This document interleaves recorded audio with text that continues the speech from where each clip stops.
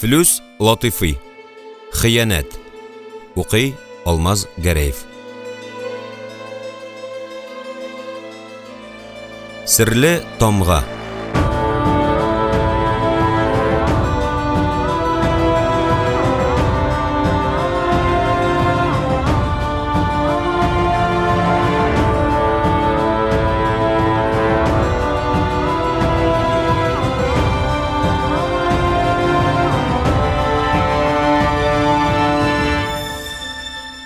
Шәһре кашан, җиһан гүшә, халайыгы һөнәр пишә.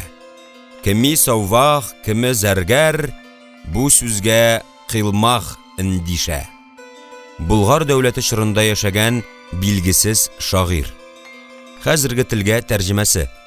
Шәһре кашан, җиһан күрке, халкы оста вә һөнәрле.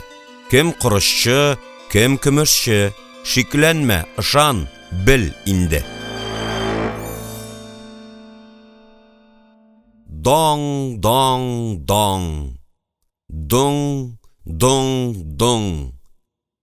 Иртәнге тынлыктан уянып кына килүче шәһәрне сискәндереп, Нугай даругасы ягындагы капкалар өстендә олы думбакларның дәртле тавышлары яңгырап үтте.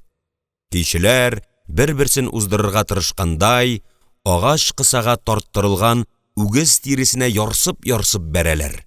Тонык, әмма куе һәм тыгыз авазлар биек манаралар арасыннан тирә-якка тарала да, Казансу, Булак һәм Кабан өстенә кайтаваз булып ишелеп төшә. Һөнәрчеләр, сәүдәгәрләр яши торган урамнарда, тар тыкрыкларда читлеккә эләккән коштай бәргәләнә. Даң, даң, даң. Доң, доң, доң. Баштарак тукран тукылдаткандай, еш кабатланган авызлар кинәт туктап калды. Һәм берничә мизгел тынлыктан соң салмак кына тагын яңгырап куйды. Әйтерсең, думбаклар бер-берсе белән нәрсә турындадыр сөйләшә, серләшә иде. Әнә берсе сорау бирде булса кирәк. Шәһәр өстеннән ике аваз янәшә очты. Даң, даң. Аңа Нугай даругасы ягыннан җавап килде. Бусы нәрсәсендер раслыймы, әллә кире кагамы? Тавыш катгый һәм кискен, җавабы кыска. Доң. Төне буе йокысызлыктан газапланган Сәйитнең колагына бу авазлардан да якын нәрсә юк иде. Гүяки корылыктан әлсерәгән, яргаланып каткан җир өстенә шифалы яңгыр тамчылары төште. Сәйитнең йөзе яктырып китте, күзләренә нур иңде. Бармаклары кабалана, дисбе төймәләрен тартырга кереште. Ниһаят, йокымсыраулы озын кышлардан соң җиргә яшәрү килә, тормышның яме кайта. Бүленгән намаз күктә асылынып калган кыш мисалында. Ул җиргә дә төшә алмый, күккә дә ашмый.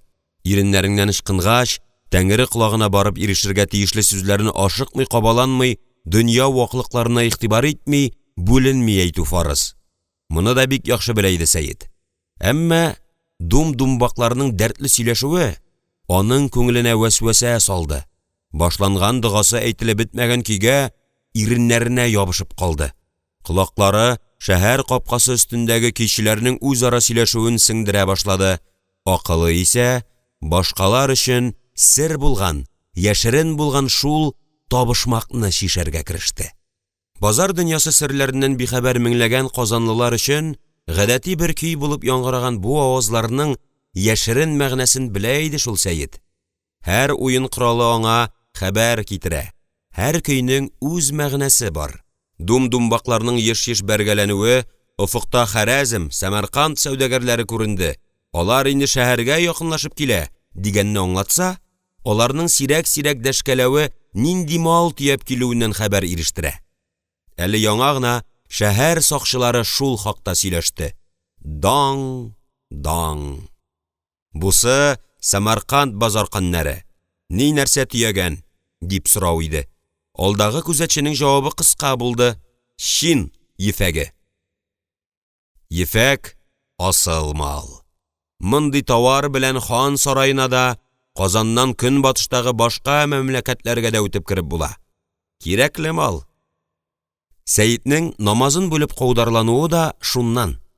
Хәер, озакламый башланачак ташаяк ярминкәсендә үзенең коры кул белән калмаячагына бик яхшы шана иде ул. Бөтен Казанда гына түгел, бөтен ханлыкта бер-ике дистә генә кеше аңлый торган яшерен сергә ия булу ул инде сәүдә дөньясында иң биек үргә ирешү дигәнне дә белдерә иде. Мондый дәрәҗәгә быел кыш кына иреште Сәет. Ул әле моңарчы күп нәрсәне белми, төшенми. Базар алыш-бирешләре дөньялар иминлегенә, малның күпме килүенә генә бәйле дип фикер йөртә иде. Теләсә кайсы базарда иң кирәкле мал янында күреп, өлгөрлекләренә, җитезлекләренә, сизгерлекләренә таң калган сәүдәгәрләрнең үзара астыртын сүз берләшеп эш итүен күз алдына да китерми иде. Баксаң, Казан сәүдәгәрләренең үз кануннары, кагыйдәләре, бөтен дөнья мал табарларыннан аерым үз берлекләре бар икән. Мал табуда, сәүдә эшендә, юл йөрүдә үзеклек булып торган кыш айлары тәмамланып килә. Нәүрүз бәйрәменә дә күп калмаган көннәр иде ул. Сәер хәбәр иртән килә дигәндәй, шундый көннәрнең берендә таң атар-атмас Сәитнең ишеген шакыдылар. Йомышчы, балаларча кабарынкы ирене өстендә каралҗымланып мыек төртеп килүче яшь егет ипләп кенә өйгә узды һәм яшенә хас булмаган салмаклык белән утырып дога кылгач, Сәиткә йомышын әйтте. Базар башы бүген иртәнге чәйдә сине үз хузурында күрергә тели. Соңламавың хәерле булыр. Нургали ага 2 сөйли торган кеше түгел. Чин дәүләте чикләреннән салкын диңгез буйларынаша исеме билгеле, дан шөһрәтле, каты куллы һәм гадел базар башының чакыруы Сәитне сөендерде дә, шомландырды да. Нургали ага юкка дәшмәс, бер хәл булгандыр. Тик нинди хәл хәбәр ул? Куаныш китерә торганымы? Әллә көенечлесеме? Йомышчы егетне озаткач, мәрткә киткәндәй күзен йомып, озак уйланып утырды Сәит. Үзенең кылган гамәлләрен кат-кат хәтереннән уздырды. Кемгәдер зыян салмаганмы, гаделсез эше белән кемне дә булса рәнҗетмәгәнме? Күпме генә уйланмасын, үз өстендә гөнаһ таба алмады. Һәм җиңел сулап әзерләнергә кереште. Озатырга чыккан җәмәгате Гөлйөземне маңгайыннан үпкәндә, җаны тынычланган, күңеле урынына утырган иде инде. Озакламам, гөлем, диде ул. Хатынының йомшак ак кулын алып, үзенең маңгайына куеп торды. Яраткан, аңлашып сөешеп гомер кичергән, җанына тиң күргән затның бармакларыннан әйтерсең аңа рухи тынычлык, күңел бөтенлеге саркыды.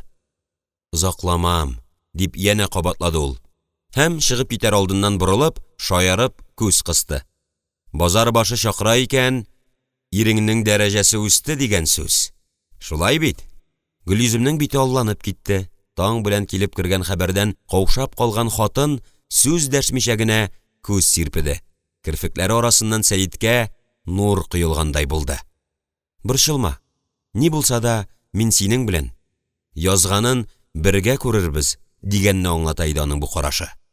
Никадәр генә тыныч күренергә тырышмасын, барыбер Сәитнең йөрәген шик корты кимерә иде. Уен эшмени. Базар башы хузурына махсус чакырулы кешегә 2 генә юл барлыгын белми түгел ул. Берсе аның дәүләт күләм эшләрдә катнаштыру кебек дәрәҗәле юл булса, икенчесе хурлыклы куылу, сәүдә эшеннән, мал табарлыктан читләштерелү. Бусы үлем җәзасына тиң.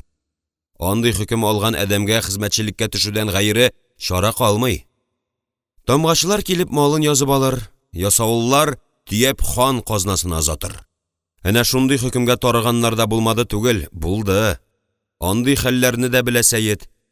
Шик-шөбһәгә төшәрлек чакыру иде бу. Нургали аганың ак таштан салынган зур йорты шәһәрнең аксөяк морзалар яши торган мәхәлләсендә дә матурлыгы, байлыгы белән аерылып тора иде. Төсле пыяла куелган якты тәрәзәләре, зифа чыршылар белән ярышып, 4 пычмагыннан күтәрелгән нечкә, төз, алтын уклы манаралары, калын имән ишекләре аны тагын да мәһабәтрәк итеп, саллы итеп күрсәтә. Хан карашыларына тиң, дәрәҗәле бу кешенең өенә керү, югары катламга күтәрелү белән бер. Моны Казандагы ярлы ябагай да яхшы белә.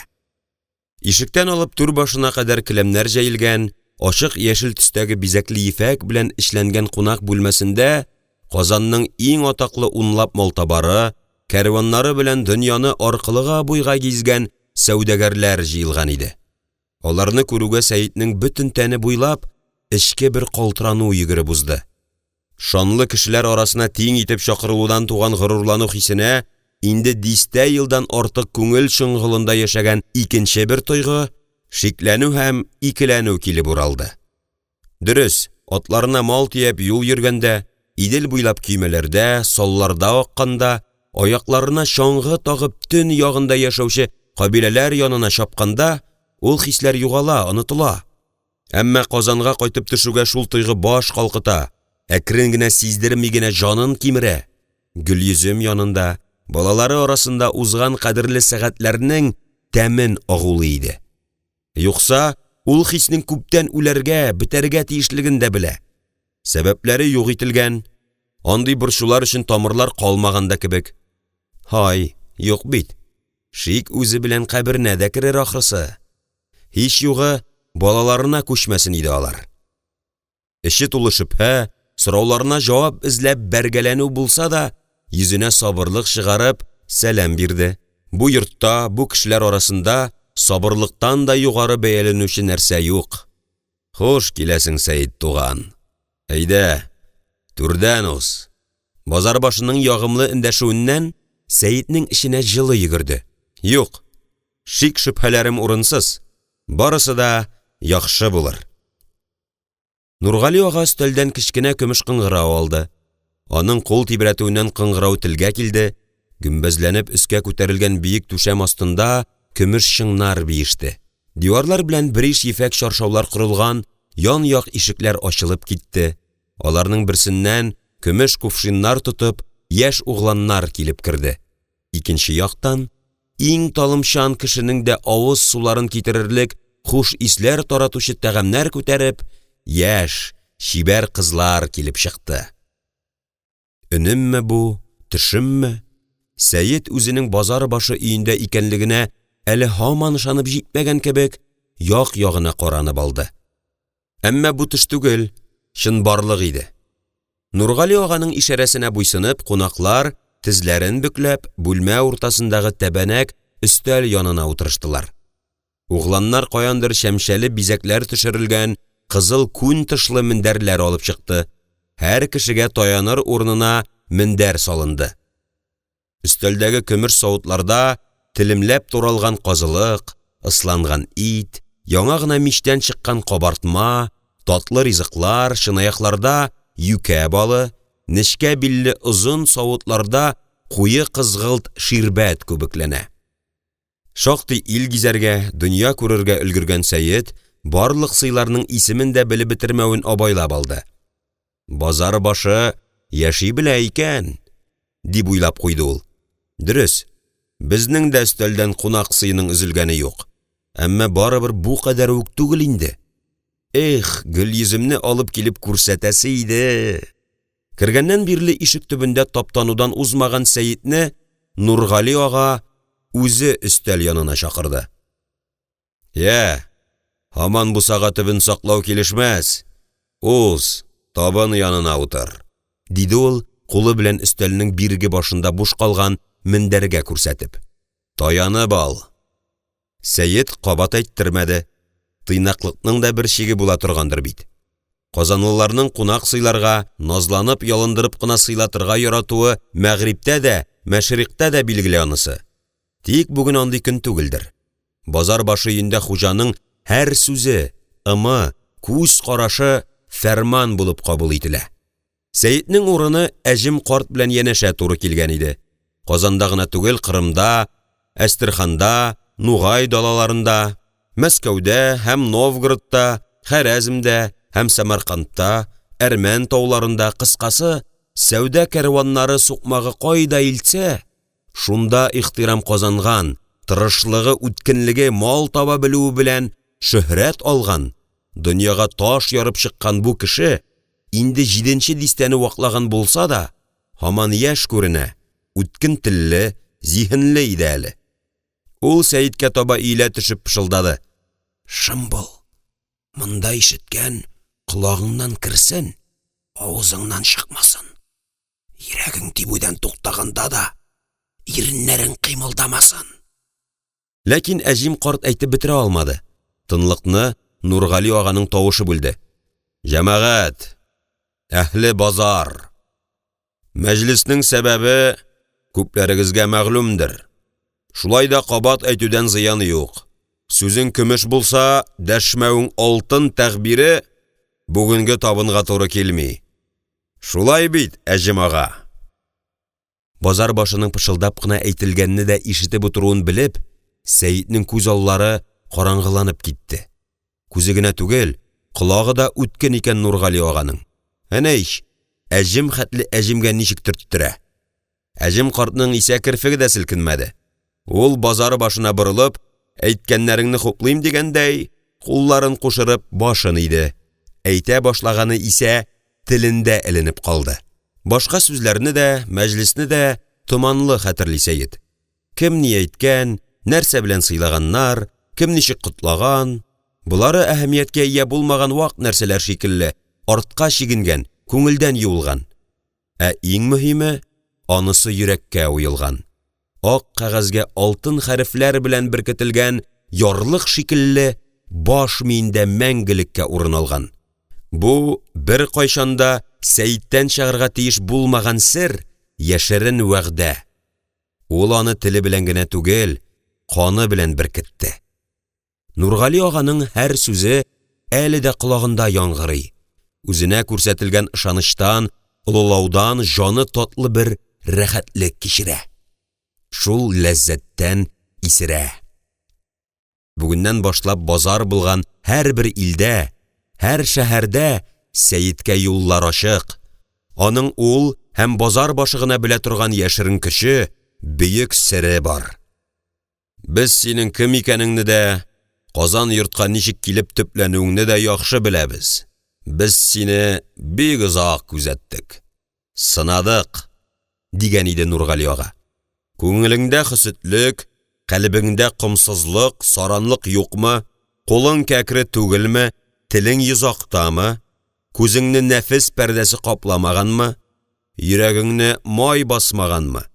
Ичке хәсиятләрең тышкысына туры киләме? Ни рәвешле сынавыбыз сер булып калсын. Анысын өлкән кәсептәшләрең үзләре белә. Әйткән сүзләрең, кылган гамәлләрең безгә килеп җитә торды. Син сынауны үттең. Без сиңа ышандык. Сәйит базар башының сүзләрен хайран калып тыңлады. Йөрәге еш-еш тибә, бите уттай кызыша башлады, тыны кысылгандай булды. Чит мәмләкәтләрдә йөргәндә дә, шушы Казанда да ул үзен кемдер күзәткәнне, кирәк чакта гына ярдәм кулы сузылганны тоеп яши иде. Моны еш кына үзенең шикләнүчәнлегенә сылтый, ә эше яхшы баруны юл уңудан күрә иде. Хәер, аңа истәлекләргә бирелеп торырга ара да калмады. Базар башының тавышы серле бер төсмер алды. Ул кулы белән ишарәләп нидер күрсәтүгә, бүлмәдәге хезмәтче егетләр һәм кызлар юкка чыкты. Нургали ага үзе торып ишекләрне тикшерде, бары тик шуннан соң гына сүзен дәвам итте. Бүгеннән башлап син, Сәйит Сәлим углы, Казан йортның асыл сәүдәгәрләре арасына кабул кылынасың. Безгә мәгълүм серләр һәм хәбәрләр синең өчендә уртакка әйләнер. Мәгъриптән мәшриккача, көн ягыннан төн ягынача безгә мәгълүм базарларның ишекләре ачылыр. Сәүдәң уң, юлың җиңел булыр. Инде безгә хыянат кылсаң, сиребезне ятларга шишсәң, аны үз мәнфәгатең өчен генә файдалансаң, башың шапкылыкта бетәр. Кирәккәндә без мәрхәмәтсез дә була беләбез. Чигенер юлың юк. Базар башының тавышы кырысланды. Күзләрендә ут чаткысы булып хыянатчыларга, хаиннәргә нәфрәт кабынды. Тик бу хәл озакка бармады. Акрын, салмак тавыш белән ул Сәйит алдына бүгеннән куелачак таләпләрне, хәзергә белергә мөмкин дип саналган серләрне бәян итәргә кереште. Күп нәрсәләрне сөйләде. Моңарчы белмәгән, хәтта сизенмәгән нәрсәләргә Сәйетнең күзен ачты Нургали ага. Серләр күп иде, катлаулы иде. Вәгъдәңне сәүдәгәр сүзенә, Казан йортка тугрылыгыңны кан белән беркетү фарыз. Бирегә кил, Сәйет Сәлим углы. Нургали ага башы белән ымлап Сәйетне үз артыннан иярергә чакырды. Саллы шаршауны күтәреп, түр башында яшерелгән ишектән тәрәзәләренә тимер шилтәр тотылган ярым караңгы бүлмәгә үттеләр. Базар башы авыз эченнән генә ниндидер дуга укыгач, куйныннан олы ашкыч чыгарды. Идәндәге бакыр сандыкның йозагына тыгып борып җибәрде. Капкач шыңгырда башылды. Ниндидер асыл маллар, алтын көмеш, кыйммәтле ташлар көтеп торган Сәйет сандык төбендә бары берничә төргәк язу гына күрде. Шуларның иң зурысын, вакытлар үтүдән саргайганын, баш-башы мөһерләнгәнен сакланып кына алды Нургали ага. Һәм төргәкне тәрәзәдән төшкән яктыга куеп, Сәйеткә дәште. Менә монда тамгаңны салырсың. Әҗем карт билендәге кыныннан сүзсез генә үткен хәнҗәрен суырып чыгарды. Аны Сәйеткә сузды һәм күзләре белән тәрәзә төбендәге каурый каләмгә ымлады. Кан белән вәгъдә беркетүнең ни икәнен Сәйет белә иде. Тантаналы тынлыкны бозарга җөрьәт итмичә, тавышсыз гына хәнҗәрне алды һәм, җиңен сызганып, ялтырап торган ышлы тимерне беләгенә кадап алды. Ярадан сирпелеп куе кызыл кан чыкты. Аның һәр хәрәкәтен тын да алмый күзәтеп торган өлкән сәүдәгәрләр бер-берсенә караштылар. Сәйет үзенең тормышында ниндидер мөһим бер борылыш буласын күптән аңлаган иде инде. Бу мизгелдә ул бер нинди авырту да, икеләнү дә тоймады. Барысы да, аның үз язмышы да, Гөлйөзем һәм балалары язмышы да шушы кешеләр кулында икәнен ул гына түгел, бүгенге һәм киләчәк тормышының ничек үтәчәге дә шушы язуга, антка бәйле икәнен дә акылы, зиһене белән, бөтен җаны тәне белән сизенгән иде. Икеләнергә, куркырга, шип-шөбһәңне күрсәтергә ярамый. Ул каурыйны канына манчып, Нургали ага күрсәткән урынга үзенең имзасын салды. Хәрефләр тезгән арада күзләре төргәк кәгазьнең сүтелеп алдына таралып төшкән өлешендәге язмаларны барлап чыгарга өлгерде. Арада гарәп һәм чин язуы да, уйгыр тамгалары да, тагын ниндидер аңлаешсыз телдә салынганнары да бар иде. Казан сәүдәгәрләренең көчен, алар сүзенең үтемлелеген, серен тагын бер кат шунда аңлады Сәйет. Шушы бөек сергә кушылуыннан, сүзләре теләсә кайсы йортка үтеп керердәй кешеләр арасына алынуыннан, бу мизгелләрнең җаваплылыгыннан һәм яшерен тантанасыннан башы әйләнеп китте. Нургали ага кәгазьне яңадан төреп сандыкка салды. Һәм изге бер йола башкарганлыгын тагын бер кат аңлатырга теләгәндәй, аның күзләренә текәлеп туп-туры итеп карап торды. Тавыш чыгармаска тырышып, тамак кырды. Куллары салмак кына Сәйетнең муенына таба сузыла башлады. Әллә куркудан, әллә аның бу аңлаешсыз хәрәкәтеннән сискәнеп китте яшь сәүдәгәр. Әмма башына алмады. Караңгылыкка ияләшеп өлгергән үткен күзләре базар башының кулында ефәк җипкә тагылган көмеш тәңкәне күреп алган иде инде. Бу тамганы күз караңдай гына түгел, җаныңнан да кадерләбрәк сакларсың, диде базар башы, аның муенына тәңкәне асып. Ул сиңа дөньядагы бөтен базарларның биген ачар, хәтта хан сарайына юл ачык булыр. Нургали аганың тавышы көчәйгәннән көчәя барды. Аның һәр хәрәкәтен тылсымлангандай күзәтеп торган Сәйеткә үзе белән базар башы түгел, ниндидер илаһи зат сөйләшәдер кебек тоела башлады. Тик онытма, күргән файдаңның, тапкан малыңның 10ннан 1 Казан йорт казнасына. Тагында бер өлешенең яртысы уртак маяга күчә барыр. Казан йортыбыз бай, таза, нык булсын өчен алтын көмеш, асыл ташлар кирәк. Башка бар нәрсә шери, таркала, юкка чыга, тузан булып оша.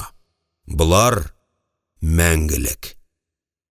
Бұлар қала қапқасын ашарға да, хөкімдарлар көңіліне юл табарға да ярдәм итәр.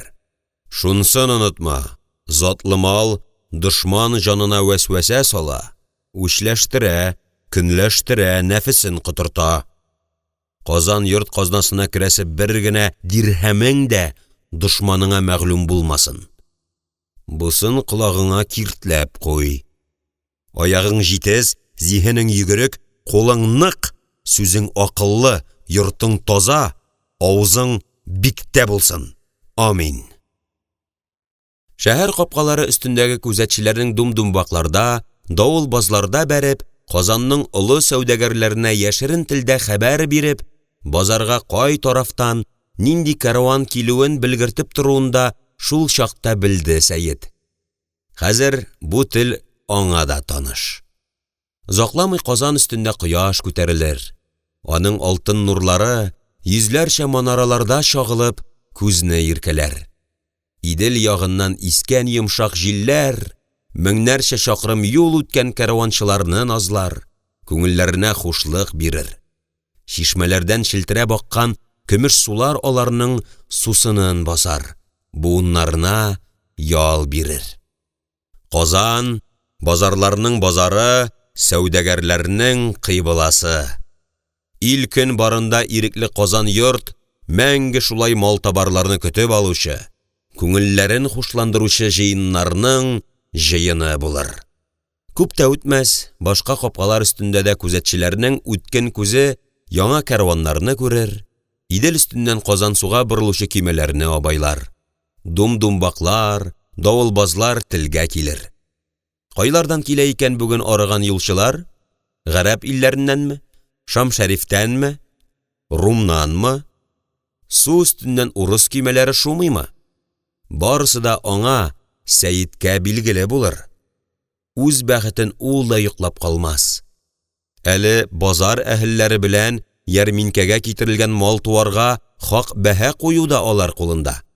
Бер генә базаркән дә алып сатар да ул хакны бузарга җөрьәт итми.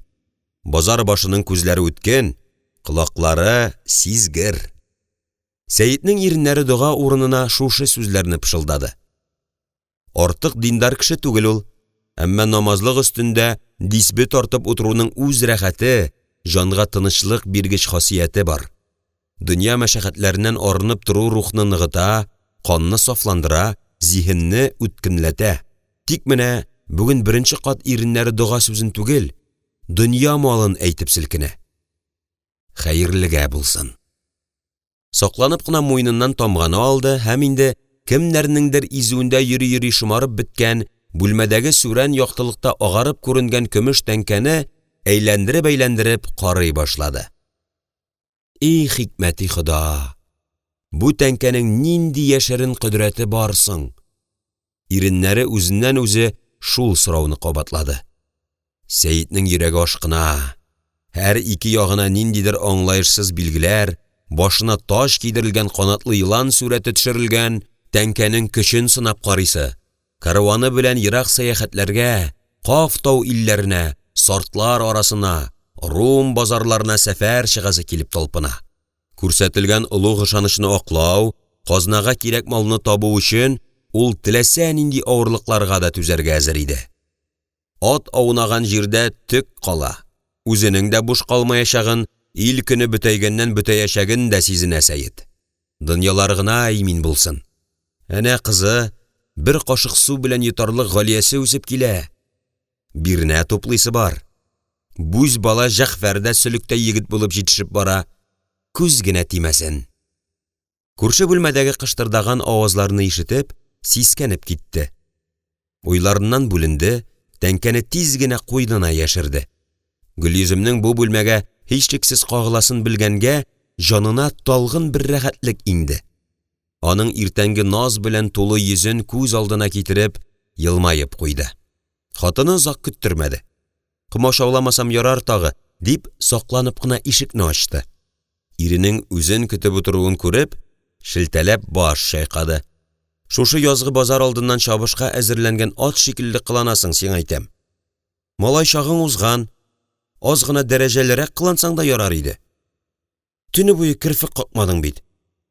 Эх, диде Сәйет. Нинди дәрәжә әле димәкче булды. Ирексізден қойынындағы көмеш тәңкәне сыйпап қойды. Тик тұтлығып қалды. Бейік сірні хәтті сүйіклі хатыныңа да ашарға ярамый. Тылсымлы көшкә ия тамғаның мәгънәсен, асыл сыйфатларын білгіртірге рөхсәт ителмейді. Әйтіп бирәсе килгәне тілінде йотылып қалды. Иреннәре арасыннан бүтінләй башқа сүзләр шықты. Эх, дип қабатлап қойды ул. Білмисің Гөлйөзем. Улы базар шул шабыш бит инде ул. Кем уза, кем уздыра. Ел сайын була лабаса. Уссаң да, уздырсаң да, барбыр үзеңнән үза алмассың. Безгә артыгы кирәкми. Балалар аяққа басып килә, тормышыбыз түгәрәк. Иртә таңнан кире сүзләр белән шелтәләмә әле син мине. Гөлем. Мин беләм, быел бөтенесе дә башкача булыр. Шулай тиеш. Фәрештәләр шулай белдерде. Йөзе агарып, беләген канлы чүпрәк белән урап кайткан көннән бирле, иренең күзгә күренеп үзгәрүен, үз эшенә бикләнүен, кай чакларда саташкандай, авыз эченнән нәрсәдер мыгырдануын күргән саен, Гөлйөземнең үзәге өзелә, жаны күбәләктәй бәргәләнә башлый иде. Сер яшерә торган кеше түгел иде бит ул. Уендагы телендә, кесәсендәге кулында булыр иде. Ни булган Сәйеткә? Нашар юлга басмагандыр ләбаса. Тагын шул хәләте кабатланды. Әмма шиген чыгарып селкергә ашыкмады, ипләп кенә сорады. Авырмыйсыңмы син, Сәйет? Әллә нишләдең кебек? Мин аңламыйммы? Аңламыйсың шул, аңламыйсың, дип тәкрарлады ире. Башка вакытта сүз әйтергә дә бирми кочагына ала иде. Бүген исә аркасыннан гына сөеп куйды. Аның гайре табигый ялтыраган зәңгәр күзләрендә ышыну, канатлану да, шашкын ашкыну да күреп, Гөлйөзем сиздерми генә берничә кат изүенә төкереп алды. Үз алдына пышылдады. Изгелеккә генә булсын инде. Аллам сакласын. Аллам сакласын. Тик күңелендәге шип-шөбһә кимемәде генә түгел, киресенчә, тагын да куера төште. Үзенең 17 ел бергә гомер сөргән ирен танымый иде ул. Игътибарсызланды, илтифатсызланды. Әллә буздылармы үзен? Кемнәр? Нигә? Сабыр холыклы, басынкы Сәйетнең бузылуы кемгә кирәк булган? Сорауларына җавап таба алмады Гөлйөзем. Шәһәр капкасы өстендәге манарада дум-думбакларның аваз бирүе булды, Сәйетне алыштырып куйдылар диярсең. Йөзендәге елмаю юкка чыкты, җитди бер кыяфәткә кереп, атларга күтәрелгән аягын да идәнгә төшермичә тынып калды. Доң, доң, доң, доң. Даң, даң. Дум-думбакларның кайтаваз булып диварларга бәргәләнүче авазлары ишетелгән саен, Сәйетнең йөзе үзгәрә. Башта ул шым калып, иреннәрен кысып, күзләрен зур ачып торган иде. Аннан һәр авазга җавап биргәндәй, башын селкеп, «Аһа, дияргә кереште. Саргылт мыйгы астыннан ялтырап ак тешләре күренде. Битенә елмаю галәмәте чыкты. Гөлйөземнең исә һәр аваздан йөрәгенә җәрәхәт ясала. Һәр аваз авырттыргыч ук булып бәгъренә кадала иде. Кинәт Сәйет шашкын бер көч белән Гөлйөземне кочаклап алды һәм, күтәреп бүлмә буйлап әйләндергәч, озак кына җиргә төшерми кысып торды. «Борчылма, Гөлем», диде ул, аны күкрәгенә тагын да катырак кысып. «Барысы да без дигәнчә бара. Артыгын әйтә алмыйм. Барысы да яхшыга. Әйдә, табын әзерлә. Базарга иртәрәк чыгасы булыр. Җәгъфәрне уятыйммы?» Башка вакытта эшкә өйрәнсен, кул арасына керсен дип, улын үзеннән бер адымга да калдырмый торган Сәйет бу юлы ашыгып кул селтәде. «Юк, йокласын әйдә. Алып чыгармын әле», диде ул каударланып. Бу сүзләре белән Гөлйөземнең бәгыренә тагын утлы күмер салганын ул үзе әлбәттә белмиде. Икесе ике уйдагы ир белән хатын сүзсез генә тәгам җыярга утырдылар.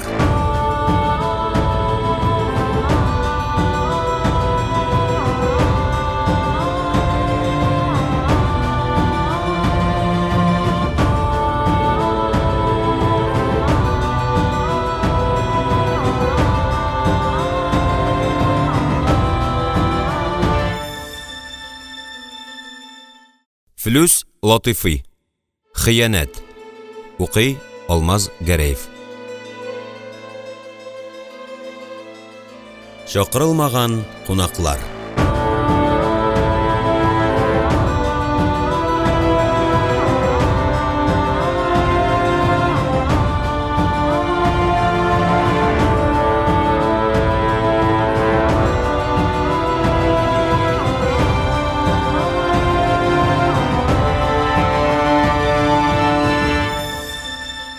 إن أحسنتم أحسنتم لأنفسكم وإن أسأتم فلها.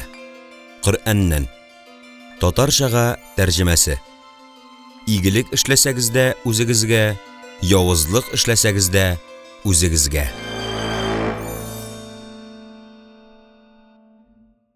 Мул сулы, йөгерек елга ярындагы болынлыкта көне-төне ушаклар дирли.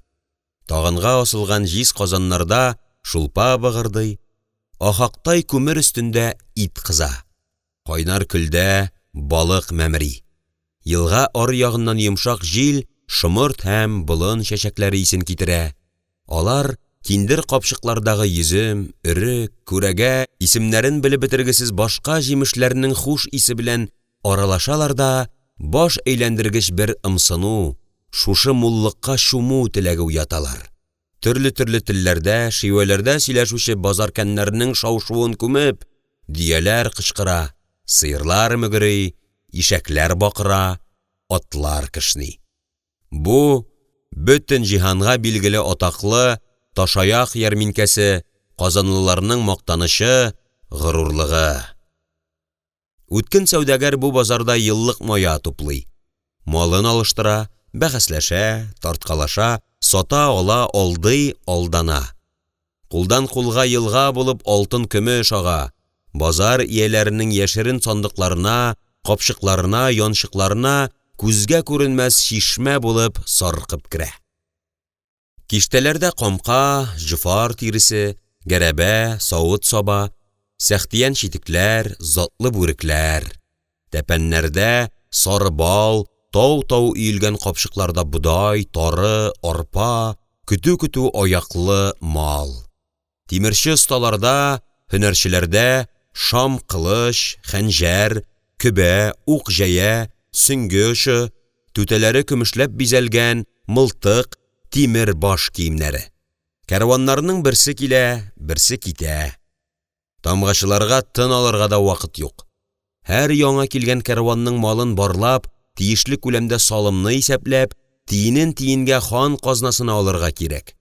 Мәйдан уртасындагы зур таш аякка салым акчасы агыла. Аны күн капчыкларга шыплап тутырып, тамгалап, хан сарайына озата торалар.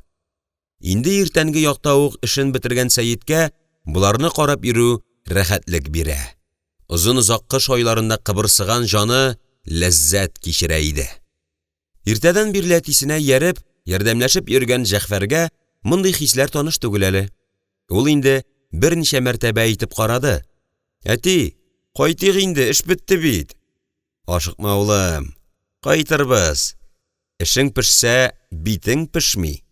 Сәйитнең һәр сүзендә вакар, үз дәрәҗәсен белгән кешеләрнекечә салмаклык, улылык сизелә. Әтисен мондый итеп белмәгән Җәгъфәр аптырый. Андагы үзгәрешне күреп, сизеп тора, сәерсенә. Әмма ата кеше моны үзе белми. Улының җилкәсенә кулын салып, тормыш сабагы өйрәтә-өйрәтә атлый. Күр, ирән, мыегыңа чырна. Бу кәсеп сиңа каласы. Бер нәрсәне дә күзеңнән ычкындырма. Кара, хәтереңә сеңдер. Кемнәр ни ала, кемгә нәрсә кирәк. Буларны белеп тору безнең эштә уңышка ирешүнең ярты сере. Оста сәүдәгәр, чын базаркән бер кайчанда мондый мөмкинлекне кулыннан ычкындырмас. Тагын бик күп нәрсәләрне сөйлисе килә Сәйитнең. Төшемле булды аңа быелгы базар. Тәүлекнең теләсә кайсы вакытында кайдан нинди мал килүен белеп торуы, тамгачылар күзәтүенә бәйсезлеге аркасында ул туплаган нәрсәләрен бик тиз генә табышлы итеп урнаштырды. Инде туктарга, тынычланырга да мөмкин иде. Әмма базарда көтелмәгән хәлләр туып кына тора. Берсен дә күз уңыннан ышкындырасы түгел. Нургали агага биргән вәгъдәсе, өстенә йөкләнгән йомышы да бар бит әле аның. Сәйитнең ышанычын аклыйсы, үзеннән көтелгәнгә караганда да саллырак өлеш белән базар башы катына барасы килә. Күрсен, ышансын. Кем белә, Алла буйырса киләчәктә тамганы Җәгъфәргә тапшырырга да насыйп итәр. Хәзергә аңа моны белдерергә ярамый. Яшь әле. Кавырсыны йомшаграк. Күңелендә яшьлек вәсвәсәсе. Егетне өйрәтергә кирәк. Үз баш тормыш кырасы, дөнья йөген җигелеп тартасы көннәре алда. Сәйитнең уйлары чуала.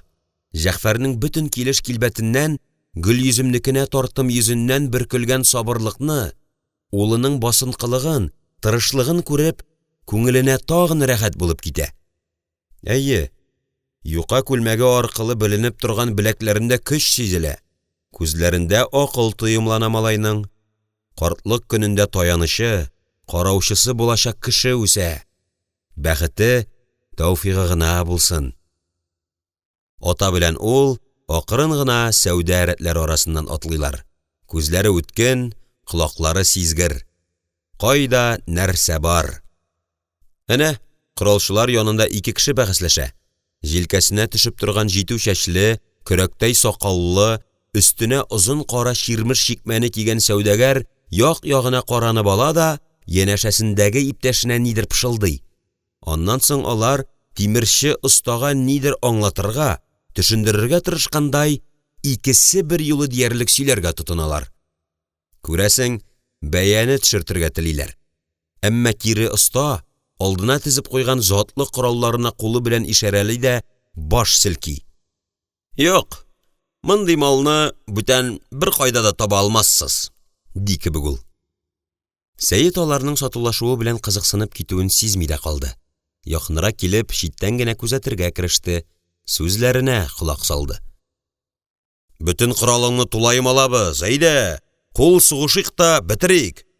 Җитү чәчленең сүзен иптәше куәтләде. Без биргәнне сиңа бүтән беркем дә бирми. Саф алтын белән түлибез.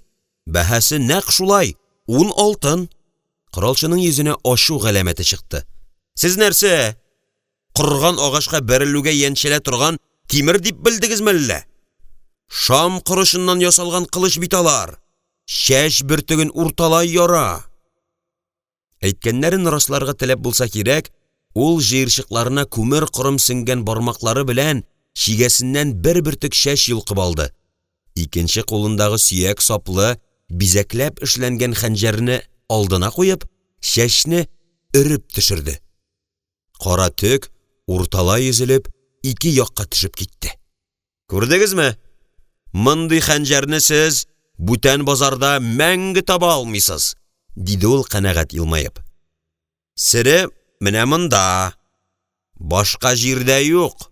Һәм ул үзенең маңгаена төртеп күрсәтте. Сатулашучылар бер-берсенә мәгънәле карашып алдылар. Яхшы, тагын бер алтынга арттырабыз, диде яшьрәге. Сәүдәгәрләр татарча сөйләшсәләр дә, калын авазларны нечкәртеп, сүзләрне тырышып әйтүләреннән аларның Казанлыда чирмеш тә түгеллеген аңларга була.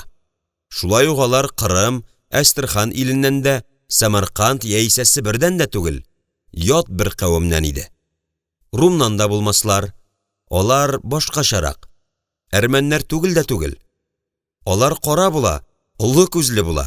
Буларның исә чәчләре җитен сыман, чырайлары кояшта кызарып өлгерсә дә, яка турындагы муеннары агарып күренә иде. Сәйитнең йөрәге дерт итеп китте. Әллә нинди үзе дә аңлатып бирә алмас бер сизенү белән ул аларның кай яктан икәнен чамалап алган иде. Алар белән аралашудан качарга тырыша, күп еллар элек булган вакыйгаларны күңелендә бер дә яңартырга ашкынып тормый иде. Üzülгәнне кире ялгыйсы килми, авыр хатирәләрнең кабатлануын теләми. Үткән биткән. Шушы Казанда Гөлйөзем белән, балалары белән тыныч кына яшәргә иде бит. Очрашу, аралашу җанына шик-шөбһә иңдерәчәк. Сүндерергә тырышкан вәсвәсәле уйларны азындырачак иде. Дулкынлануын янында гына басып торган Җәгъфәргә сиздермәскә тырышып, аны җиңеннән тартты. Китик. улым. Көтмәгәндә Җәгъфәр каршы төште. Хәтерлисеңме, әти? Бәлиғ булгач, сөяк саплы хәнҗәр бүләк итәрмен дигән идең. Мин менә шундыйны теләр идем, диде ул коралчы кулындагы хәнҗәргә ишарәләп. Тагын 10 көндән миңа 16 тула. Җаны карышса да, малаеның сүзен аяк астына салырга базмады. Әйткәне хак иде, вәгъдә биргән иде. Сүзендә тора белүе белән дә, улында тугрылык, ихтирам тәрбияләргә теләгән ата буйсынмыйча булдыра алмады. Сатулашучылар янына килделәр. Җәгъфәр коралчы оста алдындагы хәнҗәрләрдән иң затлысын, саргылт шома сөяк сабына уеп чәчәк бизәкләр төшерелгәнен, күгелҗем зәңгәр төс белән балкыган корычлысын алды. Күпме сорыйсың? Диде Сәйид. Сатулашудан әйберләрен мактаудан аерым бер тәм таба торган коралчы җавап бирергә ашыкмады.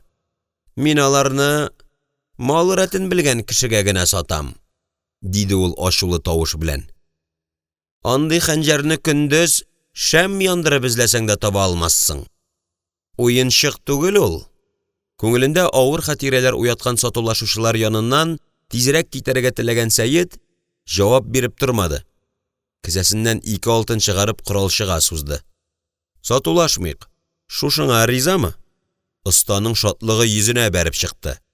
Ул мондый бәһәгә шанырга да, шанмаска да белмичә сүзсез калды. Менә күрдегезме? Дигәндәй, каршындагы сәүдәгәрләргә төбәлде. Шул мизгелдә Сәйид тә аларга борылды һәм җитү чәчле, кара киемлесенең текәлеп үзенә каравын абайлап алды. Куе, калын кашлары астындагы яшькелт күзләр аны бораулый сыман иде. Кем дияргә соң моны? Кайдадыр күргәне дә бар түгелме? Исенә төшерә алмады.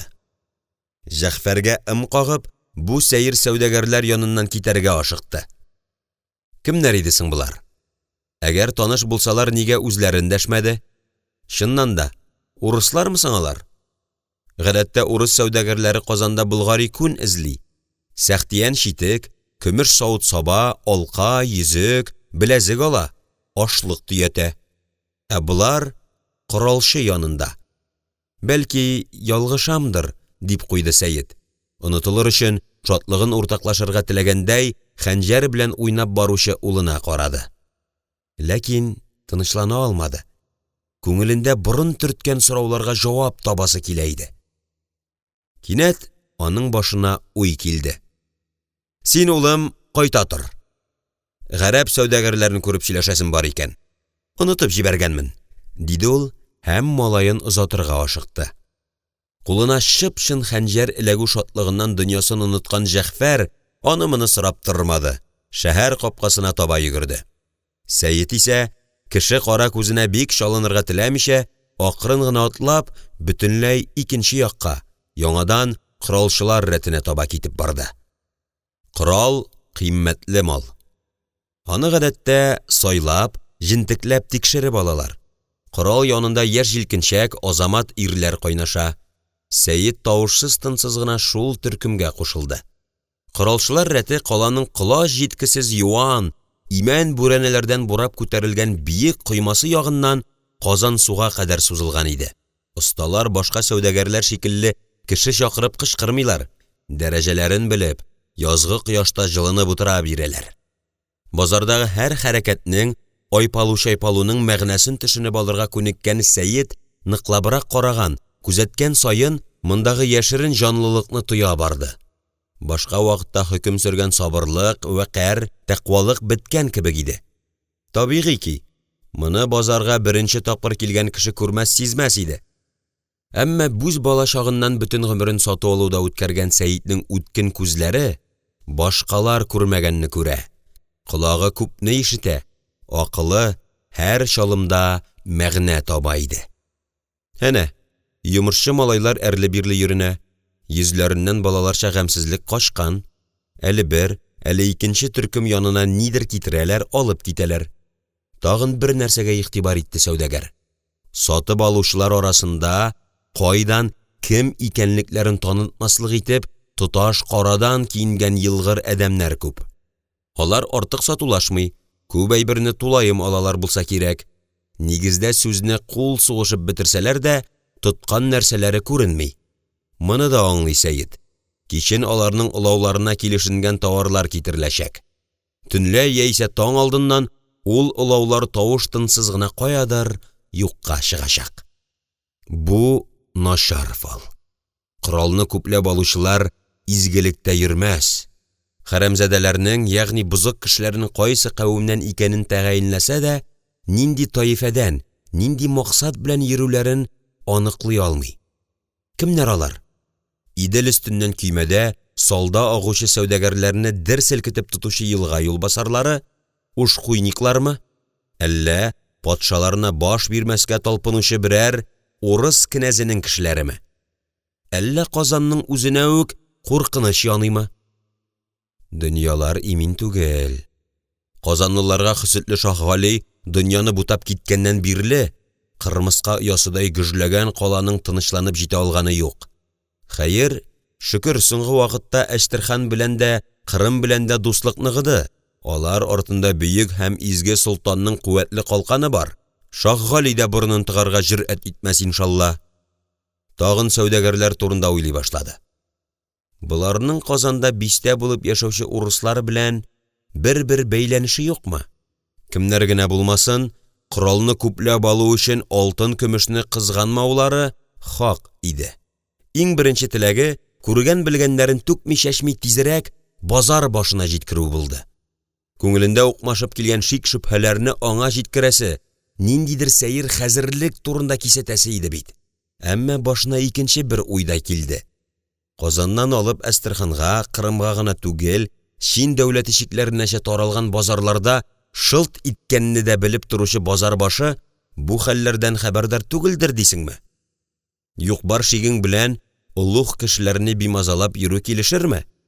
Иң яхшысы Әҗем карт белән сөйләшү булыр иде дә. Аны иртәдән бирле базарда чыратканы юк. Әллә сырхап киткән, әллә эшне йомышчылары, ярдәмчеләре аша гына йөртә. Кем белсен? Һәр базар кәннең, мал-табарның үз йоласы, үзенчә эш йөртү рәвеше бар. Ярминкәнең иң кызган чагында берничә көнгә югалып тору Әҗем карт өчен ят нәрсә түгел. Югалып торыр да күз күрмәгән, колак ишетмәгән ят мал белән базар теленә керер. Аптырашка калды Сәйит. Белгән хәтлесен башкалар белән дә уртаклаша алмый. Сарай әһелләре аңа ят. Биләр, карашылар, Сәйит сәүдәгәр белән аралашырга бик атлыгып тормый. Эре халык. Шулай да күзәтүләрен ахырынача җиткерергә карар бирде. Коралчылар рәтенең буеннан-буена ашыкмый гына узды да, гадәттә урыс сәүдәгәрләре урнаша торган якка, булак буена төшеп китте. Монда ашлык сәүдәсе.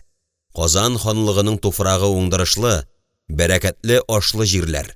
Базарда арышы, бодайы, тарысы, арпасы дисеңме, ныгыт яисә бурай дисеңме, барысы да бар. Аллаһы Тәгалә мәрхәмәтле булды. Соңгы 2-3 елда явым төшем җитәрлек, яз җәйләре вакытын белеп кенә, көттермичә генә килде. Игеннәр кайырылып уңды. Ул яхшы белә. Иген уңмаган, Алла рәхмәтеннән чит калган илләр дә бар. Алар ашлык өчен алтынын да, көмешен дә, газиз хатынын да кызганмас. Нишәнчедер сәнәдә Булгарга хатыннарын, кызларын китереп, кыл кәнизәк итеп сатып йөргән урысларны казанлылар әле һаман да гыйбрәт итеп сөйли. Ачлык мәрхәмәтсез, аннан да явыз нәрсә юктыр. Шөкер, казанлылар тилмермәй. Булак буенда сату алу кайнамакта. Ярдан су эченә сузылган агач басмалар, икешәр батманлы капчык күтәргән йөкчеләрнең йөгерә атлый узуыннан сыгылып кала. Амбар келәтләрдә тау-тау өелгән ашлык әкренләп көймәләргә күчә. Көймәләр күп. Аларның икешәр-өчәр җилкән күтәргән биниһая олылары да тар күкрәкләре белән Идел суын ярып, кыштай алга җилкенерлек тиз йөрешле ишкәклеләре дә бар. 20-30 кылны чылбырлар белән ишкәк янына бугаулаган андый көймәләрне күрүгә Сәйитнең йөрәге дерт итеп куя. Аллам сакласын. Куллыкка, сирлеккә төшүдән дә кызганыч, үкенечле хәлне ул белми. Үткен күзе тагын шуны абайлап өлгерде. Көймәләрнең күбесе урысныкы. Ашлык җыя, корал туплый урыс. Юнлегә түгелдер. Аянычлы көннәр артта калды. Тыныч кына иминлектә яши башлаганнар иде түгелме соң? Казан өстендә тагын кара болытлар куйрам әллә? Сәйет үзенең генә башы җитмәслек авыр уйлардан уфтанып куйды. Һәм ичмасам күзем күрмәсен дип кире калага таба борылды. Аяк астындагы сукмакны да, тирә-ягында шаулаучы базар кәннәрне дә, күк йөзендә ишлеп-ишлеп кургашын төсендәге болытлар уйнаганны да ул күрми иде. Миндә мең төрле сорау бәргәләнә. Тагын кемнәрнеңдер каны кыйлачак, кемнәрнеңдер яшьләре, каргышлары, ах зарлары белән җир тулачак. Мин нишлим? Мин нишләргә тиеш? Бик сорашасы, белешәсе килсә дә, урыс сәүдәгәрләре янына бара алмый иде Сәйет. Алар арасында күренмәскә, аралашмаска тырышуының үзе һәм бөтен калада берничә генә кеше белгән яшерен кемгә дә әйтә алмаслык сере бар. Күрәсең, ул үзе белән бергә каберенә дә керер. Сәйет шулай дип уйлый. Шуңа шана, шул ышаныч белән яши. Улы Җәгъфәрнең, кызы Галиянең бәгырьләренә тоз салырга, гөнаһсыз чиста җаннарына кагылырга, шик яисә үкенү уятырга теләми. Баһадир гәүдәсе бердән кечерәеп калгандай булды. Башы аска иелде. Иртәнге шатлыгының, уңышлы сәүдә сөенеченең изе дә калмады. Шик корты кешене эчтән кимерә, күзгә күрсәтми генә бәгырен ашый, тәнен киптерә. Каршында кинәт үсеп чыккан шәүләдән сискәнеп китте Сәйет. Юлга җәелгән имән такталарының нәкъ ул барган сайгагында кара киемле сәүдәгәр басып тора иде. Коралчы белән сатулашкан яшькелт күзле кеше түгелме соң бу? Әнә ич, күзләре тагын аны бораулый, кызыксынып, җанына үтәрдәй булып шикрәйгән. Шикләнү йөзенә чыкты булса кирәк. Кара киемле аны тынычландырырга теләгәндәй, кулын күтәреп сак кына ишарә ясады. Тавышы да шыпырт чыкты. Син миннән курыкма. Юлбасар түгелмен, диде ул, тирә-ягына каранып. Базар белән шәһәр арасын тоташтырган җәяүлеләр сукмагында кеше фәлән күренми иде. Кара киемле якыная төште һәм сүзен дәвам итәргә теләп, авызын ачты. Сәйитнең бер генә кеше белән дә сөйләшәсе, бигрәк тә үзе шикләнгән адәмнәр белән аралашасы килми иде. Бүлдерергә ашыкты. Минем сезнең белән бүлешер малым да, сөйләшер сүзем дә юк, диде ул, шушының белән очраклы кешедән аерылып китәргә теләвен аңлатып. Ашыкма, ашыкма, дип кабатлады яшькелт күзле. Куенымда таш түгел. Әйтеремне тыңла да, үзең хөкем чыгарырсың. Ни кылу, анысы синең кулда. Кызыксынуы шөбһәсен җиңде. Сәйет тыңларга әзерлеген белдереп, башын иде. Әйтеп кара, тыңлыйм. Кара киемле көтмәгәндә аның колагына пышылдады. Савелий Кузьмичны белә идеңме? Сәйитнең башына суктылармыни. Тын алуы авырлашты, битенә, колакларына кан йөгерде. Муенына хәтле тимгел-тимгел кызарып чыкты. Ни әйтергә белмичә тора таштай катты да калды. Менә 17 ел үткәннән соң, дип уйлап куярга гына өлгерде ул. Юк, дияр иде. Үзен тотышы, битенә йөгергән кан аның белгәнлеген кычкырып тора. Әйе, дияр идең. Ул сүз артыннан тагын нинди хәбәрләр ишетәчәге өркетә, җанына күтәргесез таш булып баса иде.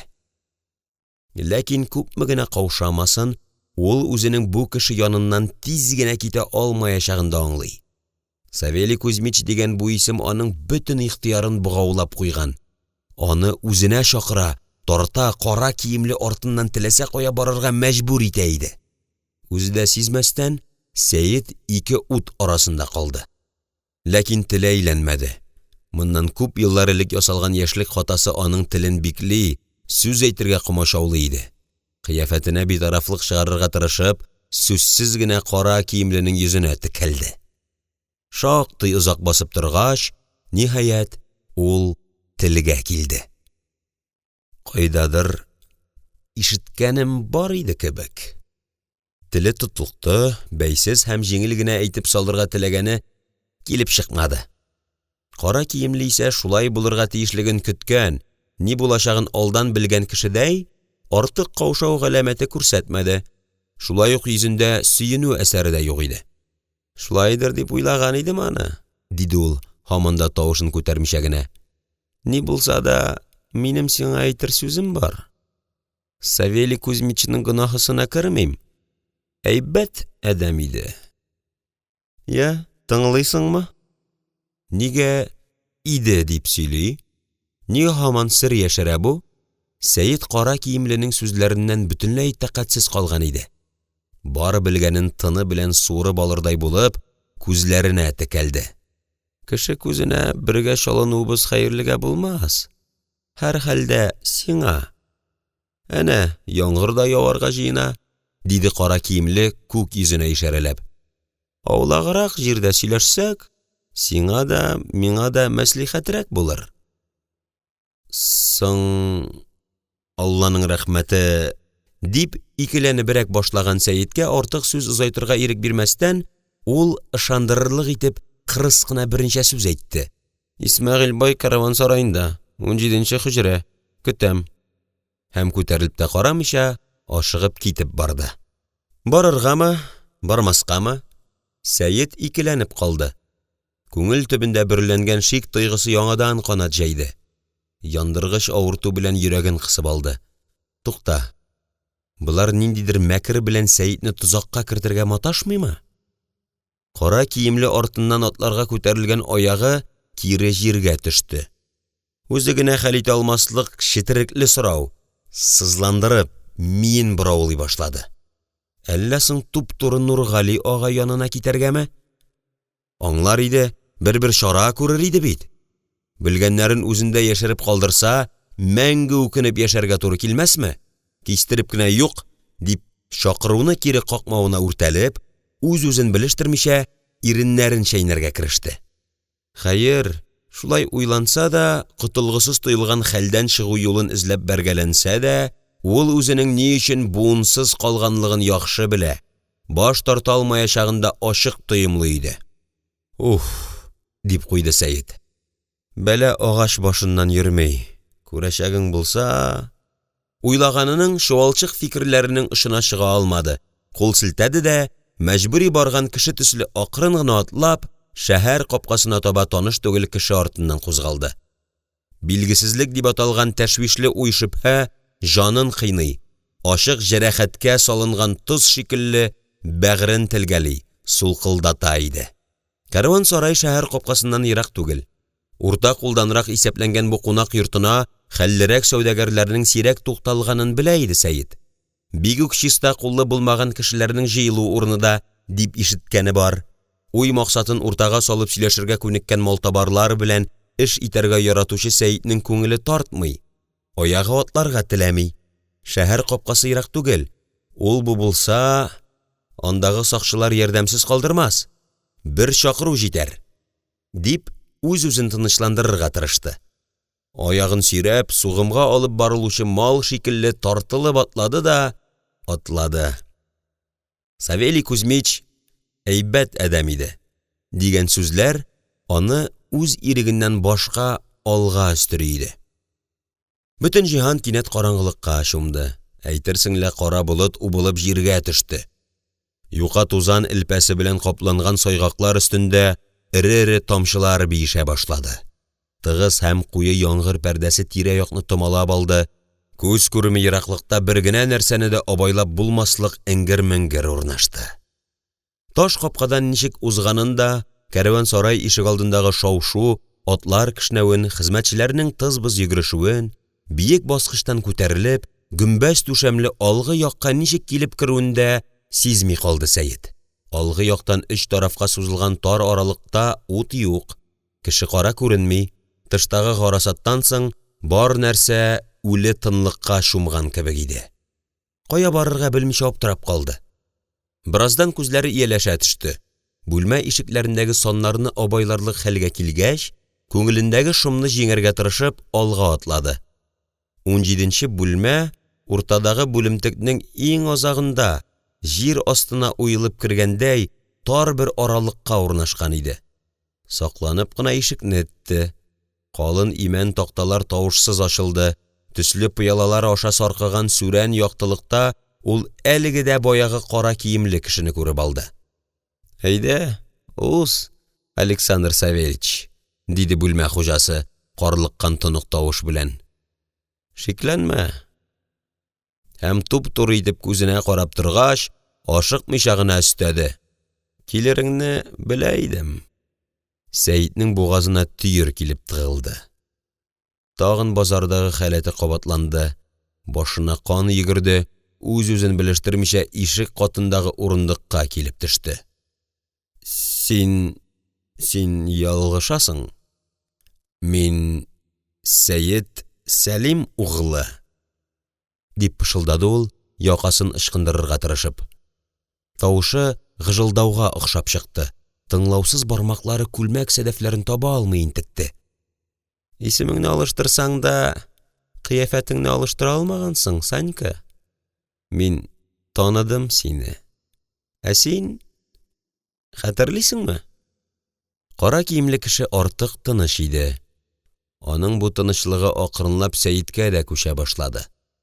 Бер нинди куркыныч янамавын тоемлап, сәүдәгәр үз-үзен кулга алды һәм ипләп кенә бөтенесен дә ачыкларга дип күңеленә беркетеп куйды. «Я, шулай да булсын ди. Сузмыйк. Сиңа миннән ни кирәк?» диде ул битараф күренергә тырышып. «Бер ни дә кирәкми, Санька», диде кара киемле. «Ни өчен үзеңне танытмаска тырышуыңның сәбәбен белмим. Нишләп исемеңне алыштыргансыңдыр? Анысы да миңа мәгълүм түгел. Гөнаһыңа кермим. Теләмисең икән, сөйләмә». Урыс сәүдәгәре сөйләвеннән туктап калды һәм кулларын артка куеп, ишекле түрле йөренергә тотынды. Аның дагалы итекләре шыгырдый, авыр гәүдәсеннән идән сайгаклары сыгылып кала иде. «Әйе, миңа синнән бер ни дә кирәкми», дип кабатлады ул, Сәйит янына ук килеп. «Әмма әтиеңә биргән сүзем бар. Васиятен үтәми калып, гомер буе күңелемдә гөнаһ ташы йөртәсем юк». Сәйит аның күкрәгенә ишелеп төшкән куе кара сакалына, төк баскан зур битенә, яшькелт күзләренә күтәрелеп карады. Һәм кинәт эчендә еллар буе хәтерен бәйләп тоткан ниндидер җеп шартлап үзелгәндәй булды. Син Иван дәдәй түгелмесең? Дип пышылдады ул, үз-үзен белештермичә. Бите чин кәгазедәй агарып калды, бармаклары дерелди башлады. Кара киемленең исә битендә бер төге дә селкенмәде. Ул Сәйитнең күзләренә текәлгән һәм моннан 17 ел элек Идел дулкыннары кочагында югалган серне белергә теләгәндәй, бәгыренә үтәрдәй булып бораулы иде. Авыр тынлыкны күтәрә алмады Сәйит. Күзләрен читкә күчерде, карашы бүлмә эчендәге җиһазлардан, түшәм, тәрәзә буйларыннан йөгереп узды. Мие кытырынып эшли башлады. Очраклы рәвештә генә аның кемлеген, нинди юлда йөргәнлеген, вөҗүде шапшаклыгын белгән, сизенгән иде. Бу кеше теләсә нинди мәкерне дә калтыранмыйча эшли алачак иде. Әгәр ишеккә ташлансам, дигән уй чагылып үтте. Ләкин кара киемленең бер кулы билендәге хәнҗәренә таянган. Ул тында алмый Сәйитнең ни әйтерен көтеп тора. Сәйит уеннан кире кайтырга мәҗбүр булды. Көч ягыннан аңа бирешмәслеген белсә дә, мәсьәләне ничек тә тыныч хәл итәргә кирәк. Серле тамга иясенең базары баш-баштаклыгында катнашырга хакы юк. Шигенер юл юк иде. Бөтен кәрван сарай кара киемле урыс кешеләре белән мыжлап тора. Моннан чыгып китә алса да, караңгы бурылышларның берсендә аркасына пычак килеп кадалмаячагын беркем дә әйтә алмый. Үзенең хәле белән килешергә мәҗбүр Сәйит.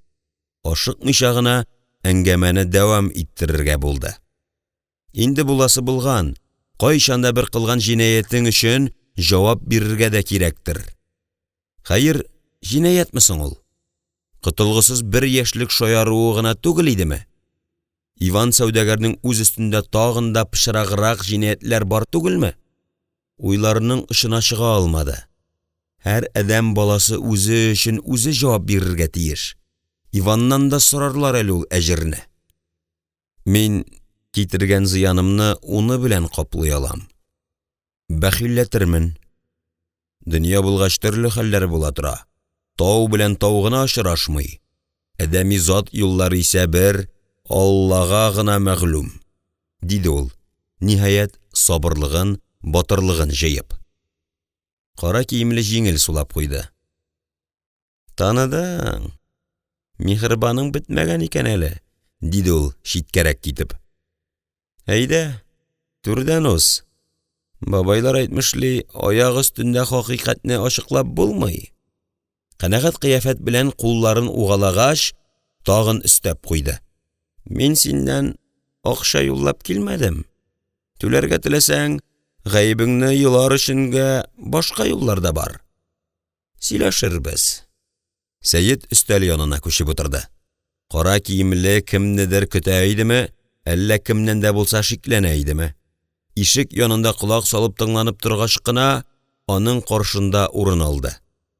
Әйе, мин синнән акча юллап килмәдем, дип кабатлады ул тагын бер мәртәбә. Үткән эшкә салават, шулай бит. Әтиең мәрхүмнең теләге шундый иде. Ә ул кайчан, ничек? Сәйитнең күзләренә яшь тыгылды. Әмма үзенең хәләтен Иван сәүдәгәргә сиздерәсе килми. Бөтен түземен җыеп, бәгыреннән күтәрелеп килүче ачы дулкынны тыярга тырыша, тышына чыгармый иде. Анысын да ишетерсең, иң элек атаң васыятын үтим. Үлгәндә дә синең иделгә батуыңа ышанмады ул. Һаман көтте, кешеләргә белдерми генә, ак зарсыз, кан яшсез генә елады. Көтте. Әйе, синең үлемеңә ышанмады, нидер сизенеп яшәде. Васыяты да шул. Кайда да булса, кайчан да булса юлларыгыз очрашса, төпчегемә улыма, Санькага ярдәм ит. Туры юлга чыгар, мәрхәмәтеңнән ташлама, диде. Алдангандыр ул. Күзен аш, диде. Иван сәүдәгәр авыр сулап куйды. Бу хатирәләрдә казыну аның үзенә дә җиңел түгел идеме? Кулы белән авызын каплап йөткереп куйгач, тагын дәвам итте.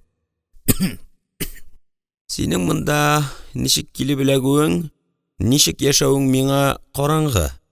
Әмма күрәм, яхшы ук дәрәҗәле, маллы, хәлле кеше булгансың. Кыяфәтең дә безнекечә түгел, диде ул, Сәйитнең өстендәге казанча киемнәргә мөселманча калдырылган сакал мыегына ишарәләп. Ата-баба юлыннан читкә тайпылгансың. Әмма аларда минем эшем юк. Аларын үзегез хәл итәрсез. Кем белән хәл итәрбез? Кем ул тагын? Дип сорамакчы булган Сәйитне күз карашы белән генә туктатты һәм иелә төшеп як-ягына карангалап пышылдарга кереште. Сер сыйдырыр кешеме син? Бу сүзләрнең моннан бер каяда чыкмаячагына ант итәсеңме? Артыгын сорашмаячаксыңмы? Ант ит. Итәсеңме?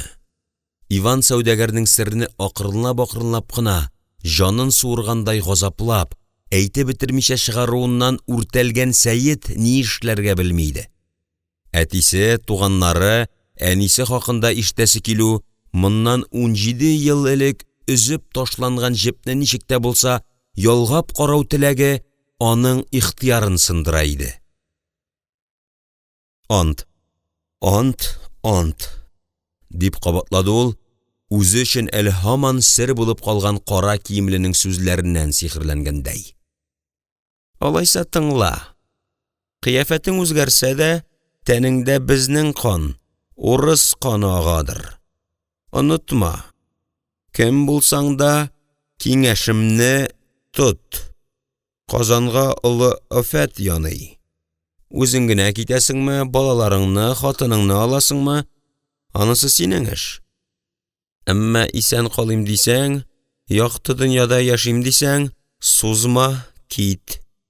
Мәскәү иленә кайтасыңмы, башка берәр якка чыгып югаласыңмы? Әйтә алмыйм.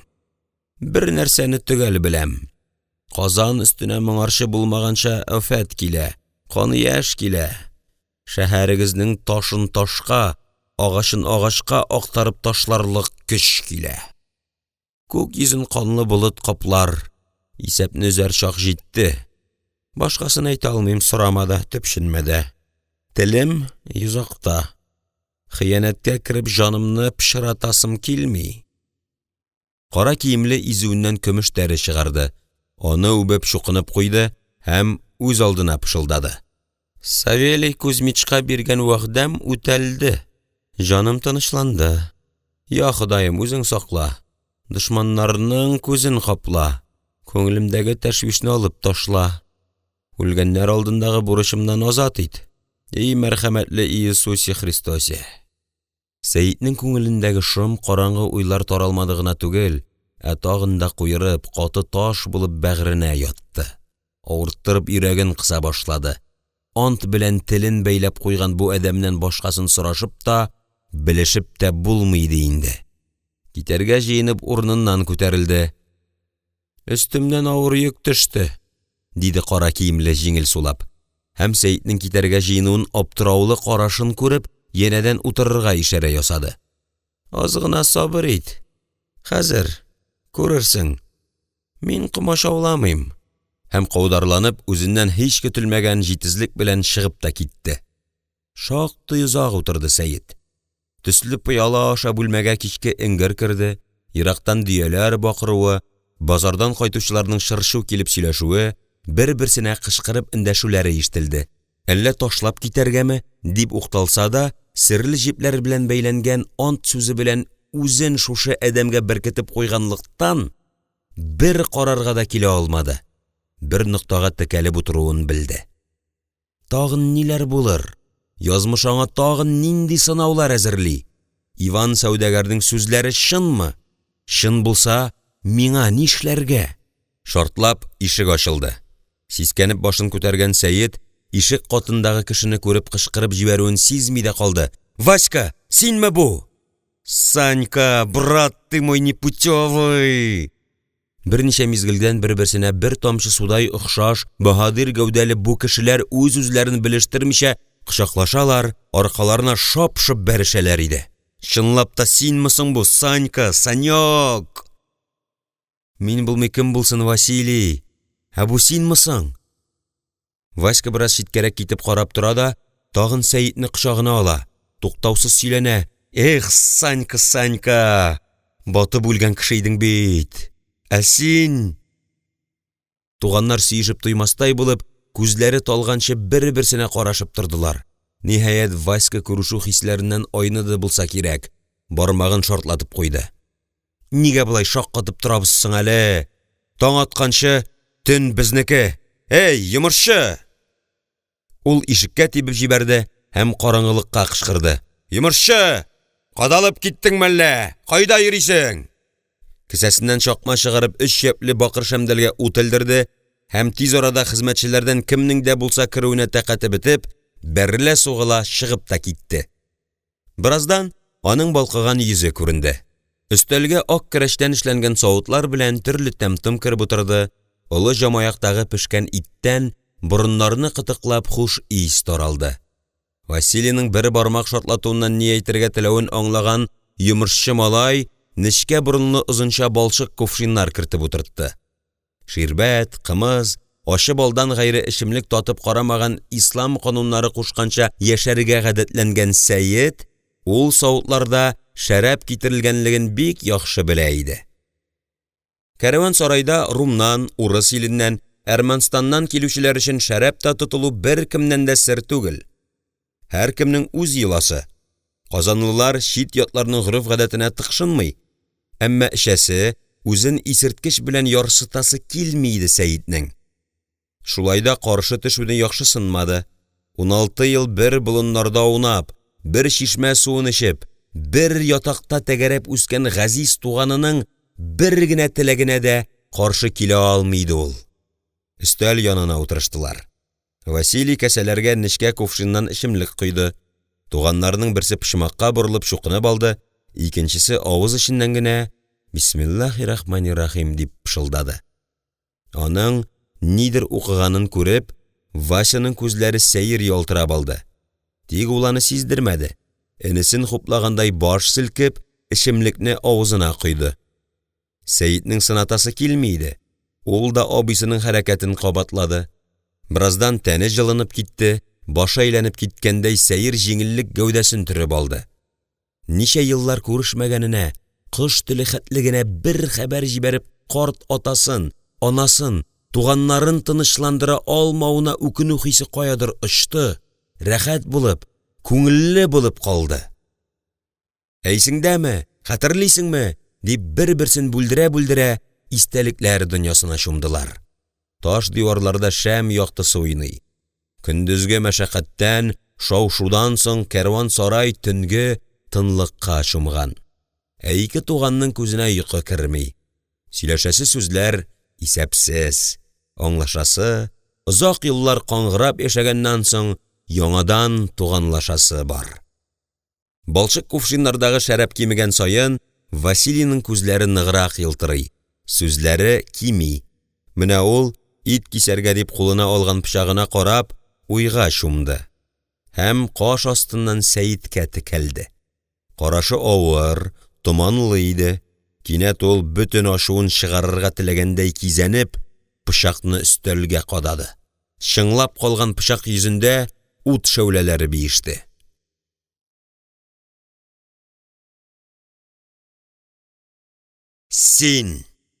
Синең аркада китте бача якты дөньядан.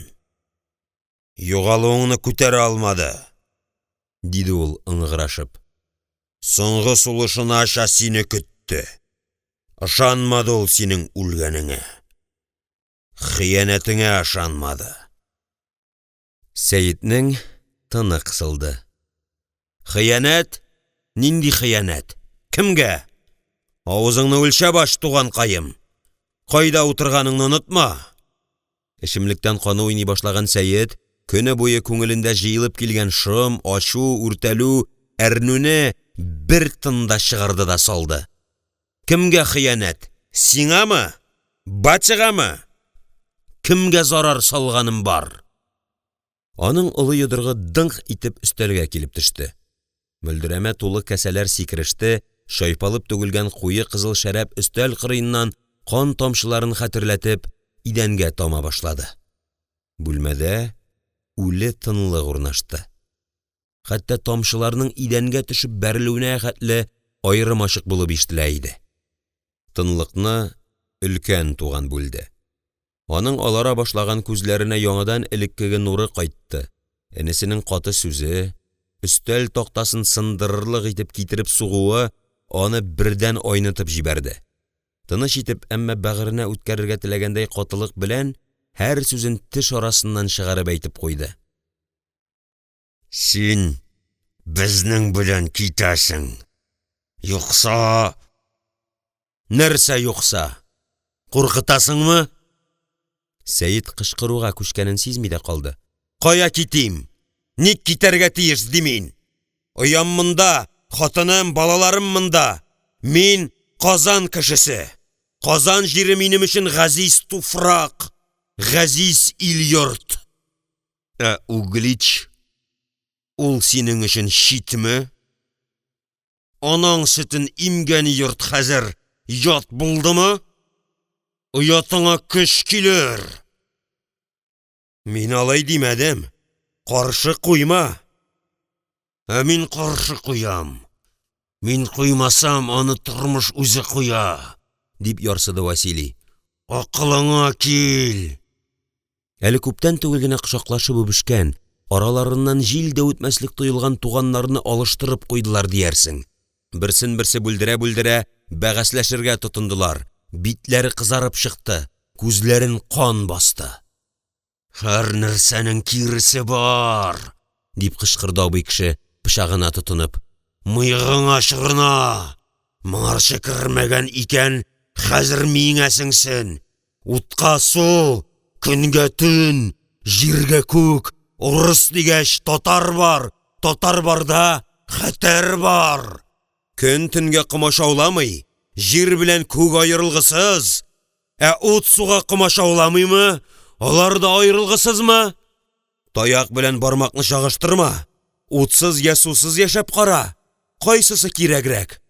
Үзең дә әйтә алмыйсың ич, дип каршы төште Сәйет. Аның мин Казанда яшәгәннән ни була? Табышканбыз икән, инде бергә аралашып яшик, ярдәмләшик. Казанда минем сүзем үтсә, Угличта синеке, ашуланышмыйк. Безгә ни җитми, диясе килә. Әмма Василийның менә күкерттәй кабынып китәргә әзерлеген күрү, ярсып пычагына ябышуы зиһенен чуалта. Теленә ачулы сүзләр килә дә керә. Татар белән бүлешмәгән нәрсәң бар? Нигә Казанга каныгасың? Җитте сиңа. Юк инде, җитмәде. Аңлатып бир миңа. Урыска туган булгач, нигә 17 ел буе кашып яшәдең? Кемнән курыктың? Газиз атаңа, күкрәк сөтен имезеп үстергән анаңа хәбәр бирмәслек дәрәҗәдә нәрсәдән өректең? Әллә өркеттеләрме? Василийның соңгы сүзләре Сәйитне телсез калдырды. Ул мондый җавапка, мондый борылышка әзер түгел иде. Асыл сәбәпләрен аңлату өчен көннәр генә түгел, бәлки айлар да җитмәс. Каны уйнаган үгездәй өстенә ташланырга әзер туганына ни әйтергә? Дөньяда туганлык хисеннән дә көчлерәк башка бер хисләр барлыгын ничек төшендерергә? Әллә үзе дә ялгышканмы? Бер йөрәккә ата-ана мәхәббәте белән янәшә башка мәхәббәт тә, тугырлык та сыймас идеме? Кызган башында кайнаган уйларының берсенә дә җавап таба алмады. Хәер, ул элек тә бу турыда баш вата, әмма ышына чыга алмый, кул селтәргә мәҗбүр була иде. Ул үзен хыянат иткән дип санамый, әмма бик үк туры юлда булмаганлыгын да белә. Дөрес, мал белән, акча белән, кемнеңдер мөлкәте белән эш иткәндә гадел куллы, туры сүзле булды, хәрәмгә бармады. Кайда юлдан язды соң ул? Кайда ялгышты? Әллә соң булар берсе дә ялгыш түгел, ә Василий үзе ялгышамы? Уйлары тәмам чуалып биткән Сәйит эчендәге утка чыдый алмый ыңгырашып куюын сизми дә калды. Тешләрен кысып, килешергә теләгәнен белдерде. Сөйләшмик бу турыда, Вася. Җитәр. Бүлешмик инде. Әйдә. Кәсәләрне тутыр да Газиз әткәбезне искә алыйк. Василий күтәрелеп бәрелде. Хәзер исеңә төштеме? Ул сикереп торып хөҗрә буйлап урап килде дә Сәйитнең күзләренә текәлде. Аңлатырга, төшендерергә теләп сөйли башлады. Менә бүлешмәгән нәрсәң бар дисең. Ә син уйлап кара. Наданлыгыңа барма. Күзеңне аш. Үҗәтлек яхшылыкка илтми. Мин ханнар, кенәзләр тормышына катышмыйм. Шулай да беләм. Татар ханы Улуг Мөхәммәд Мәскәүне таламадымы? Тагын Устюг каласын, Муромны, Владимирны кем басты? Казанлылармы? Тагын саныйммы, җиттеме? Санама. Мин дә синнән ким белмим. Бездә Казанлылар да саный алабыз. Теләсәң мин ераграктан да башлый алам. Оннан далдарак кына Булгарны, Казанны, Жүкәтауны, Кирмәнчекне бер сәбәпсез кем харап итте? Илһам ханны, аның анасы Суфияне кем әсирлектә черетте? Шул ук елны Казанга тагын кем җәфа алып килде? Халкын канга батырды.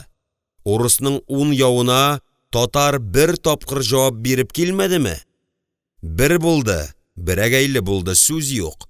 Син үзең, ни зыян күрдең казанлылардан? Әйт. Әле хәзердә Казан пайтәхетендә кунак булып утырасың түгелме? Җитте! Василий ярсып өстәл сугып кычкырып җибәрде. Үзеңне без казанлылар дип сөйлисең икән, сатылуың җиткән. Татар белән каберең якын булмасын. Мин сиңа туган түгел. Урыс татарга туган була алмый. Ашыкма. Князыгыз Иоанн Васильевичның әнкәсе Елена үзе дә татар нәселеннән дип сөйлиләр. Глинскиларның мамайлардан чыкканын гына беләсеңдер. Шул сирәлчекнең кешеге. Василий әйтеп бетергә ирек бирмәде, сикереп торып Сәйитнең бугазына ябышты. Патша хәзрәтләренә тел тигертмәм. Ашулы ысылдап буарга, жан кешене җилтерәтергә тотынды. Сәйит сикереп торып басты, бөтен гәүдәсе белән киерелеп селтәнде.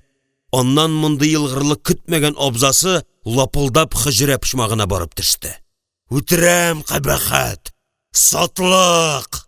Тешләрен шыкырдата торып басты һәм кыргыйларча үкереп Сәйиткә ташланды. Гөнаһыңны каның белән юарсың! Пәһлевандай көчле ике олы гәүдә идәндә бәргәләнә башлады. Алар тәгәрәп китәләр, бер-берсенең өстенә чыгарга тырышып таяныр урын эзлиләр, әмма шәрә баккан идән шома, аяк-куллары тайып китә иде. Көчләре бер шамадарак булгангамы, берсе дә җиңә алмый озак тартыштылар. Менә Василийның аягы диварга килеп терәлде. Ул бер селтәнү белән гәүдәсен өскә ыргытып, шалкан төшкән Сәйиткә менеп атланды. Шәрәпкә манылган кулы белән билендәге хәнҗәрне суырып алды. Сәйитнең бугазына ялтырап торган очлы тимер килеп терәлде. Аз гына каршылык күрсәтсә дә, хәнҗәрнең муенына килеп керәчәген аңлап, ул хәрәкәтсез калды. Абзасы гыж-гыж мышнады, аның кан баскан күзләреннән шәфкать, кызгану көтәрлек түгел иде. Менә очлы тимер кысканнан кыса, авырттырып тәнгә керә бара. Бөтен дөнья кинәттән тарайды, күк йөзе җир-сулар, елгалар, күлләр, Казан каласы, Углич, ерактагы Мәскәү, барысы да тузан бөртегедәй кичерәеп, шушы хәнҗәр ышына сыеп бетте сыман. Я, әйт, кем сирәлчек, кем кешек, күпмегә сатылдың? Борынына абзасының авызыннан шәрәп, сарымсак исе килеп бәрелде. Аны укшытып җибәрде. Гәүдәсе таш булып катты. Ул телен әйләндереп бер сүз әйтә алмаячагын, ялынмаячагын, ялвармаячагын да белә. Мәхәббәтем хыянәт дип санала икән, яшәүемнең кемгә кирәге бар? Баш сөяген тишеп чыккандай авырттырып шундый уй шагылы бузды. Икенче мизгелдә Гөлйөземне, улы Җәгъфәрне, кызы Галияне күз алдына китерде. Тешләрен кысып, «Уф!» дип куюын сизми дә калды. Алар хакына яшәргә, өстә албастыдай баскан Васяны селтәп атарлык көч табарга кирәк иде. Нәфрәт утында янган, сукыр ашудан күзләре томаланган Василий да, канга буылып сулышы тыначак мизгелне көткән Сәйит тә, тирә-яктагы һичбер нәрсәне күрмиләр, ишетмиләр иде. Кинәт бүлмә ишек ачылды. Бер-берсенең күзенә керердәй булып береккән ике гәүдә янына озын кара шәүлә сикерде. Ышкан шәпкә ул Василийның кулына тибеп җибәрде, пычак атылып китте һәм ике бер туганны айнытып, түр башындагы тәрәзә пыяласын шелпәрәмә китерде. Шул ук мизгелдә көчле куллар Василийны идәннән суырып торгызды. «Нәрсә бүлешә алмадыгыз? Шушлай аңлатырга идеме, диде ул ашу белән. «Сагынуыгыз шушындыймы?» Василийны бер якка этеп, ул кулын Сәйиткә сузды. «Тор! Туган кулыннан үлүдән дә яман нәрсә юк. Аллам сакласын!» Кулларының, гәүдәсенең калтырауын басарга, жанында кайнаган ашуны сүндерергә тырышкан Сәйит, еш-еш сулый-сулый, аның кулын читкә этте һәм идәннән күтәрелде. Каршысында Иван сәүдәгәре басып тора иде. Коткаручы аларга күтәрелеп тә карамыйча өстәл янына килде. Кувшинның авызыннан гына берничә йотым ясагач, туганнарны табын янына чакырды. «Я, китте сезгә, көзгә тәшләр. Бүлешәсе малыгыз юк.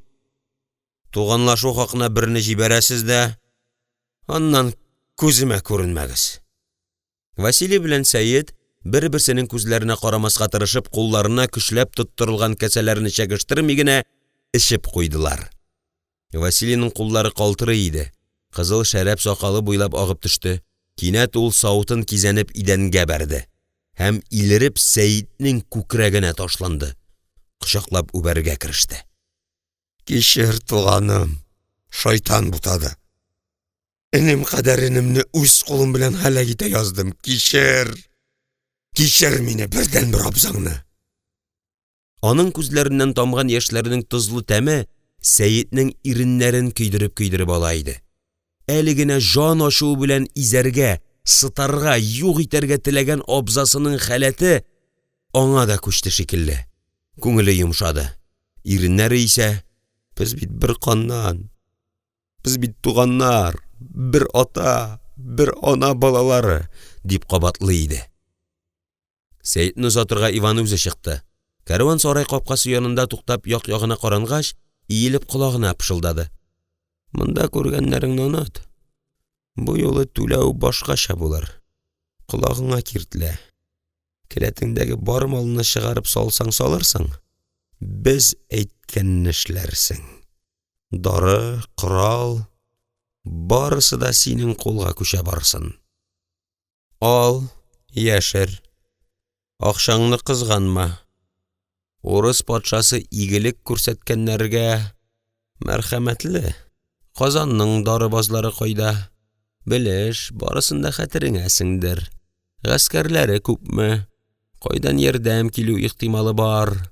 Озакламый булар безгә кирәк булачак.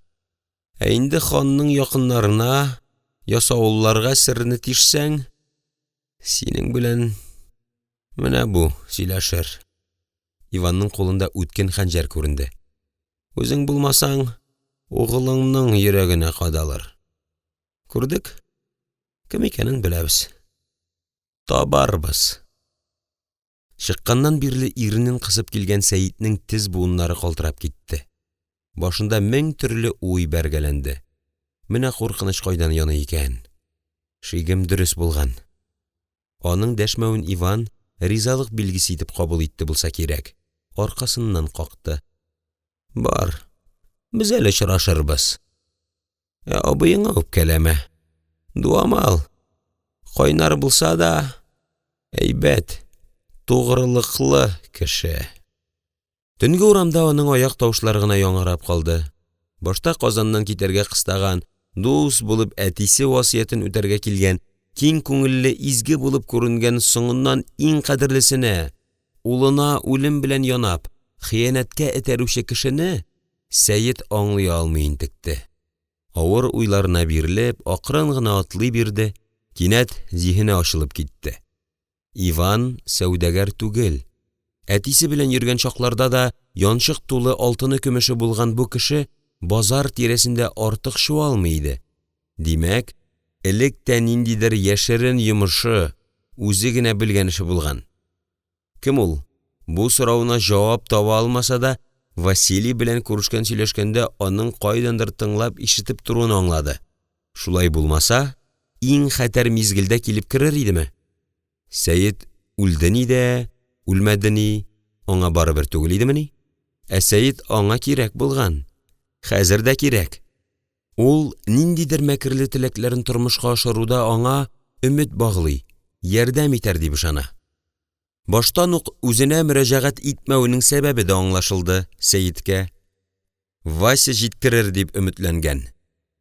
Ә абыйсы ул көткәнчә салкын кан белән туганнарча сөйләшәсе урында дуамалланып пычакка ябышты. Бөтен эшне харап итеп ташлый язды. Менә шунда инде Иванның үзенә катнашудан башка чара калмагандыр. Ни кайнар Вася, ул килеп керүгә чүпрәккә әйләнде дә калды. Юкка түгел бу. Иван сәүдәгәр артында ниндидер үтәдә көчле, мәкерле, максатына ирешү юлында бер нинди җирәнгеч үтерүдән дә курыкмый торган дәһшәтле көчләр тора. Сәйитнең аркасы шымырдап китте. Кара киемленең фикер сөрүшенә төшенү бер яктан сөендерсә, саклану чаралары күрү мөмкинлеген ачса, икенче яктан шомландыра, куркыта, канын катыра иде. Мондый кеше бер нәрсә алдында да тукталып калмас. Бер туганнар арасында үч, мәкер ялкыны дөрләтә алган адәм, һич шиксез азау ярган җаһилләрдән. Бер гөнаһсыз сабый каны кыйлганда да, аның кулы калтырамас, җаны тетрәмәс. Бар дөньясы бер көн эчендә асты-өскә килгән Сәйит кайтып җитүен сизми дә калды. Тыңлаусызга әйләнгән бармаклары озак капшанды. Ишекне ача алмый интекте. Башка вакытта ул кайтмыйча ябылмаган ишек эчтән бикле иде. Менә йомшак аяк тавышлары Гөлйөземнең сакланып кына эндәшкәне ишетелде. Сәйит, синме? Мин. Аш, диде Сәйит. Тавышы үзенеке түгел иде. Келәш шалтырады. Шәм яктысында хатынының агарынган йөзе күренде. Күзләре зур булып ачылды. «Ни булды? Кемнәр нишләтте сине?» дип пышылдады ул куркынып. Кулыннан шәме төшеп китте. Алгы якны куе караңгылык басты. Үз кайгыларына чумган ир белән хатын урамның каршы ягында катып калган сыңар шәүләне күрмиләр. Аның һәр сүзне йотып баруын башларына да китермиләр иде әлбәттә. Борчылма. Берни дә булмады. Сәйет Гөлйөземне тынычландырырга ашыкты. Керик. Эшем күп булды. Тоткарландым. Аның бу сүзләре яңгырауга, урамдагы шәүлә хәрәкәткә килде. Өрәк шикелле тавыш тынсыз гына тар тыкрыкларга шуып кирип китте. Гөлйөзем икенче шәм алып чыкты һәм иренең куе кызыл шәрәпкә буялган киемнәренә, тузгыган кыяфәтенә карап, тораташтай катып калды. Илереп кычкырып җибәрде. «Кан! Муеныңда яра! Бәгырем, ни булды?» Көне буе үзен тыеп, ачуын шиген җыеп, тешен кысып түзгән Сәйет җикереп куюын сизми дә калды. «Җитте диләр сиңа! Әйттем бит, соңыннан, соңыннан!» 17 ел бер тән, бер җан булып яшәгән бер бөтен икегә бүленде. Араларына беренче тапкыр кара күләгә ятты. Төн. Бизәкле келәмнәр, укалы шамаилләр белән бизәлгән, идәненә болгар паласлары җәелгән зиннәтле бүлмәдә шомлы тынлык. Көмеш шәмдәлдәге ялгыз шәм ялкыны намазлык өстендәге ак шәүлә хәрәкәтеннән тирбәлеп куя. Диварларда күләгә булып бии. Кеше илаһи затлар белән сөйләшә. Үзенә ярлыкка усырый. Мәрхәмәтле күк ияләреннән ярдәм көтә. Иреннәре дуга сүзләрен пышылдый. «Ла илаһа иллаллаһ, Мөхәммәд Расулуллаһ, я Аллам, кылган гөнаһларымны кичер.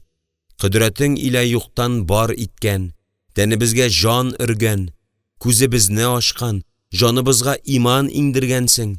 Инде дә рәхмәтеңнән ташлама. Бәнем гөнаһларымда хәләл җефетемнең, газиз угылым илә кызымның кәррә катнашы, гайбе юктыр. Алар хакына булса да гайбемне кичер. Аларны сакла. Күземне аш. Инде ни кылыйм? Ике ут арасында калып көлгә әйләнимме?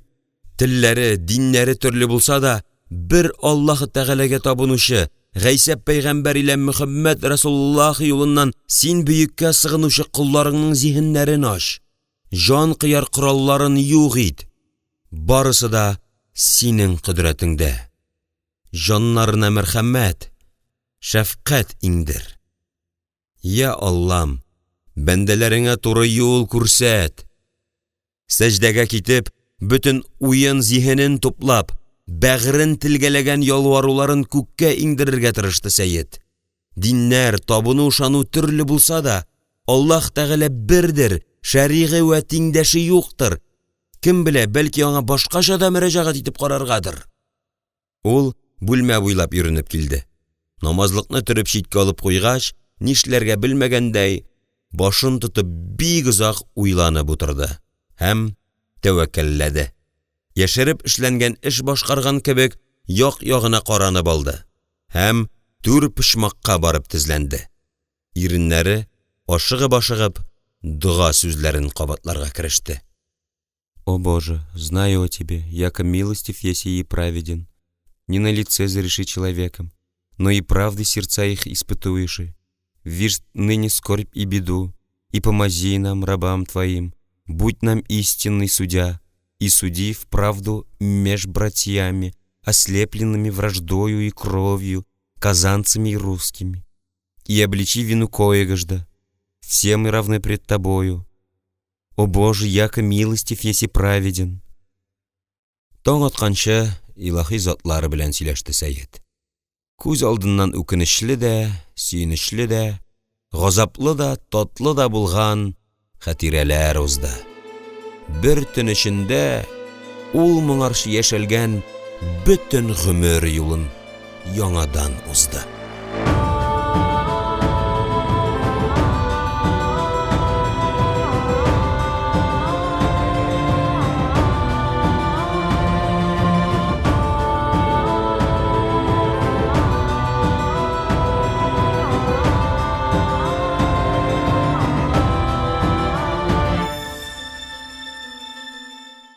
Флүс Латифи. Хыянат. Пәри кызы.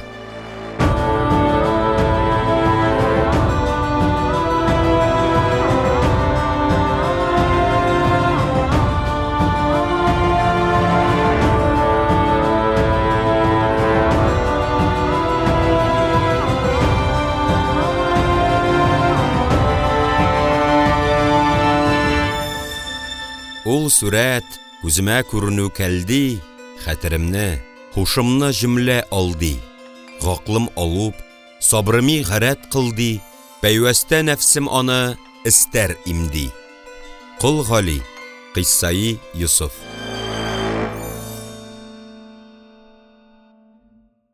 Агым уңайына җай гына аккан көймәләр, Идел кушылдыгына җитәрәк, тизлекләрен акырнайттылар.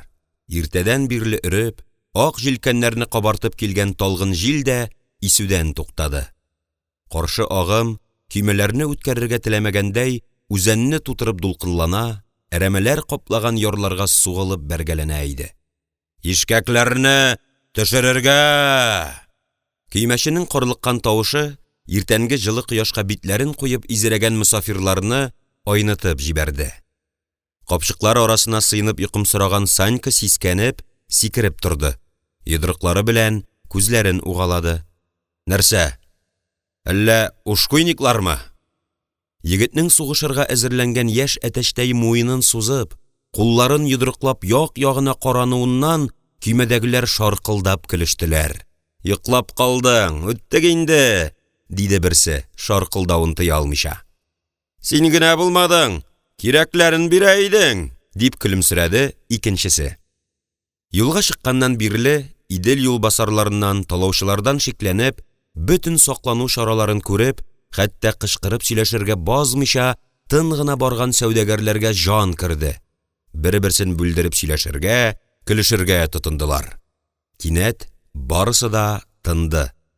Ниндидер тавышсыз буйрыкка буйсынгандай, бер якка карап сүзсез калдылар. Үз гомерендә беренче тапкыр ерак юлга чыккан Санька әле һаман бер нәрсә дә аңламый иде. Ул да башкалар борылган якка карады һәм сихрләнгәндәй күзләрен зур ачып, каршында пәйда булган әкияти манзарага текәлде. Нәрсә бу? Иреннәре үзенә буйсынмыйча бер үк сүзләрне кабатларга кереште. Өнемме бу? Төшемме? Төш күрәмме соң әллә? Каяндыр килеп чыккан шаян җил су өстендә тирбәлгән иртәнге сыйык томанны йырткалап тарата барган сайын, күз алдындагы күренеш тә үзгәрә, төсләре ачыклана, тынсыз калырга мәҗбүр итә иде. Әнә, томан өстеннән бер-берсен уздырырга теләгәндәй, шәмдәй төз, ярым айлы, нечкә биек манаралар күккә үрелде. Аларның алтынланган очларында кояш нуры җемелдәде. Алар сансыз, исәпсез иде. Әйтерсеңлә алар акрын гына үсәләр һәм күктәге аппак каурый болытларга тоташырга ашыккандай, томан эчендә йөзәләр иде. Ишкәкләр бер күтәрелә, бер төшә. Көймә борыны белән суны йырып, тизлеген арттырганнан арттыра. Максатка якынлашып килү юлаучыларның арган билекләренә көч бирде. Күңелләренә ашкыну һәм шатлыклы рәхәт өстәде. Якынайган сайын тылсымлы сүрәт зурая, матурлана бара. Әнә инде, төрле төсләргә буялган йорт түбәләре, ялык-йолык килүче ярым түгәрәк гөмбәзләр пәйда булды. Кайызланган юан имән бүрәнәләрдән тезелгән диварлар калкып чыкты. Калын тимер капкалар күренде. Булар бөтенесе дә Саньканы сихерли үзенә чакыра. Гүяки калкулык өстенә утырган шәһәр иксез-чиксез диңгездә йөзүче тылсымлы көймә. Ә ул үзе мәхәббәтен, үзенә тиң ярын эзләп баручы пәһлеван. Бары тик шушы көймәне куып җитәргә һәм аңа утырга гына кирәк. Бөтен хыялларың шунда тормышка ашар. Эзләгәнеңне табарсың, көчеңне, җигәреңне күрсәтерсең, дан шөһрәткә, мал-мөлкәткә ия булырсың. Хыялында туган сүрәт аны алга иде, йөрәге күкрәгеннән чыгып китәрдәй булып ашкынып тибә иде. Тизрәк, тизрәк, алга, хыялдагы шәһәргә. Бәхетле, матур кешеләр яшидер монда. Томан таралуга тагын икенче күренеш ачылды. Уфукта, күз күреме ераклыктагы урманнар өстендә Салават күпере пәйда булды. Ул бер очы белән урманнарга таянса, икенче очы әйтерсең лә биниһая олы капка, аларның килүен генә көтеп торганда, менә хәзер тылсымлы дөньяга юл ача, керер урын күрсәтә иде. Башкасын ачык кына хәтерләми Санька. Ул үзен сихерләгән күренештән әле бик озак айный алмады. Аның халәтен аңламаган атасы инде күптән дөнья мәшәкатьләренә чумган. Улының агач сындай катып калуын үзенчә аңлап, аңа нидер сөйли иде. Казан каласы шушы булыр. Алдарак Кабан күле. Аннан булак суы агып чыгар. Без йөзгәнен Казан су диярләр. Балык исәпсез бу якларда. Жаның нинди интели. Насыйп итсә, юлыбыз уңса, барысын да күрсәтермен. Шәһәр төбенә килеп җиткәндә генә күк гөмбәзендә кызыл, зәңгәр, яшел, сары, шәмәхә төсләргә кереп, Салават күпере балкуын Санька яхшыга юрады. Күктәге илаһи көчләр аңа мәрхәмәт күрсәтә. Бәхетенең шушы калада икәнлегенә ишарәли дип күңелен беркетеп куйды. Ни генә булса да, бу калада аңа яманлык кылынмас. Юраганы юш килер, теләгәне тормышка ашар, бәхетен табар. Тик нәрсә телисең ул? Йөрәге нинди бәхеткә сусап канатлана? Асыл малгамы? Чит илләрне күреп танышугамы? Ят халыклар белән аралашып, гыйлем туплаугамы? Ирекле сәүдәгәр дәрәҗәсенәме? 16-сы әле яз башында гына тулган егет, моны үзе белми. Ниндидер моңарчы татымаган хисләр, тойгылар давылына сусаган жаны, тәне сулкылдый, таныш булмаган дәрьяда кылач җәеп йөзәргә ашкынып тора иде. Әтисенең сүзләре бер колагыннан керде, икенчесеннән чыкты. Өлкәннәр сүзенә илтифатсызлыкның олы гынах икәнен белгән Санька үзе белән бер ни дә эшли алмый. Бу мизгелдә уйлары аңа буйсынмый иде. Әтисенең ачуланыбрак әйткәне айнытып җибәрде. Җитәр, истукандай торма. Бер генә килмәссең әле гомерең булса. Өйрәнгәнеңне онытмадыңмы? Сынау тотасы көнең. Санька яңа гына күргәндәй, әтисенә, аның шумланып калган җете зәңгәр күзләренә, сакалын аралаштырып кыймылдаган юан бармакларына карап катты да калды. Савелий Кузьмич бер ни булмагандай улы белән татарча сөйләшеп ята иде. Мыйгыңа чорнап куй. Казанлылар белән тора салып эш турында сөйләшмә. Иң элек саулык сәламәтлекләрен, хәл-әхвәл сораш, дөнья хәлләренә күч. Акрынлап кына, ипләп кенә кызыксынганыңа җеп сузарсың. Алар кабаланганны сөймей. Беләм бит инде, 1000 мәртәбә әйттең, диде Санька ризасыз гына. Тагын кабатламасаң. Ата белән улның сөйләшүенә колак салып утырган ниндидер сәүдәгәр тәкәллифсез генә аларның сүзен бүлдерде. Казанлылар белән сөйләшкәндә телеңдә бал, куеныңда таш булсын. Монысын нигә әйтмисең, Савелий Кузьмич? Юлга чыкканнан бирле беркем белән дә ачылып сөйләшмәгән, үз дөньясына бикләнгән төксе чырайлы, яшькелт күзле бу сәүдәгәрне көймәдәгеләр бик генә битерми иде. Бер нинди мал төятмәгән, базарга ни максат белән баруы мәгълүм булмаган озын буйлыдан бераз гына шикләнәләр дә булса кирәк. Һәр хәлдә аның янында ачылып бетмәгән кебек күренәләр, тел яшерәләр иде. Әтисе ризасызлыгын бик сиздермичә, башын чайкап, басынкы гына җавап бирде. Юк инде, Иван. Гомерем буе намуслы сәүдәгәр булдым. Улымда да 200-лек күрәсем килми. Казанда да дусларым бар, Мәскәүдә дә, далада да. Берсеннән дә минем хакта яман сүз ишетмәссең. Улымның да шундый булуын телим. Иван көлемсерәп куйды. Әмма сүзне дәвам иттермәде. Әтисе, гүя үзен кемдер бүлдергәнне онытып, ашулы тавыш белән яңадан Санькага карап сөйләргә кереште. 1001 тапкыр кабатлармын. Дөньяда кешеләр белән дус яшим дисәң, аларның гореф-гадәтен ихтирам ит. Ирән, телен бел, Шит монастырьга үз кагыйдәләрең белән кирмиләр. Я, әйт әле, базар аксакаллары белән ничек күрешәсе? Татлы уй хыялларыннан бүленгәнгә үртәлүе чыгып бетмәгән Санька, яратмаган сабагын кабатлаган бала шикелле әйтеп куйды. Әссәламәгаләйкем, базар агалары. Исәнлек саулыкмы? Дөньялар иминме? Ил-көн тынышмы? Савелий Кузьмичның киң йөзенә канәгатьләнү билгеләре чыкты. Көчле куллары белән улының аркасыннан кагып алды һәм кырыс булырга тырышып дәвам итте. Аң бул. Без сәүдә кешеләре. Кайда нинди ызгыш булу безгә кагылмый. Без тыныч юлда. Телебез сугыш теле түгел, сату алу, аңлашу теле. Шушы тел дигәне белән үтерә инде, дип уйлап куйды Санька ачусыз гына. Әле өйләрендә Угличта чагында ук тәңкәсенә тия иде. Имеш, ирән, бел, безгә малтабарларга 2-3 тел белү фарыз. Шуларның беренчесе татарныкы. Угличтан чыгып Иделгә ишкәк салуга, аннан башка бер адым да атлый алмыйсың. Бар Казанга, бар Ханкирмәнгә, Әстерханга, Кырымга, чык Нугайлар, Сортлар, Кыргызлар ягына, Сибиргә юл тот.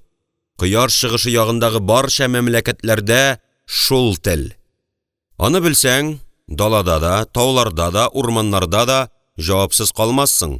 Гарәпләр дә, һиндләр дә сүзеңне аңлар, әйткәнеңә колак салыр. Төрек кавеме күп санлы, көчле. Сәүдәң уң булсын дисәң, тел ирән. Борынғы купецлар нәселеннән килгән Савелий Кузьмич дөньяны ишетеп түгел, үзе күреп, йөреп таныган кеше буларак, улларында сату алу эшенә генә түгел, гыйлем истәүгә, телләр белүгә дә ихтыяҗ тәрбияләргә тырыша иде. Татар сәүдәгәрләр белән аралашып, әшнәләнеп беткән карт, Саньканың Угличтагы татар бистәсендә аунап үсүен белсә дә, үз максатында излеклелек күрсәтте. Ничек итсә итте, балаларына үзе белгәнчә тел өйрәтте. Менә хәзер төпчегенең беренче сыналуы, тәүге кат ерак юлга чыгуы. Картайылды. Буыннарда җигәр бетеп килә. Инде бу малаемны да үз көнен үзе күрерлек итеп урнаштыра алсам, җаным тынычланыр иде. Дөньялар имин түгел. Сату алу белән мал алмашып кына яшисе иде дә бит. Хаким затларга барысы да бер юлы кирәк. Вынь да полож. Әйтерсең җир җитми, һава җитми. Тегендә кергәч барыбыз да бер буласы юкса, бер кылач җир җитәсе. Улының ашкынуын карт сәүдәгәр эшкуарлыкка юрый. Киек сизгән сунарчы этенең тыныч ярсуына тиңләп, эшеннән генә яратып көлә иде. Тире, җитен һәм киндер сүсе тутырылган капчыкларны булак буендагы лапасларга урнаштырганчы, кояш күк гөмбәзенең уртасыннан үтеп бату ягына авышты. Кимәчеләр үз йомышларын юллап, һөнәрчеләр мәхәлләсенә китеп бардылар. Йокысызлыктан, ерак юлдан шактый арыган Савелий Кузьмич кәрван сарайның җиләс хөҗрәсендә ял итәргә ятты. Сихри кала белән тизрәк танышырга ашыккан Санька гына мендәргә таянырга ашыкмады. Көймәдә ауны пышранып беткән үс башын салып ташлады. Чиста күлмәк шалбар, аякларына әтисе узган ел Ташаяк базарыннан алып кайткан сәхтиян читек киде. Билен шуклы билбау белән буды. Шукынырга теләп пышмакта берни дә тапмагач, ишеккә карап маңгай тирәсендә тәре сүрәте ясап, бармакларын уйнатты да, җиңел сулап, урамга чыгып китте. Монда бөтенесе дә башкача иде. Шилтәр бизәк тотылган өй кыйыкларына, аклыгы белән күзне камаштырган таш пулатларга, шат сайын диярлек күккә ашкынган нечкә манараларга сокланып, озак йөрде Санька. Шәһәр чиста иде, пөхтә иде. Ширбәтчеләр янында сусынын басты, хәлвәчеләрнең татлы нигъмәтләреннән авыз итте, төрле илләрдән килгән базаркәннәрнең ят киемнәренә, аңлаешсыз телләрдә сөйләшүенә, аларның күплегенә, төрлелегенә хәйран калды. Ташаяк ярминкәсе аңа һичшиксез дөнья үзәге булып тоела башлаган иде. Кәрван сарайга кайтырга чыккач кына шактый нык арыганлыгын сизеп алды. Аяк табаннары ут яна, Күлмәге дә аркасына ябышкан иде. Эх, бер шумып чыгарга иде. Әнә иш, кабаны да, булагы да ымсындырып чакырып тора. Яшел камышлык арасында көмеш көзгедә ялтыраучы кабанга таба егетнең аяклары үзеннән үзе атлады. Шымырт, балан, миләш куакларын, талларны аралап су буена үтте дә, ашыгып кабаланып киемнәрен салып ташлады. Төбендәге шуйыр ташларына хәтле аермачык күренеп торган, үтә күренмәле чиста суга сикерде. Ай! Күл өстендә аның сискәнүле авызы гына яңгырап калды. Үз-үзен белештермичә тирәнгә чумган Санька ничек атылып чыкканын да сизми калды. Күл боз кебек салкын иде. Хәтта аннан тибеп чыккан чишмә суларының уйнаклауына хәтле тойган кебек булды. Әмма ни гаҗәп, күз ачып йомган арада су аны сафландырып та өлгерде. Арыган-талганлыгын әйтерсең кул белән алып ташладылар. Атна буе көймәдә хәрәкәтсезлектән ялыккан яшь, көчле тәннең уйныйсы, кылач салып йөзәсе килә башлады. Кыйны баргач, яр буена чыкты да, яшел чирәм өстенә сузылды. Ару талчыгу барыбер үзенекен әйтте. Башын беләкләренә куюга күзләре йомылды.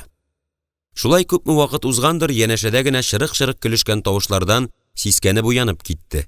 Кул аякларын тирә-якка ташлап шалкан яткан Санька сикереп торды. Янәшәдәге куак артында гына бер төркем шәрә кызлар уйный иде. Ялт итеп яңадан җиргә сеңде. Шәһвәте кузгалды. Үзенең дә анадан тума икәнлеге исенә төште. Оятыннан җир тишегенә кирип китәрдәй булса да, ул таллар арасында шәшелеп калган киемнәре янына бара алмый иде инде. Җитмәсә, ул шишенгән куак төбендә генә, эссе җәй булуга карамастан, башына очлы бүрек кигән, кулына озын таяк тоткан бер карчык утыра. Әйтерсең, каз бәпкәләрен тилгәннән саклый. Санька күрәчәгенә кул селтәде. Кызларның бер кемнән, бер нәрсәдән шикләнмичә, табигый кыланулары моңарчы татылмаган рәхәт соклануы тудыра. Татлы ләззәт йөрәген сулкылдата иде. Тезләрен кочаклап утырды да, дөньясын онытты. Кызлар яшь, берсеннән берсе чибәр. Аларның сыгылмалы оппак сыннары, аркаларына япма булып сибелгән куе озын чәчләре, талгын хәрәкәтләре сихерләде егетне. Бу мизгелләрдә ул кайда нишләп утыруында, хәтта үзенең кемлеген дә оныткан иде. Иреннәре дуга укыгандай тавышсыз гына кыймылдады. Я Тәңрем, нинди илаһи затлар булар? Күктән төшкән фәрештәләрме әллә? Җир кызларының мондый гүзәлләре дә буламы икәнни? Кызларның буй сыннарында бер генә кимчелек тә, камил булмаган бер генә сызык та юк иде. Юк, булар илаһи зат. Менә кара япмалар ачылыр, тәннәре шикелле үк ак канатлар үсеп чыгар, бер талпыну белән күккә ашарлар. Каты итеп үзенең ботын шиметеп карады. Шул кадәр каты шиметте ки, хәтта суйлып кан чыкты. Авыртуны сизмәде. Юк, бу ниндидер тылсым, аңлаешсыз сихри халәт иде. Баштарак аларны тоташ бер төркем итеп күргән егет, күзләре ияләшкән саен, һәр берсенең йөз чалымнарын, гәүдә сыгылышларын, хәрәкәтләрен аера башлады. Кызлар шаян, көлешә-көлешә күлгә чумалар да, бер-берсенә су шәшәрәтеп уйныйлар. Күл өстендә аларның шыршу килүе генә яңгырап тора. Әйтерсеңлә, күл аларны боздай салкынлык түгел, яңа сауган сөт җылылыгы белән кочагына ала. Мондагы суның кешегә көч, дәрт өстәү хасиятен сизеп өлгерсә дә, кызларның түземлегенә, чыдамлыгына хайран калды Санька. Ниһаять, озаклап шупырдашкан кызлар бер заман күшегеп ярга сибелде. Күк йөзендәге бүрек хәтле генә болыт, кояшны каплауга, арадан берсе такмакларга кереште. Асыл кояш, кил бире, китмә кире. Кышлар да көтә сине. Кызлар түгәрәкләнеп бастылар да, бер-берсенең кулларына шәбәкләп бәрә-бәрә көйләп такмакка кушылдылар. Тавыклар да кыткылдый, шыпшыклар да шыркылдый, ак үрдәкләр бакылдый, ата казлар каңгылдый, юлга чыккан сыерчык, бар да чакыра, кояш, чык.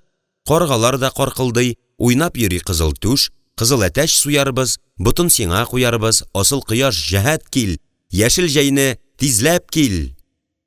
Гүя шушы такмакны гына көтеп торган бүректәй болыт, Құлақшыннарын жиып, көз алдында кішірейді де, түгәрәк тәлинкәгә әйләнеп, бір яққа тәгәрәде. Алан алтын нурга күмелде. Табигать балалары кул шаптылар, рәхәтләнеп, көлештеләр. Ягыз кызлар, китик инде, кич җитә, дип аваз салды берсе. Аңа икенчесе җыр белән җавап бирде. Ак киндерләр шома була, тупылдатып тукмасаң, егетләр дә яратмыйлар, иртә ятып йокласаң. Җырлап бетерүгә үзе үк шаянланып кычкырып та җибәрде. Кемдер егетләр кычагына керергә ашыга. Сабырсызлар үпкәләмәсен. Кайтабыз, кайтабыз. Аның тавышы уенчак, яңгыравык, ягымлы иде. Әйтерсең лә кемдер көмеш кыңгыраучыкка кагылып узды. Аның шыңнары Саньканың колагында бик озак яңгырап торды әле.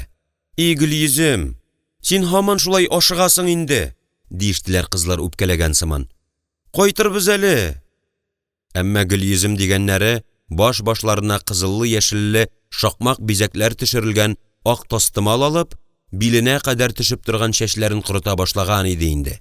Ул җавап кайтарып тормады. Ишәрләп көмеш тәңкәләр тезелгән шулпыларын толымнарына кушып үрергә кереште. Талчыбыктай зифа, бөтен буй сыныннан нур балкыган бу кыз башкалардан шаянлыгы белән дә, хәрәкәтләренең талгын йомшаклыгы белән дә аерылып тора иде. Әнә, тавышы да нинди матур икән. Саньканың күзенә бүтән кызлар күренмәс булды. Шушы Гөлйөзем дигәннәре сокландыргыч бер сүрәт булып күңеленә керә. Һәр хәрәкәте килешле, тансык иде аның. Үз-үзен белештермичә ыңгырашкандай, дип куюын сизми дә калды. Һава хәлендә калган табигать балалары адәм рәвешендәге бу егетнең монда качып утырганлыгын белсәләр, кызык өчен генә булса да, аны хур итү җаен табарлар иде. Шая кызлар нишләргә кирәген белер иде. Бәхетенә, киемнәрен барлау белән мәшгуль кызлар аның ырганын ишетмәделәр. Санька телен тешләде. Гәүдәсе траташ булып катты. Шушы хәлдә булса да, аның кызларны җибәрәсе килми. Мәңге-мәңге шулай карап, сокланып утырырга әзер иде ул. Куак артындагы ачыклык бушап тынып калды. Буыннары тәмам уйган, йөзләрчә энә кадалгандай авырттырып тартышкан аякларын уа-уа Санька турып басты. Һәм сакланып кына кызлар утырган якка күз салды. Берәрсе калмаганмы? Китеп өлгергәннәрме? Шу, нәрсә бу? Алан кырыендагы ботакта эре-эре чәчәкле, искиткеч матур яшел яулык эленеп калган иде. Санька аның янына ничек барып җитүен, ничек кулына алуын, бите белән яулыкка каплануын сизми дә калды. Юка, затлы ифәктән баш әйләндергеч хуш ис аңкый. Ул ис борынны кытыклый, сулыш юлларыннан җанының үзәгенә барып җитә. Йөрәген еш-еш тибәргә мәҗбүр итә иде. Шушы ләззәткә исереп күпме торгандыр, белми. Якынлашып килүче аяк тавышыннан сискәнеп, тиз генә куак артына сикерде. Аланга иптәшләре Гөлйөзем дип дәшкән кыз кирип килә иде. Ниндидер ярамаган эш өстендә тотылган малайдай Саньканың битенә кызыллык йөгерде. Сокланулы, гафу үтенүле күзләрен кызга төбәп катты да калды. Аяклары әйтерсең җиргә беректе. Теле аңкавына ябышып калды кебек. Ул кыз янына чыга да, ташлап та китә алмый. Кыюсызлыктан, шарасызлыктан гаҗиз калган җаны читлеккә эләккән кыршыктай бәргәләнә башлады. Тынлыкны кыз бозды. Син кем? Адәми затмы, пәри затмы? Диде ул, нәрсәдәндер шикләнгәндәй, як-ягына каранып. Бер генә саксыз хәрәкәт ясаса да, кызның бүредән качкан буландай, куаклар арасында югалырга әзерлеген күреп сизеп торган Санька, кыюсызлыгын җиңеп, аны тынычландырырга ашыкты. Курыкма, адәми зат мин. Тагын нәрсәдер әйтмәкче иде, кирәкле сүзләр таба алмады. Башлаган җөмләсе авыз эчендә әвәләнеп буталып калды. Адәми зат булсаң чык, яулыгымны бир, диде кыз, бераз кыюлана төшеп һәм шелтәле караш белән өстәп тә куйды. Кызлар су кергәнне сагалап карап туры килешми. Мин карап тормадым, димәкче иде Санька. Кыз алдында гөнаһлы булуын сиздерәсе килмейді. Әмма теленнән бөтенләй башка сүзләр ышкынды. Әдәми зат булсам да, мин чыга алмыйм. Яулыгыңны бик бирер идем дә. Әллә нәрсә булды. Ул уялу дигән нәрсәне онытты. Кызның үзе кебек үк кыю сөйләшә башлады. Беренче курку хисен җиңгән Гөлйөзем үзе дә сихерләнгән кебек гайры табигый халәт кичерә иде.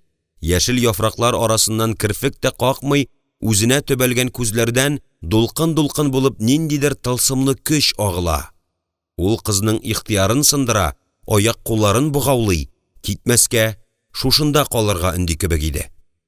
Аның көч тулы беләкләре, киң күкрәге, таза иңнәреннән үсеп чыккан туры муены, җитенгә охшаш сары чәчләре күңелендә аңлаешсыз, әмма тансык бер сурәт булып уйыша. Мондый ак чырайлы чибәр егетне аның үз гомерендә әле беренче тапкыр күрүе иде. Шул ук вакытта Гөлйөземнең бу уялчан егетне сөйләштерәсе, аның тавышын ишетәсе килә. Нигә чыга алмыйсың? Диде ул шаянланып. Мин дип кабатлады Санька, ни әйтергә белмичә. Аның хәлен аңлаганын сиздереп, Гөлйөзем кычкырып көлеп җибәрде. Күл өстенә көмеш тәңкәләр сиптеләрмени? Ә син калдырып кит, диде ул, көлүеннән тыйыла алмыйча. Мин алып китәрмен. Бер шартым бар, диде кыюланганнан-кыюлана барган Санька. Син аланнан чыгып тор, яулыгыңны үзем китереп бирермен. Сәер халәтен әле үзе дә аңлап бетермәгән Гөлйөземнең китәсе килми. Шул ук вакытта ниндидер икеләнү, егетнең үзенә якынаюыннан куркуга охшаш бер хис баш калкыта иде. Юк инде, син калдырып кит. Аннары куып җитәрсең, диде ул кинәт кенә бер карарга килеп. Санька яулыкны үзе яшеренгән куак ботагына элеп куйды һәм ашыгып агачлар арасына кирип китте. Ул киенеп чыкканда аланда бер кем дә юк иде инде. Тик кызларның чыннан да булганлыгын, су куйынганлыгын белдереп, сары ком өстендә юеш аяк эзләре генә ярылып ята. Аяныч хисе яшен ташы булып, йөрәген яндырып үтте. Үз-үзен белештермичә, йодрыгы белән учына китереп бәрде. Озак мыштырдадым. Югалган кызны куып җитү өмете белән алга аргылды. Агач яфраклары битенә бәрде, куллары сыдырылды, әмма авыртуны, сыдырылуны Санька сизми. Бер югалтса, мәңге таба алмаячак тоелган кызны куып җитәргә, күңелдә кабынган өмет йолдызын сүндермәскә, әйтелми калган иң кирәкле сүзләрне җиткерергә кирәк иде. Сукмаклар күп иде. Аларның кайсыннан китәргә белмәгән Санька анда ташланды, монда ташланды, туктап тында алмый тынлыкка колак салды. Әмма әрәмәдә шылт иткән тавышта юк иде. Югалту ачысы бөтен буыннарына зәһәр авырту булып таралды. Әнә, Казан да кул сузымында гына. Шәһәргә илтүче юлда исә атлы олаулар, каядыр ашыгучы җайдаклардан башка бер кем дә күренми. Гөлйөзем генә түгел, әле баягына шау-гөр килеп су куйынган кызлар төркеме дә җир тишегенә кирип киткәндәй юкка чыккан иде. Өмет сүнде. Ышаныч канаты сынды. Санька үзгәрде, уйчанланды. Бер ноктага текәлеп утыра да, тик томалдан я көлеп җибәрә, я үзен кая куярга белмичә ишекле түрле йөренергә тотына. Чак кына буш вакыт табылуга шәһәргә чыгып китү ягын кайыра. Эш турында, Казанга ни өчен килүләре турында онытты, суырылып калды. Өлкәннәрнең һәр сүзенә колак салырга күнеккән егет хәзер аларны бөтенләй ишетми кебек иде. Балта сораганга шишле тоттырды дигәндәй, җавабының да рәте чираты бетте. Улындагы үзгәрешне Савелий Кузьмич үзенчә юрый. Егет яшь, олы базарга беренче килүе. Мәгъриптән һәм мәшриктан, көн ягыннан һәм төн ягыннан килгән йөзләрчә сәүдәгәрләр, чит мәмләкәт кешеләре арасында югалып калгандыр. Ияләшер әле. Көне-төне сату алу, товар алмашу белән мәшгуль ата баштарак артык әһәмият бирмәгән иде. Әмма егетнең сәерлеге бетмәде генә түгел, киресенчә, күзгә күренеп артты. Аны бөтенләй хафага салды. Берәр кызга күзе төшкән мәллә? Яшь чак бит, гаеп эш түгел. Тик нигә әйтми ул аны? Шул чак йөрәге жу итеп китте. Әллә бер татар кызы белән бәйләнгәнме? Шул гына җитмәгән иде тагы. Артык диндар кеше булмаса да, чиркәү кануннарына сүзсез буйсынуны дөрес эш дип санаган Савелий Кузьмич моны башына сыйдыра алмый иде. Урыс егете белән татар кызы? Ничек итеп бар өметеңне баглап үстергән улыңны басурман кызына бирмәк кирәк? Угличта үзе белгән абруйлы кешеләрнең кызларын белешебрәк йөри башлаган ата моңа җаны тәне белән каршы иде. Менә эшемне генә битерим дә, утырып сөйләшербез, аңлашырбыз. Үзен-үзе шундый уйлар белән тынычландыра килде. Эш күп иде. Сәүдә көткәндәгедән дә уңышлырак бара. Сүз дә, тиреләр дә яхшы бәягә китте. Инде Углич якларында сирәгрәк очрый торган яхшы мал табарга, аны төятергә кирәк. Санька гына ачуны китерә. Балаларына карата гадел, каты куллы Савелий Кузьмич улын акылга утыртырга да күп сорамас иде. Тик җиткән егетне базар уртасында тотып яруның килешеп бетмәячәген аңлый. Тагын кул селтей. Кайткач күрсәтермен мин сиңа Казанны да, өлкәннәр сүзен санга сукмауны да. Саньканы чыннан да сихерләделәр ахрысы. Шулай булмаса, бу кадәр үк интекмәс, төннәрен кулларын сузып ымсынып уянмас иде. Тик ниндидер татлы газап, бәхетле сыкрану иде ул. Шикләнеп тә куя. Юкка гына әдәми затмы, пәри затмы син дип сорамагандыр ул. Бәлки, үзе пәри кызы булгандыр. Әгәр кеше затыннан булса, бер күренер иде, ышратыр иде. Юк бит, юк. Кайтып китәр көннәр якынлашкан саен, сызлануы арта, йөрәге өзгәләнә, китү көннәрен җиткермәс өчен кулыннан килгәннең барысын да эшләргә әзер иде ул.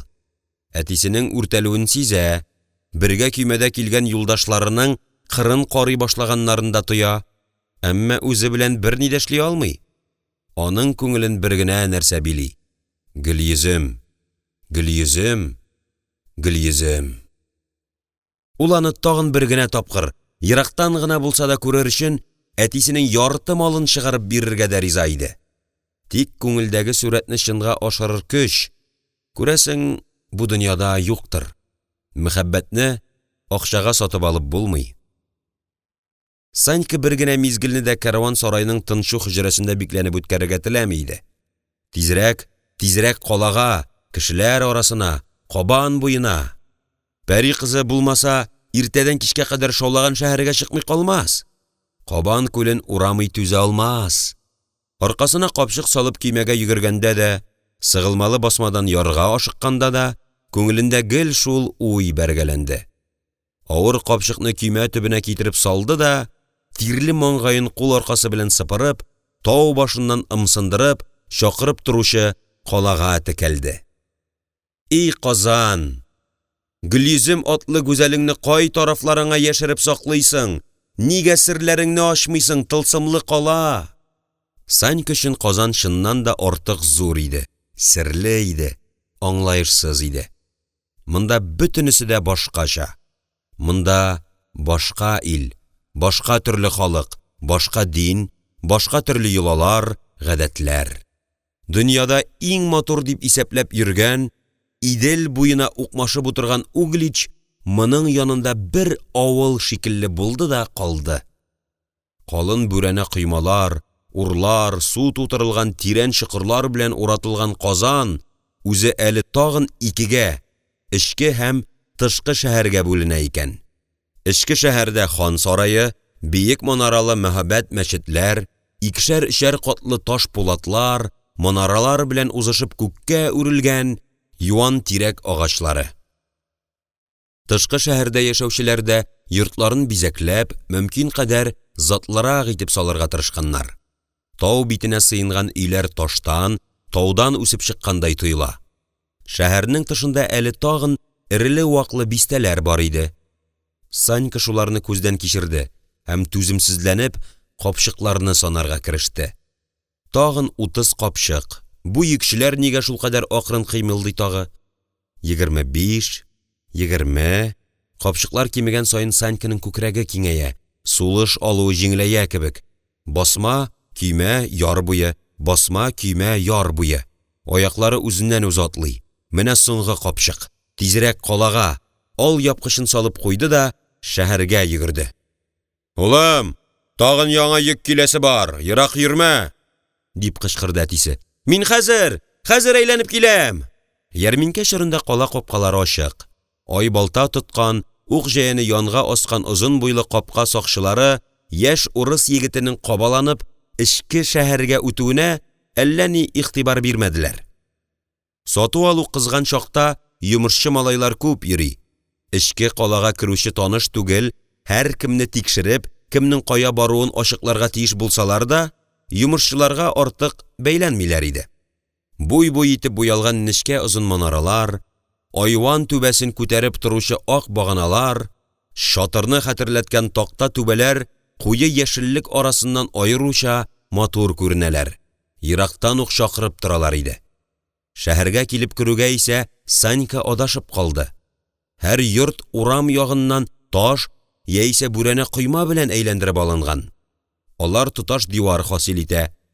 Һәр ихата кечкенә бер кирмән диярсең. Койма артыннан агач ябалдашлары һәм бизәкле түбә кыйыклары гына күренә. Урыны белән янәшә ике җайдак сыя алмаслык тарайган урамнар я текә баскычка әйләнә, я борылып шәһәр коймасы янына килеп чыга иде. Аптырады, тәмам гаҗиз калды Санька. Гөлйөземне очрату гына түгел, ул хәтта калада адашмыйча йөри дә белми икән бит әле. Таш коймага сөялде дә, уйланырга, үзенең шарасызлыгыннан уфтанырга кереште. Күзләре исә манараларны санады. Менә Казанның иң үзәгендә, иң биек урында, хан сарайыннан еракта түгел 8 манаралы олуг мәчет тора. Янәшәсендә киң мәйданы да бар. 4 яктагы 4 манарасы аеруча биек, озын. Алар арасына урнашканнары яртылаш диярлек тәбәнәк иде. Кинәт Саньканың күз аллары яктырып китте. Мәчетнең 4 манарасы дөньяның 4 тарафына юл күрсәтә түгелме соң? Шәһәрнең теләсә кайсы пышмагыннан аларга карап кайдалыгыңны чамаларга мөмкин лабаса. Санька казанлыларның серен ачтым дип сөенде. Биек кыймалы, тар урам тыкрыклар, калын диварга килеп терәлгән тупиклардан чыгу юлын шул манаралар күрсәтә ич. Җәмих мәчетне үзәккә куеп, күңеленнән генә шәһәр өстеннән сызыклар үткәрде. Аларның берсе үзе белгән арча капкасы ягына, икенчесе Нугай, өченчесе Булак, дүртенчесе Кырым, бишенчесе Алабуга капкасы ягына сузылды. Башка капкаларга таба юллар билгеләде. Капкалар исә бөтенесе 19 булып, алар буйлап йөрергә күпме вакыт үтәчәген якынча гына чамалау да мөмкин түгел иде. Үзенчә 1000 манара каласы дип исемләнгән Казан урыс сәүдәгәре улына серләрен ачып бирергә ашыкмый иде әле. Эре шуйырташ яисә агач сайгак җәелгән тар урамнарда йөргәндә, Санька шәһәрнең матурлыгында, аяк астында ни нәрсә ятуын да күрми. Бер генә нәрсәне абайлап бара. Монда урамнарны дуңгыз йыртмашламаган. Пычрак юк, куркып атлыйсы түгел. Изләгәне исә Гөлйөзем. Эре чәчәкле яшел яулык бөркәнгән, кара бәрхет камзуллы, көмеш чулпылы су кызы күренмәсме? Кайчанда булса бер урамга чыгарга тиеш бит инде ул. Чулпы шыңы ишетсә, йөрәге дерт итеп куя. Менә ышынып, аландагыча җиңеллеге, шаянлыгы белән пәри кызы килеп чыгар да көлеп җибәрер. Куып җитә алмадың бит, дип елмайыр сыман тоела. Шың ишетелгән якка ташлана һәм алдана. Казан кызларының барысы да чулпылы икән лабаса. Табарына, шыратачагына, ерактан булса да, күрү бәхетенә ышанышы киселгәннән киселә. Акылы иртә кичен шәһәрдә айкалуның мәгънәсез икәнлегенә төшенә. Үз-үзен битәрли, бөтенесенә кул селтәп кайтып китәргә куша. Әмма йөрәгендә пыскыган өмет уты аны кабат-кабат шәһәр урамнарына, мәйданнарына чакыра, көненә 2-3 тапкыр Кабан буендагы сихерле аланга барырга мәҗбүр итә. Тагын бер тапкыр хан мәчетеннән Кырым капкасына таба үтәм дә, бүгенгә җитеп торыр. Күңеленнән шулай хәл итте Санька. Һәм җиңел сулап, арыганлыгын тоймыйча, алга атлады. Ниндидер сизенү аңа "Бүген очратачаксың, күрешәчәксез" дип пышылды иде. Инде кала капкасына да күп калмаган иде. Шу, Гөлйөзем түгелме соң? Түбәсен гөмбәзләп япкан 2 катлы таш йортны узуга, урам шатында үзеннән 30лап адым алдарак Зифасынны күреп, Санька тынсыз калды. Иңенә нечкә борынлы озынча шүлмәк куйган кыз салмак кына атлап урам аша чыгып бара иде. Йөге авыр күрәсең, гәүдәсе бер якка сыгыла төшкән. Тик бу аны ямсызләми, киресенчә, буйсынының зифалыгын, сыгылмалылыгын күрсәтеп белгертеп тора. Аяк атлаган сайын шулпылары телгә килә. Шың-шың, шың-шың. Биг үкчәле сәхтиян башмаклары урам ташына бәрелеп шакылдый. Тик-тик, тик-тик. Шушы 2 яңгыраш бергә кушылалар да, әллә нинди сәердә, матур да көй булып ишетеләләр. Шың-шың, тик-тик, шың-шың, тик-тик. Эй бәгыр кисәгем, аяк атлауларына хәтле килешле. Нинди матур көй чыгарып атлый икән бит, дип уйлап куйды Санька соклануын яшерә алмыйча. Һәм адымнарын тизләтте. Менә куып җитәр дә эндәшер. Гөлйөзем дияр. Әнә ич, 20 адым, тагын 15 адым гына калды. Нигә әйләнеп карамыйсың инде? Кычкырырга, дәшәргә дип ымсынган иде. Калын койма өстеннән тышкы якка канәфер куаклары бүселеп төшкән ихатага якынлашкан кыз сузылып келәгә басты. Тавышсыз ачылган капкадан аның калфак өстеннән бөркәнгән яулыгы гына җилфердәп калды. Ярый, кайда торганлыгыңны белдем, дип сөенде Санька. Шушы таш урамда кунсам кунармын, иллә син гүзәлне күрми китмәм. Өстеннән авыр йөк төштемени. Күңелен рәхәтлек, канәгатьлек хисе биләп алды. Озак йөрмә, дип калган атасы, базар, кимәгә тияләсе йөкләр онытылды. Санька күк капусы ачылуны көткән дәрвиш кебек, кече капканың ачылуын көтте. Урамның әле бер ягына чыкты, әле икенче ягына күчте. Канәфер куаклары артына пускан тәрәзәләрдә күңеле теләгән нурлы йөз күренмәсме дип, аяк очына басып, үрелеп карады. Йорт эчендә хәрәкәт фәлән сизелмәде. Әллә капка кагарганмысың? Бәлки Гөлйөзем үзе үк килеп чыгар, дип берничә тапкыр капкага якынлашса да, күтәрелгән кулы кире төште. Йоласын, гадәтен белмәгән чит шәһәрдә бөтенләй таныш түгел капкага шакуның нәрсә белән бетәчәген тәгаен белмәгәнгә, ашыкмаска карар кылды. Соңгы өмет нөзәсе килми иде. Очрашу мизгелләрен сабырлык, түземлек белән дә көтеп буладыр. Сабыр төбе саф алтын дип бит татарлар. Түземлекнең бер бүләге булмый калмас. Иң уңайсызландырганы шул. Узгынчылар Санькага игътибар итә башлады. Аның бер нинди шөгыльсез, һаман бер тирәдә кибетләрдән, карван-сарайлардан читтәге урамда киләп сарып йөрүе, күрәсең, аларда шик уята. Сары чәчле яшь урыска борылып карыйлар иде. Санька аларга илтифат итмәскә тырыша, яман уе юклыгын белгертү өчен авыз эченнән генә сызгыргалап ала иде. Янәсе кемнедер көткән арада эш пошканнан йөри. Матур өйләргә соклана, вакыт үткәрә. Читкәрәк тә китеп карады, тик озакка түгел, аяклары һаман шул якка тартты. Баш түбәсен кыздырып торган кояш урамдагы өянкеләрнең ябалдашына кирип югалды. Үтеп-сүтеп йөрүчеләр күзгә күренеп артты. Ни булса да булыр, кеше белән кеше аңлашмый калмас. Санька тәвәккәл бер карарга килеп, тансык капка янына юнәлде. Шакырга да, сөйләшергә. Йөрәгенең дөпелдәп тибүен басарга тырышып, кулын күтәрүе булды, кеше капка шартлап ачылды. Шундук юнлаш кул Саньканың изүеннән эләктереп алды. һәм ишек алдына тартып та кертте. «Эй син, сыбызгы, ниңне югалттың?» диде карлыккан тавыш. «Күрәм, күзәтәм, һаман безнең капка тирәсендә булганасың, кем кирәк?» Һәм үз алдына мыгырданып куйды. «Шушы ярминкә җитсә, калага караклар килеп тула. Котылыр әмәл юк. Белеп тор, синең кулың озын булса, бездә мондый йодрык бар». Аның сөякчел каты бармакларыннан бер селтәнүдә ышкынырга көч тойса да, Санька каршылык күрсәтмәде. Умырлып төшкән якасына игътибар итмәстән, булдыра алган чаклы тынычрак әйтергә тырышты. «Абый кеше, җибәр. Яман уй белән йөрмим». Сабыр, тыныч әйткәне ачулы агайга тәэсир итте бугай. Ул, бөтенләй ышкындырмаса да, бармакларын бушата төште, ризалашкан сыман эндәште. «Я, сөйлә, кем кирәк булды?» Саньканың югалтыр нәрсәсе юк иде. Ул, кыюлыгын туплап, әйтте дә салды. «Сезнең өйгә бер кыз кирип китте. Минем аңа әйтәсе сүзем бар иде, кем, хөрмәткә ия ага». Сүзләре агайга бөтенләй кире тәэсир ясады. Кулы яңадан кләшчә кебек егетнең изүен кысып алды.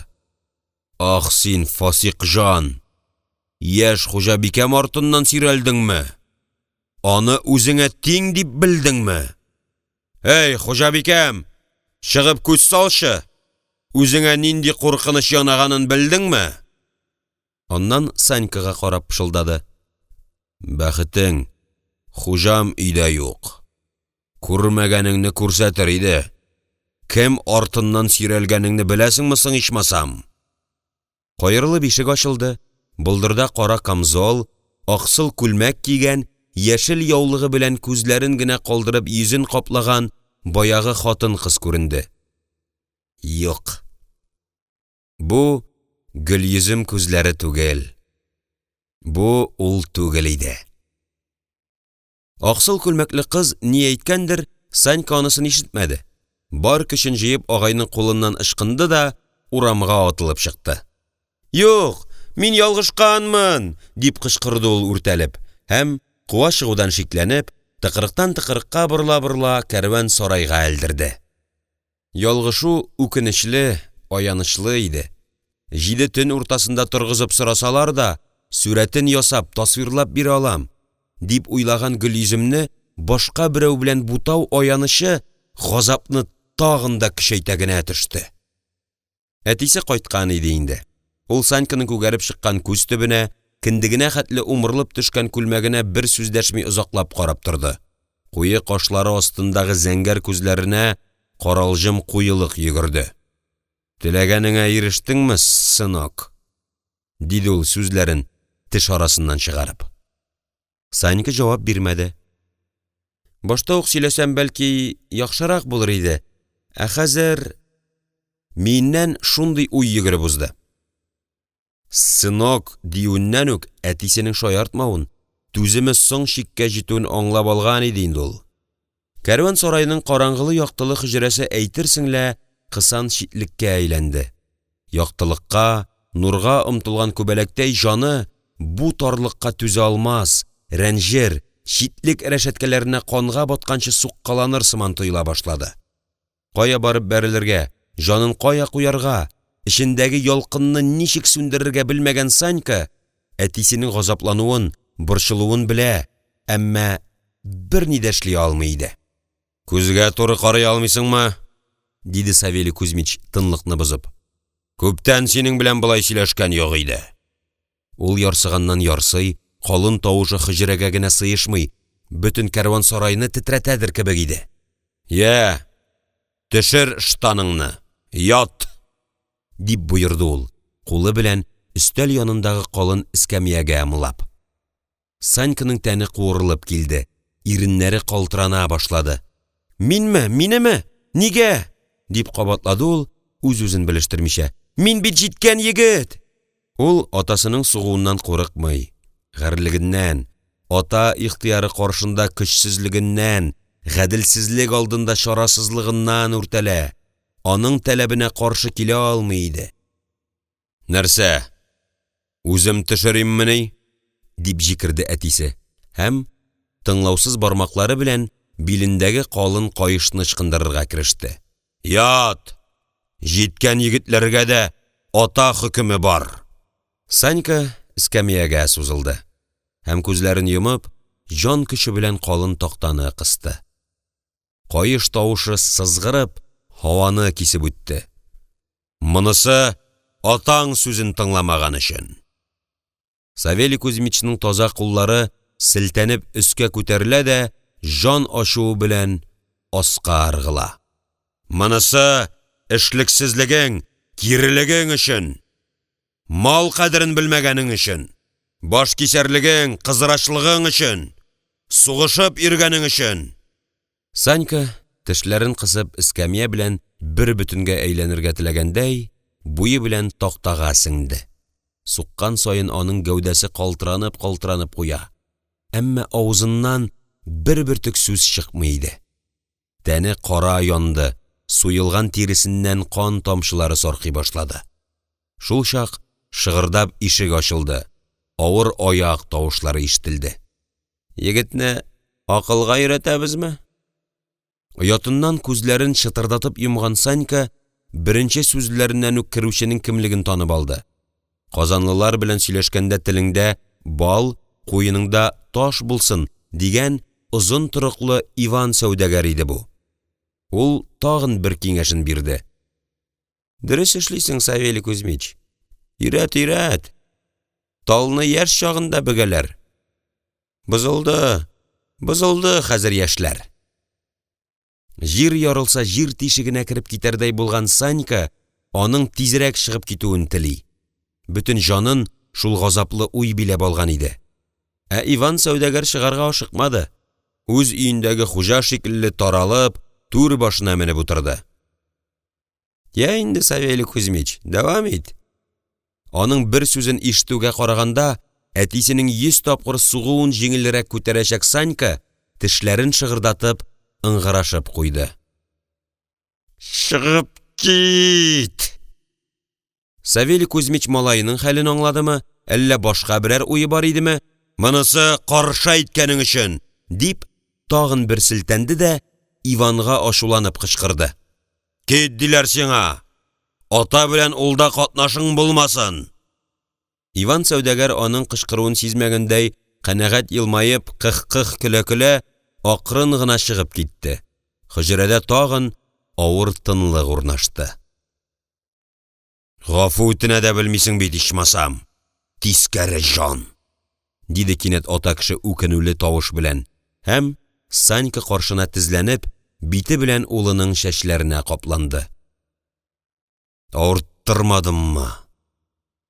Саньканың күзләренә яшь тыгылды. Авыртудан яисә үкенечтән түгел, ә бугазына төер булып тыгылган жәлләү, әтисен кызгану хисеннән туган яшьләр иде бу. Әмма үҗәтләнеп кысылган иреннәреннән бер сүз дә ышкынмады. Бар улым, ял ит. Иртәгә өйләдән соң кузгалабыз. Кимәчеләргә әйтелгән, диде йомшарып калган Савелий Кузьмич. Атаңа ачуланма. Шайтан котыртты. Бу сүзләр белән Саньканың тәненә түгел, җанына тагын да авыррак яра ясаганын ул әлбәттә белми иде. Санька сыкрануын онытып, сикереп торганын сизми дә калды. Тән җәрәхәтләре дә, авырту-сызлану да, Иван сәүдәгәрнең кыланышы да, әтисенә рәнҗү катыш кызгану да онытылды, артка чигенде. Ассаң ас, киссәң кис. Мин иртәгә Казаннан китә алмыйм. Эшем бетмәгән, дип ярып салды ул.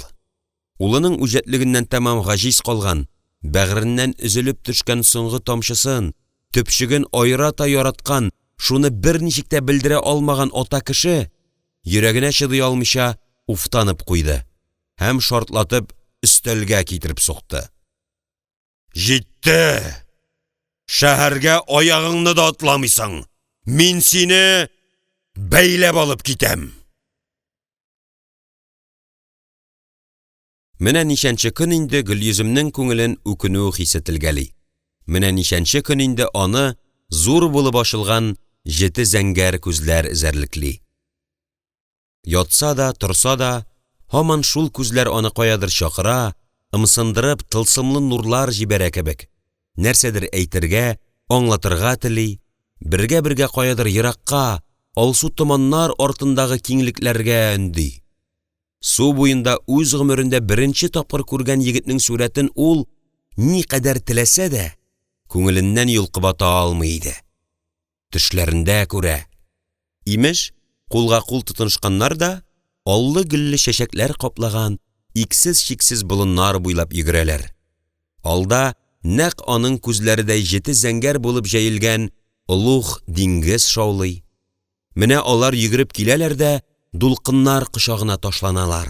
Салмак кына тирбәлгән су өстендә бергәләп чайкалалар. Бәхеттә, тәннәренә бәрелеп уйнаган талгын җылы агымда ләззәтләнеп изериләр. Барысына да үзем гаепле, дип уфтана Гөлйөзем. Яулыгымны алгач та кызлар артыннан җитәм дип, җир асты юлына ташланмасам, аның белән бергә кайткан булыр идек. Куып җитәр иде, сөйләшер идек. Киң күкрәкле, көчле бу егетнең үзенә бер генә кәррә дә яманлык кылмаячагына ул җаны тәне белән ышана иде. Андый чиста, моңсу һәм самими күзләр әшәкелек ияләрендә, хәрәмзадәләрдә булмый, була да алмый. Каланың булак капкасы янындагы манара эченә илтә торган яшерен юл су буендагы текә яр астыннан башлана. Аңа керү урыны куе гөлҗимеш куаклары, калын-калын өянкеләргә үрелгән кылмак үсентеләре белән томаланган. Сукмакны исә кытырып үскән әрекмән яфраклары каплый. Табигать аны кеше күзеннән качырырга теләгәндәй бөтен хыялын эшкә җиккән. Бер генә ачык җирне дә калдырмый яшел үсентеләр сипкән иде. Дөрес, яшерен юлны калада бик сирәк кешеләр белә. Әмма абыйсы хан хезмәтендә шаһдавыл, сакчы булып торучы Гөлйөзем өчен ул сер түгел иде. Сеңлесен үлеп яраткан абый кеше аны кат-кат антлар иттерә генә әйтте. Үлгәндә дә сирне ятларга ачма, яу килгәндә Казан йортка һәлакәт янагында гына файдалана торган юл ул. Бурыныңа киртләп куй, дип кат-кат кисәтте. Бел, аның белән шаярырга ярамый. Шаярырга ярамый. Гөлйөзем сүзендә тормады. Су буенда очраган егетне шаярту, күктән төшкән зат шикелле аның күз алдында гаип булу теләге җиңде. Яулыгын алуга, аяк очларына гына басып, яр астына йөгерде дә куаклар арасына чумды. Тәпири башлауга табигать кочагында үскән кыз өчен бер бутакны да селкетми, шылт иткән тавышта чыгармый әрәмәдә йөрү артык катлаулы түгел иде. Менә хәзер шуның җәзасын күрә. Нигә качтым икән? Нигә көтмәдем икән? Дип үзгәләнә. Ләкин үткәнне кире кайтарып булмый. Исемен дә белмәгән бу ят егетне кайда да булса очратачагына өмете юк диярлек. Казанныкына да охшамаган үзе, кем белә, бәлки чит ят илләрдән килгән шаһзадәдер, азмыни базарда килгән киткән кеше. Гөлйөзем шигү-шигә. Әтиәниләре аңа кул эшендә ныклап өйрәтергә ниятлиләр. Шуның өчен махсус шигүче оста яллаганнар иде. Көндә килеп ул тегү, шигү, каю, шәмшәләү кебек хатын-кызга ләзем эшләрдән сабак бирә. Укалап шигү, инҗе, сәйлән тезү кебек шөгыль Казан кызларының яраткан эше генә түгел, аларның данын ерак-еракларга таратуга сәбәпче дә иде. Гөлйөземнәрнең өе иркен, дус кызларында чакырып утыру бер гадәткә әйләнгән иде. Үзе шигү-шигә, күз алдында исә ак канат сүрәте.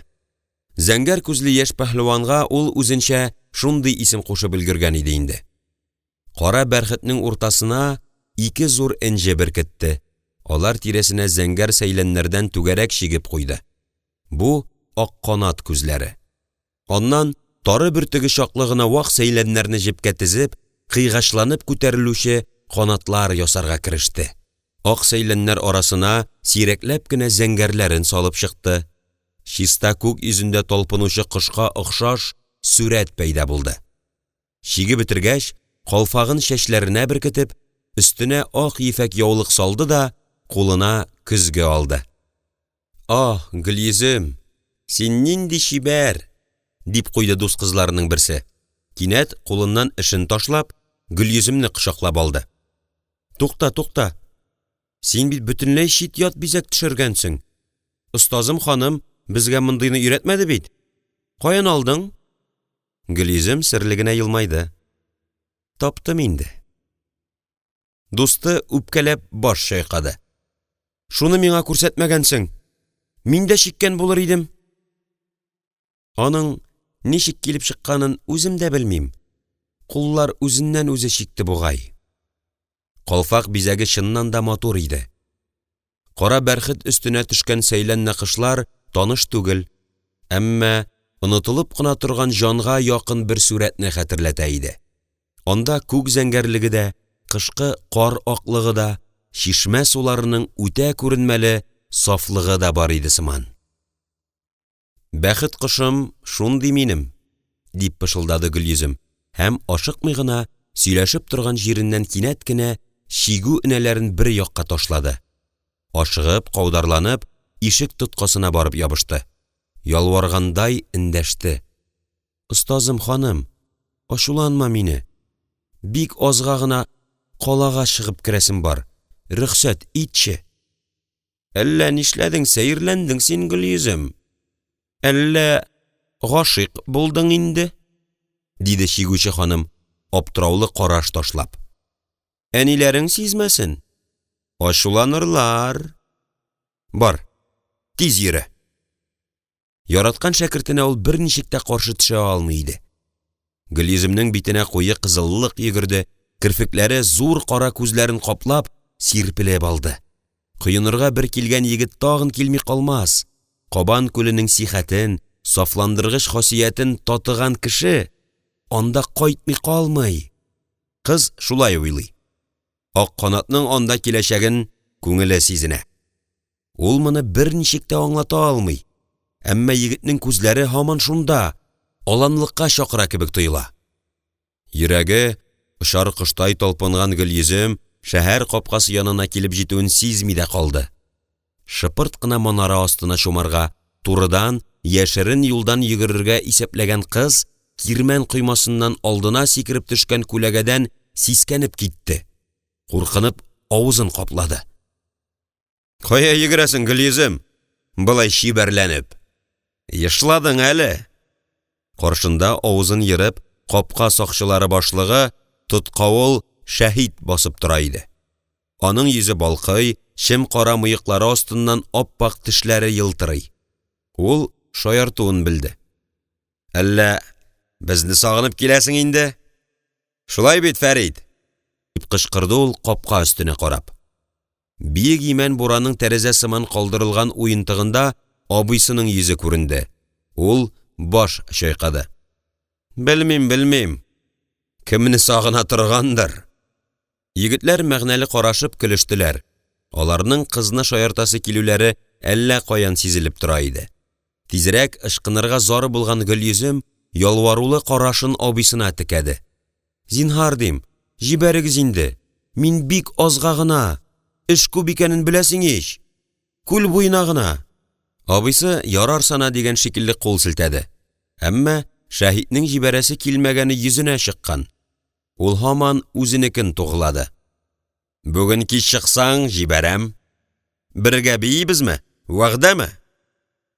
Гөлйөзем иңсәләрен җыерды да, аның яныннан читләтеп узып, манара эченә кирип китте. Моннан кабан буе кул сузымында гына.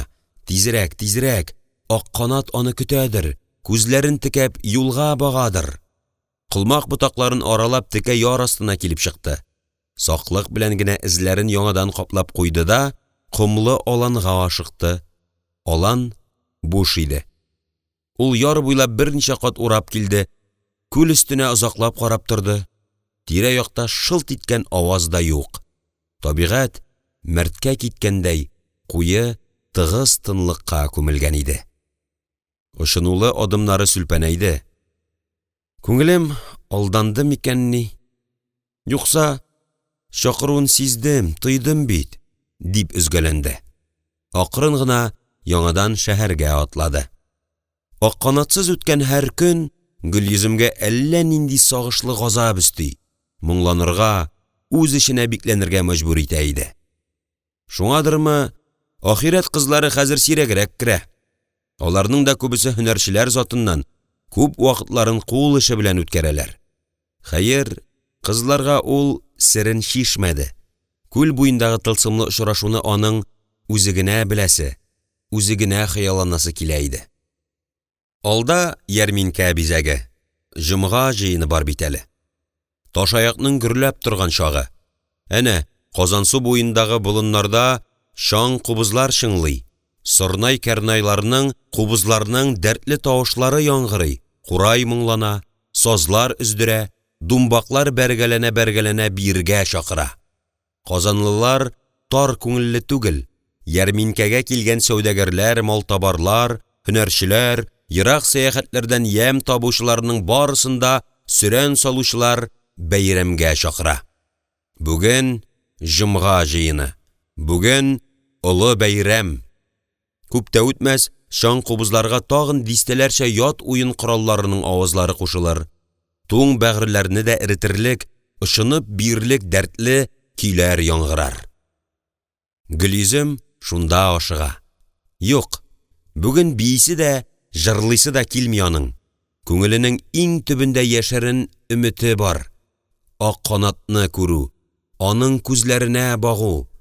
Тәнендә җаны булган егет Ташаяк ярминкәсенә килеп тә кичке җыенга чыкмый калмас. Ул шуңа шана, шуны тели. Ак канат булмаса, җыенның яме, уенның тәме качар. Ахирәт дуслары янына да кирип тормады. Болынга ялгыз төшәсе итте Гөлйөзем. Ул килеп җиткәндә уенның иң кызган чагы иде инде.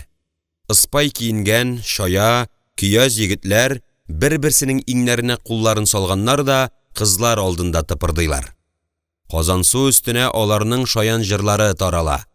Куаныш агай үгез суй, өстәп кызыл туның куй, илдән илгә йөрербез, матур кызлар күрербез, даулап алып бирербез, яулап алып бирербез. Теге яки бу халыкның борынгылыгын, зәвыгының камиллек дәрәҗәсен белергә теләсәң, аның хатын кызларына, аларның да кием салымына, үз-үзен тотышына игътибар ит, дигән акыл ияләре. Бу җәһәттән Казан кызлары бик күп кавемнәргә, тирә-яктагы иреле-ваклы ыруларга үрнәк булырлык иде. Кул эшенә, төрле һөнәрләргә ия булу белән бергә, аларга тыйнаклык, басынкылык, һич кем алдында каушап калырга ирек бирмәслек дәрәҗәдә горурлык, шамасын белеп кенә уенчаклык хас иде.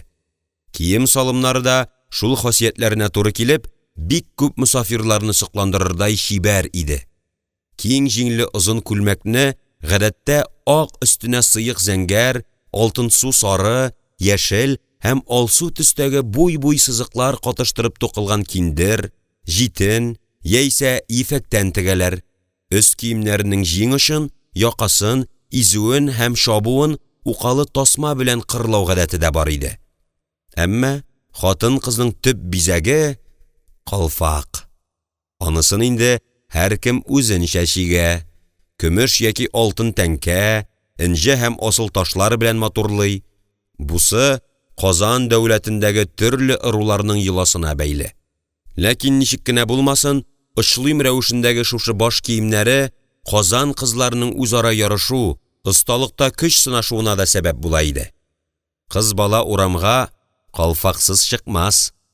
Гөлйөземнең дә үзе чиккән, инҗеләр тизеп бизәгән калфагын киеп, мәйданны бер урыйсы, кемнәрнедер көнләштереп, кемнәрнедер сокландырып үтәсе килгән иде. Әмма уенга кушылмады. Күзләре һаман тирә-яктан таныш шалымнарны, ак чырайлы яшь баһадирны эзләде. Шая, көяз егетләрнең берсе дә хәзер аны кызыксындырмый. Хыялындагы ак канат сүрәте аларның барысында томалаган, каплаган иде. Авырлык белән, ялган белән чыкты Гөлйөзем җыенга. Шунысы да эшен пошыра. Бүген беренче тапкыр карт нәнәсенә дөресен әйтмәде. Үкүнү хисе йөрәген кыса, ямлы кичнең матурлыгына сокланырга, ишләре арасында уен көлкегә кушылырга ирек бирмейде кебек. Бишектән багып үстергән, дөньяга күзен ачкан, беренче сабакны укыткан, әнисеннән кала иң якын сердәше, ахиретенә әйләнеп беткән нәнә апасына алдашты, каты дәште. Хәзер менә аңа ни дип әйтергә, ни йөз белән каршына басар. Дөресен әйтсә, бәлки нәнәсе аңлар, җыенга ялгызын чыгару җаен табар, әнисе каршында да бер-бер сылтау белән аны аклар иде. Элекке елларда гелән-гелән җыенга алып чыгып, бәйрәм күрсәтеп йөрергә күнеккән нәнәсе көне буе әзерләнде. Сабырсызланып, Гөлйөземне көтте юкса. Иң соңгы мизгелдә генә әллә нәрсә булды. Гөлйөзем үзе дә көтмәгән сүзне әйтте дә ташлады. "И нәнәм, мин иптәш кызларым белән сүз куештым. Атлар җигеп көтеп торалар. Мине алар йөртер, алар алып кайтыр", диде. "Син күренеп йөрмә, бүлмәңә кер дә биклән, әни күрсә ачуланыр", диде. "Кара аны, серемне сиздермә", дип тәстәде. Гөлйөземнең һәр адымы өчен әти-әниләре каршында җавап тотарга өйрәнгән нәнәсе кыелды да төште. Гомердә булмаган бу сүзләрдән йөзе караңгыланды. Әмма кистереп бер сүз дә әйтмәде. Бу аның рәнҗүе икән. Гөлйөзем моны җыенга килеп җиткәч кенә аңлады. Бала тәрбияләргә алынып, йортта торып калган, гаиләдә үз кешегә әйләнгән нәнә апасы кайчандыр кол кызы булганласа. Бүген Гөлйөзем шуны исенә төшерде. Теле белән әйтмәсә дә, гамәле белән белгертте. "Син кол хатын, урыныңны бел. Мин җиткән кыз, мин үзем хуҗа, кемлегеңне онытма", диде. Йортта кирәксезгә әйләнгән кулларның гадәттә базарга чыгарылуын белгән Гөлйөзем бүген үзенең карт нәнәсенә нинди яра ясавын әле генә аңлап алган иде. Дөрес, ул аңа юл куймаска тырышыр. Әмма каты куллы, сүзен үткәреп әйтә белүче атасы аны тыңлармы? Менә шунлыктан да Гөлйөзем яшьләр уенына кушылыр дәрәҗәдә түгел иде. Бәйләнчек чебен кебек борчып, йөдәтеп торган икенче бер уйда бар әле аның. Соңгы вакытта абыйсының дусты, абыйсы белән дә, ялгызы да килер дә керер. Үзе абыйсы белән сөйләшер, күзе Гөлйөземдә булыр. Дөрес, төшеп калган егет түгел үзе. Нәсел-нәсәбедә җиргә нык басып, дөнья курып яши белүчеләрдән ди. Казан янында гына утарлары, урман болыннары, иген игеп көн күрүче авыллары бар имеш. Җәйләрен Сәйфиягә шунда чыгалар ди. Буларын аңа абыйсы сиздергән иде. Сумаладай кара чәчле, кара күзле, сызылып киткән кара мыеклы бу егет бер күз кысуга теләсә кайсы кызның йөрәгендә ялкын кабыныр иде. Тик нишләптер өнә битерми аны Гөлйөзем. Элек тә шулайрак иде. Ә хәзер ак канатны очраткач, йөрәгендә башкаларга урын калмаган иде инде. 15-ен яңа гына тутырган, уеннарга да яңарак кына катнаша башлаган Гөлйөземнең пак күңеле башка егетләргә күтәрелеп карарга да рөхсәт бирми, хыялый сүрәтенә тугрылык саклый. Шәһид килеп чыкмасын дип шикләнә, ул очраса ак канатка юл куймас, күрешергә дә, сөйләшергә дә ирек бирмәс. Теләсә кайчан кылычка тотынырга әзер мәргән егет шиксез ак канатны да бәхәскә чакырмый калмас иде. Мырзалар нәселенең горурлык, егетлек көндәшлеге, кызлар намусы турында үз төшенчәләре бар. Алар күп нәрсәне кылыч белән хәл итә. "Ак канатым минем, ак нурым", дип кабатлый ул эштән генә.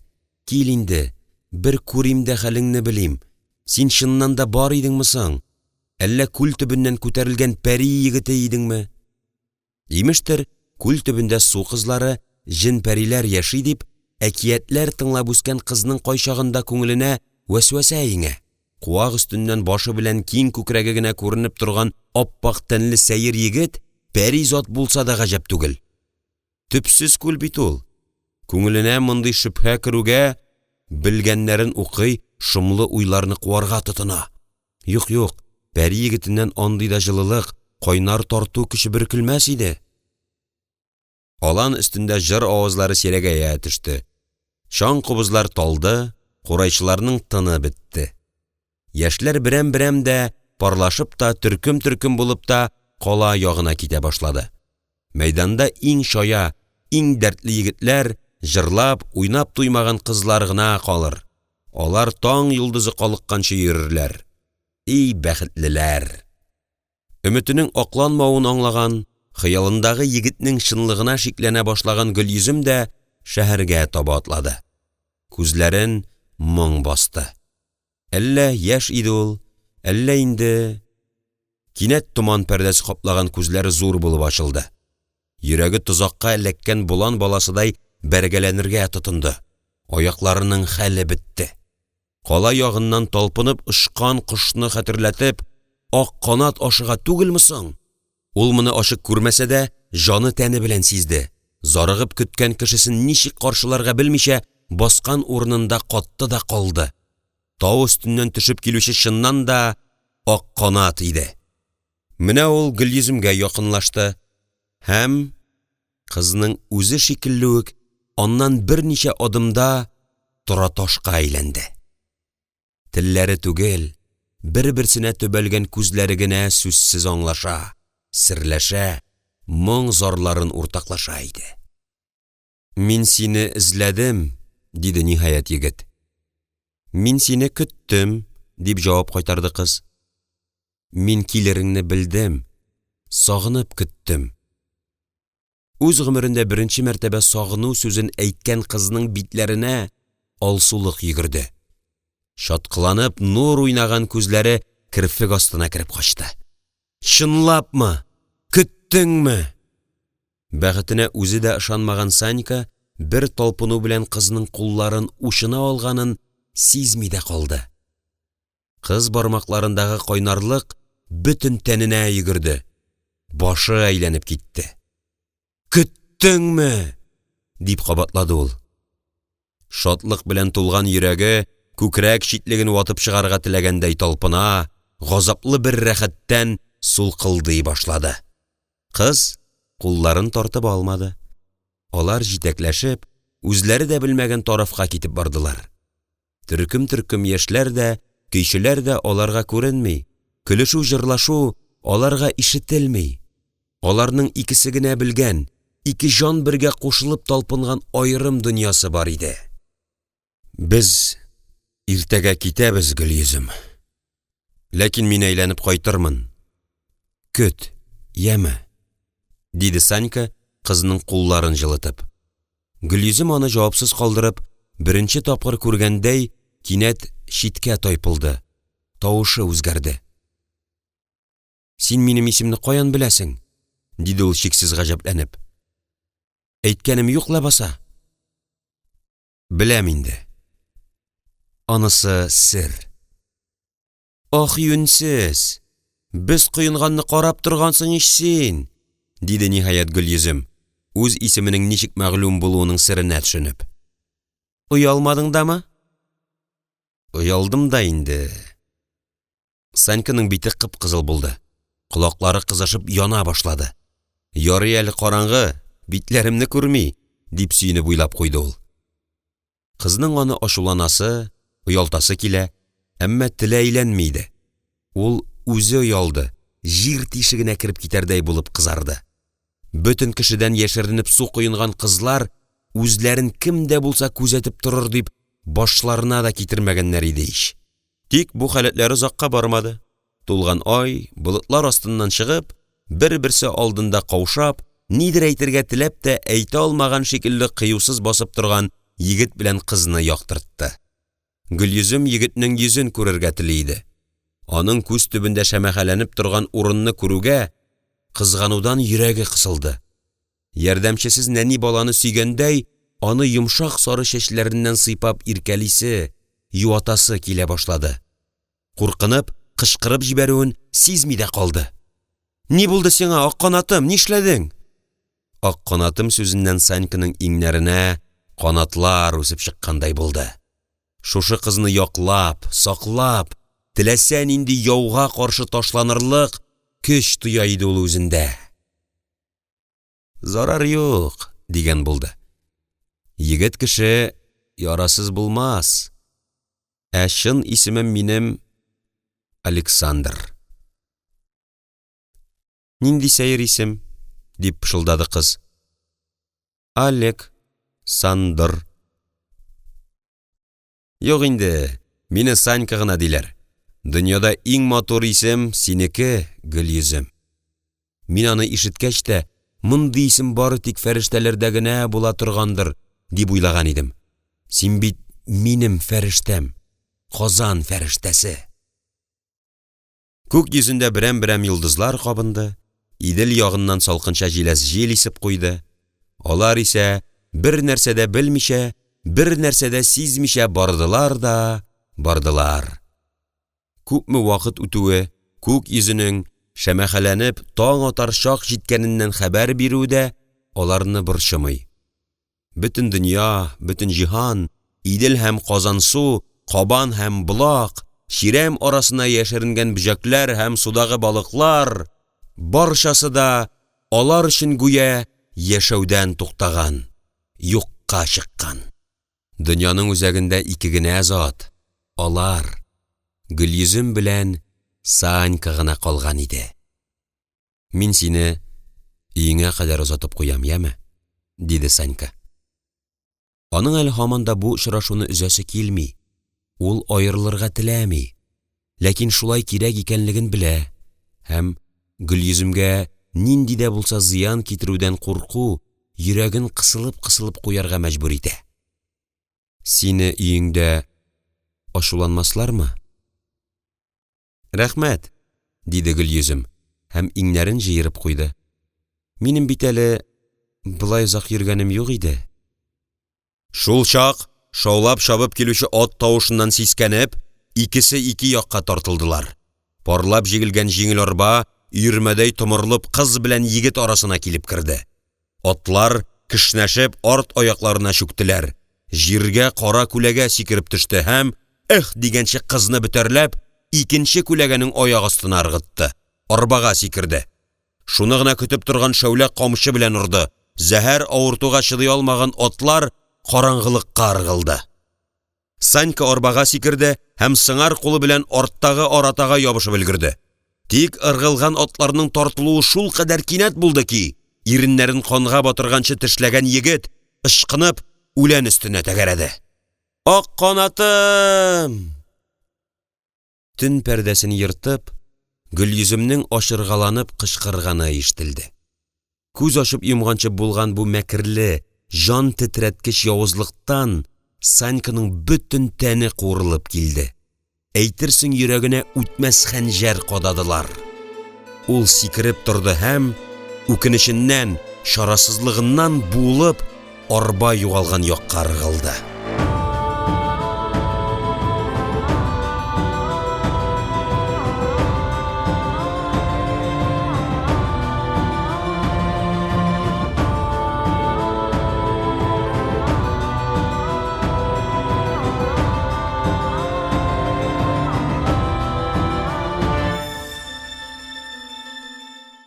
Флүс Латыйфи. Хыянәт. Ата белән ул.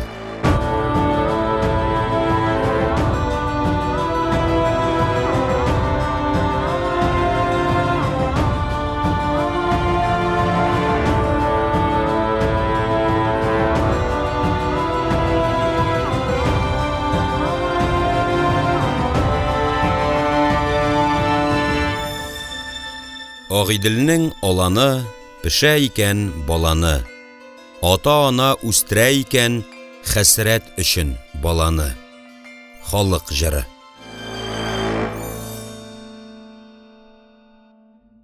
Сызылып таң атты. Күккә омтылган дистәләрчә манаралардан шәһәр өстенә дулкын-дулкын булып иртәнге азан тавышлары таралды. Бисмиллаһир-рахманир-рахим. Ла илаха. Ниндидер илаһи мәкам белән яңгыраган бу авазларны ишеткән саен Савелий Кузьмичның күңеле тула, күзләрен томан пәрдәсе каплый. Танып белсә дә, җанын аңлап бетермәгән казанлыларның, мөселман динен тотучыларның мең-мең еллар җыелып килгән ах зары, моң сагышы шулай шайпалып түгеләдер сыман тоела башлый. Хаксызга рәнҗетелгәннәр, яу кырларында ятып калганнарның җаны йылыйдыр. Алар шул манаралардан исәннәрне кисәтәдер.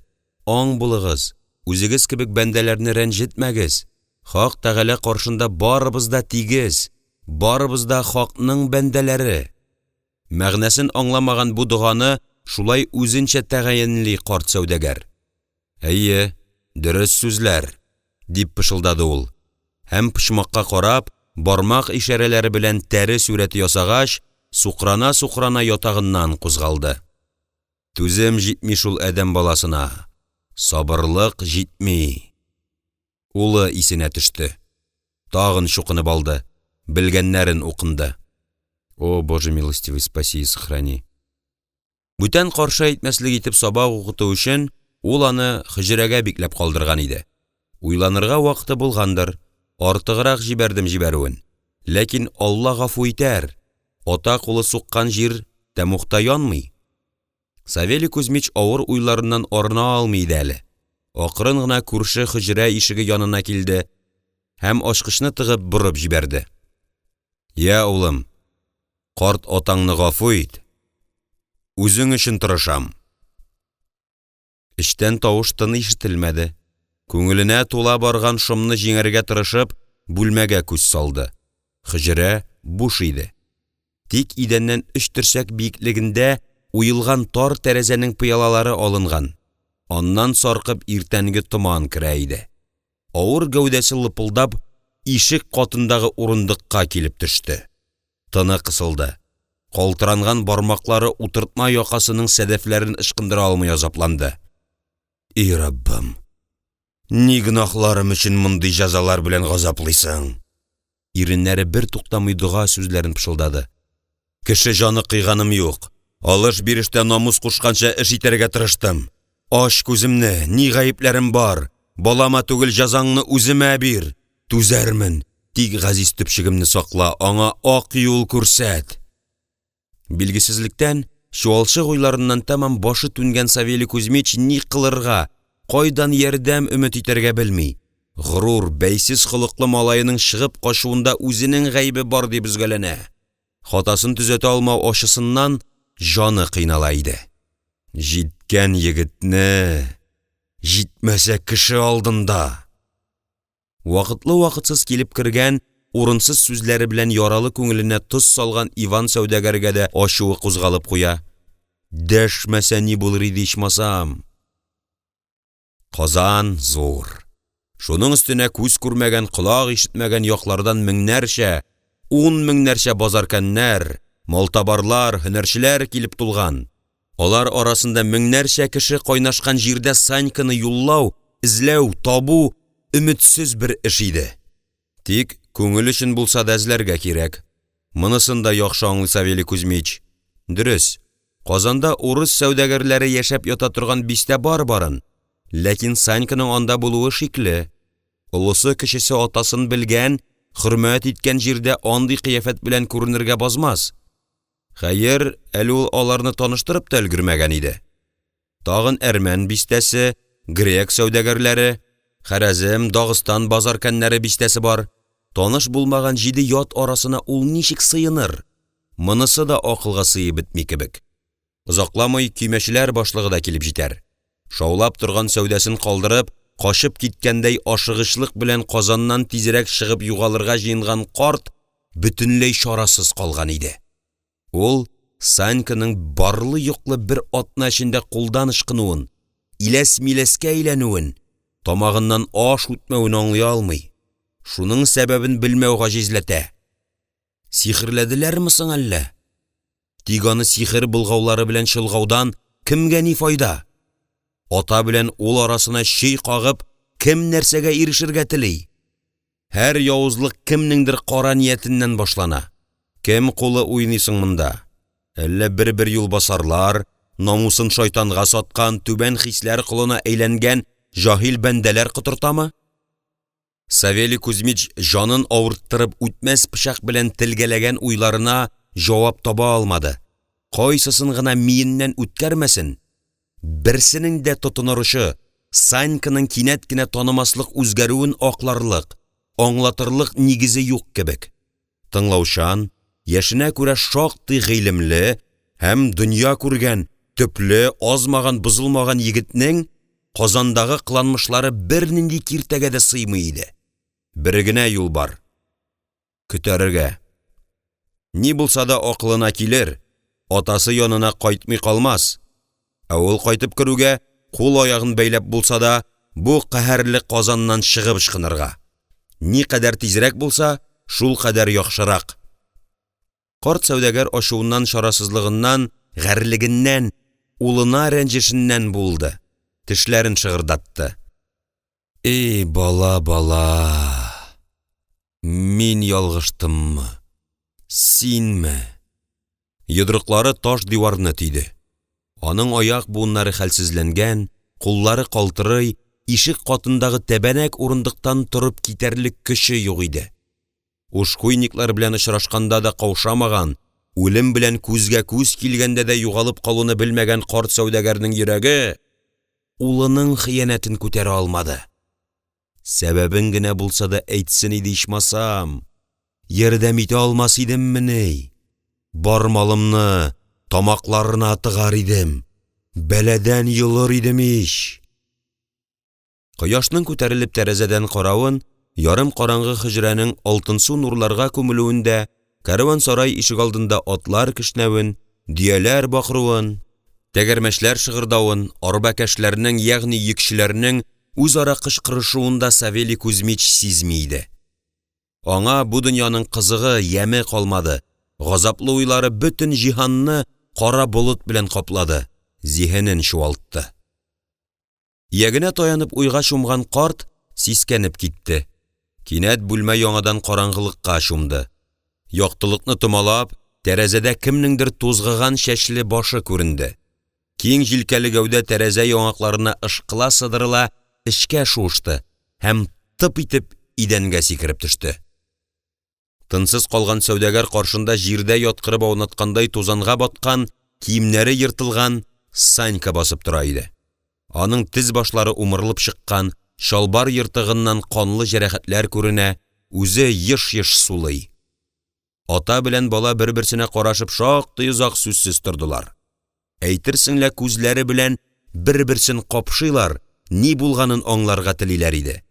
Ниһаять, Савелий Кузьмич зиһенен җыйды, карлыккан басынкы тавыш белән илереп сорады. Санька, синме бу? Ни булды сиңа? Аның авыр сулавыннан, тавышына чыккан газабыннан Саньканың йөрәге куырылып килде.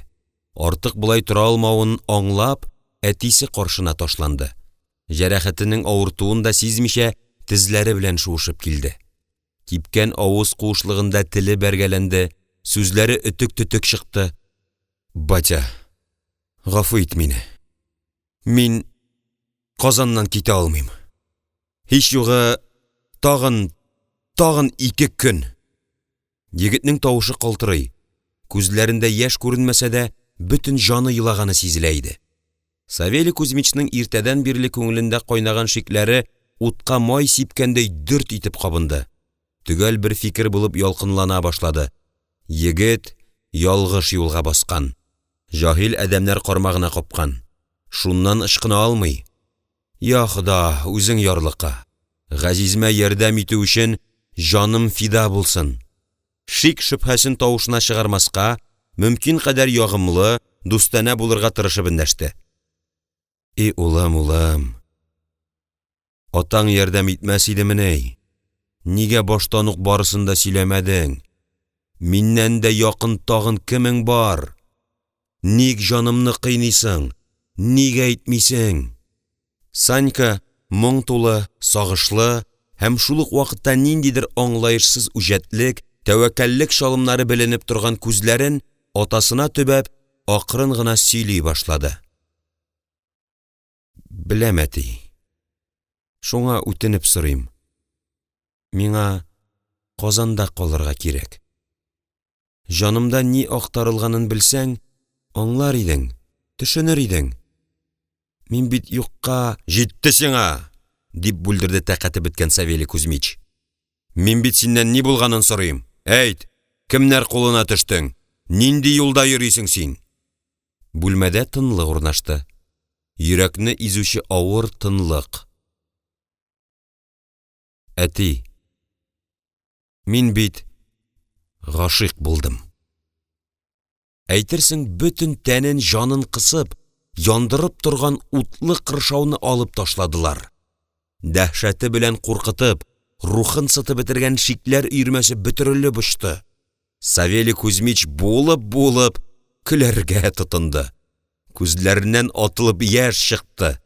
Әллә нинди шатлыклы да, шашкын да, сәер дә көлү иде ул. Атасының гайре табигый шашкынлыгы Санькага да күчте. Баштарак аның күз яше аша шаркылдавын сәерсенеп күзәткән егет үзе дә сыны белән бөгелеп төште. Тыйла алмыйча көләргә кереште. Кайгың шул гына идеме? Дип гүрелдәде Савелий Кузьмич, көлүннән тыйла алмыйча. Шуның өчен көннәр-төннәр сугышып йөрергә кирәк идеме? Ай, бизәгәннәр соң үзеңне. Улының мәхәббәт газабыннан көлүне килештермәсә дә, каяндыр күкрәк астыннан күтәрелгән дулкын аңа һич кенә дә тынычланырга ирек бирми иде. Ниһаять, ул үзен кулга алды. Ипләп кенә сораштырырга тотынды. Я, кем инде ул бәхет кышы? Берәр сәүдәгәр кызымы? Санька юк дигәнне белдереп баш чайкады. Һөнәрче, кәсепче кызымы? Тагын баш чайкау. Әллә гаскәриләр нәселеннәнме?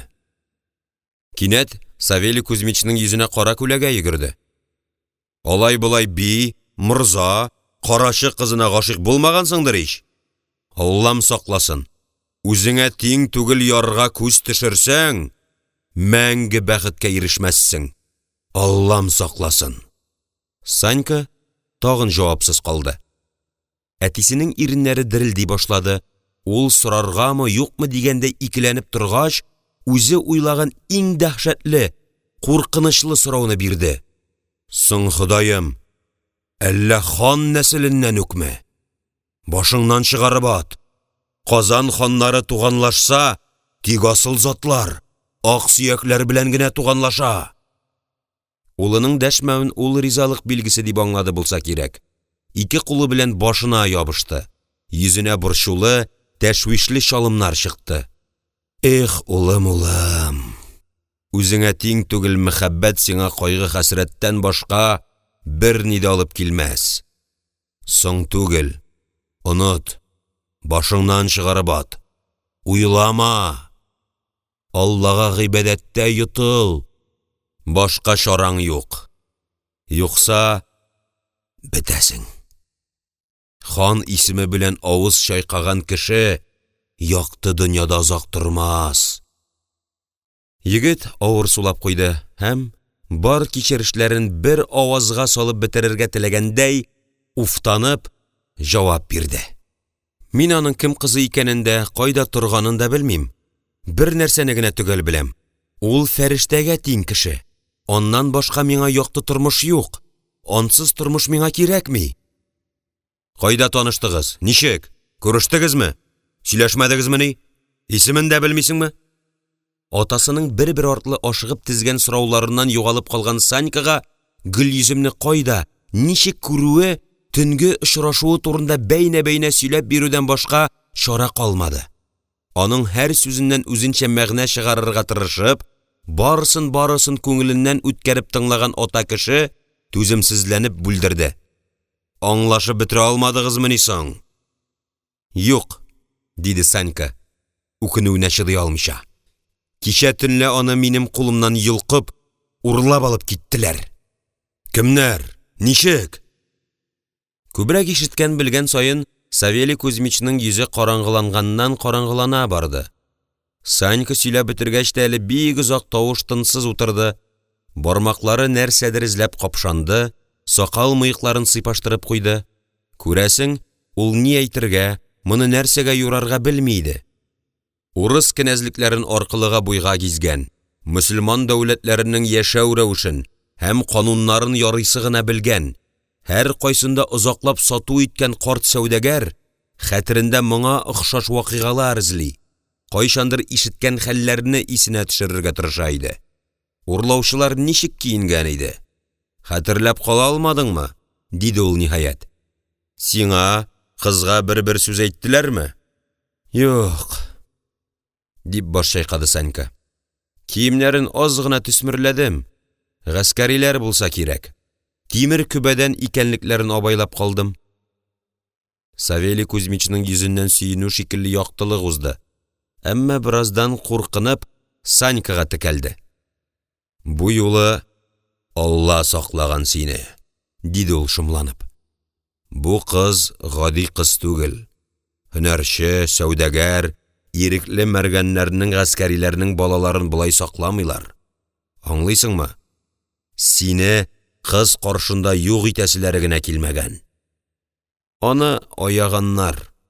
Юкса... Аның тавышы торган сайын куркынычрак, дәһшәтлерәк яңгырый башлады. Алар сине танып, хәтерләп калган булырга тиеш. Алар гафу итми, аң бул. Ялгызың чыгып китсәң, кайтып кирмәүең дә бик ихтимал. Инде хәзер үк соң булуы мөмкин. Санька әтисенең сүзләрен тыңлый, ишетә, әмма йөрәге аларны кабул итми. Аның ул сөйләгән дәһшәткә ышанасы килми. Юк, булмас. Гөлйөзем ханнар нәселеннән дә, карашылардан да түгел. Нәнкәләр кулында үскән нәзбрек гөлләр андый кыю, батыр булмас. Колагында исә Гөлйөземнең ялварып, илереп, ярдәм сорап кычкырганы яңгырый. Ак канатым минем! Шушы тавыш искә төшүгә, егетнең йөрәге читлеккә эләккән кош сыман бәргәләнә башлый. Куллары йодрыкка төйнәлә. Бөтен гәүдәсенә ниндидер үзе дә белмәгән көч-куәт тарала. Урлаучылар артыннан куып җитә алмавы, төн буе ахырып, каңгырап йөрүе, Гөлйөземне тапмавы исенә төшүгә, җаны пәрә-пәрә телгәләнә. Үзен кая куярга белмичә ыңгыраша башлый. Ул бит аңа ярдәм итәргә, урлап качкан җаһилләр кулыннан коткарырга тиеш иде. Коткарырга тиеш. Юк, әти. Мин аны тагын бер кат күрмичә китмим. Аның миннән башка ярдәмчесе юк, дип тискәреләнеп үзенекен кабатлады ул. Гөлйөзем карашылардан, биморзалардан түгел, йөрәгем сизә. Алардан булса да, мин аны күрергә тиеш. Белмим, дип куйды Савелий Кузьмич. Сине монда ни көтәдер? Ут белән шаярма. Һәм кинәт кырысланып усал итеп өстәде. Сиңа, христиан кешегә, мөселманнар белән яр булу килешми. Анысын онытма. Ут белән су кушылмый. Санька ачу белән сораганын сизми дә калды. Егет белән кыз арасында диннең ни катнашы бар? Алла яратмаска кушамы, пәйгамбәрләреме? Аллага тел тидермә. Савелий Кузьмич малайна кизәнгән җиреннән кинәт тукталып калды. Һәм әле кайчан гына аның өчен җаны тетрәгәне исенә төшепме, тавышына ягымлылык чыгарырга ашыкты. Җирдә кешеләрне Алла түгел, аның вәкилләре, патшалар хөкем итә. Сафа Гәрәй хан укымышлы, гадел хөкемдардыр дип беләм. Әмма ул да хан карашысы кызының христианга чыгуын яратмас. Алар безне кафир дип йөри. Без аларны? Без аларны ничек атыйбыз? Савелий Кузьмич диндар кеше түгел иде. Әмма улының маңгайга бәреп әйткәненә җавап бирми булдыра алмады. Аңа ничек тә 2 яшь арасына салкынлык кертергә кирәк. Саньканың күңеленә иләслек саласы бар. Ә моның өчен дин кануннары иң кулай нәрсә иде. Басурман дибез, неверныйлар дибез. Хагында да шулай ич, диде ул. Санька бераз уйланып утырды. Әмма аның килешергә теләмәгәнлеге йөзенә чыккан. Ул каршы төшәргә ниндидер яңа дәлилләр, сүзләр эзли иде булса кирәк. Кинәт аның күзләре ышкынланып китте. Кешеләрне кем яраткан? Дип ярып салды ул тиктималдан. Кем булсын? Алла, дип җавап кайтарды Савелий Кузьмич. Барысындамы? Барысында. Үзе яраткан бәндәләрне Алла яклый да, саклый да, ярлыкый да. Шулаймы? Әлбәттә шулай, диде сәүдәгәр тынычлана төшеп. Аллаһы Тәгаләнең рәхмәте бик киңдер. Кылган гөнаһларыңны Гаепләреңне танысаң, ярлыкар да, гафу да итәр. Димәк, мөселманнарны да Алла яраткан.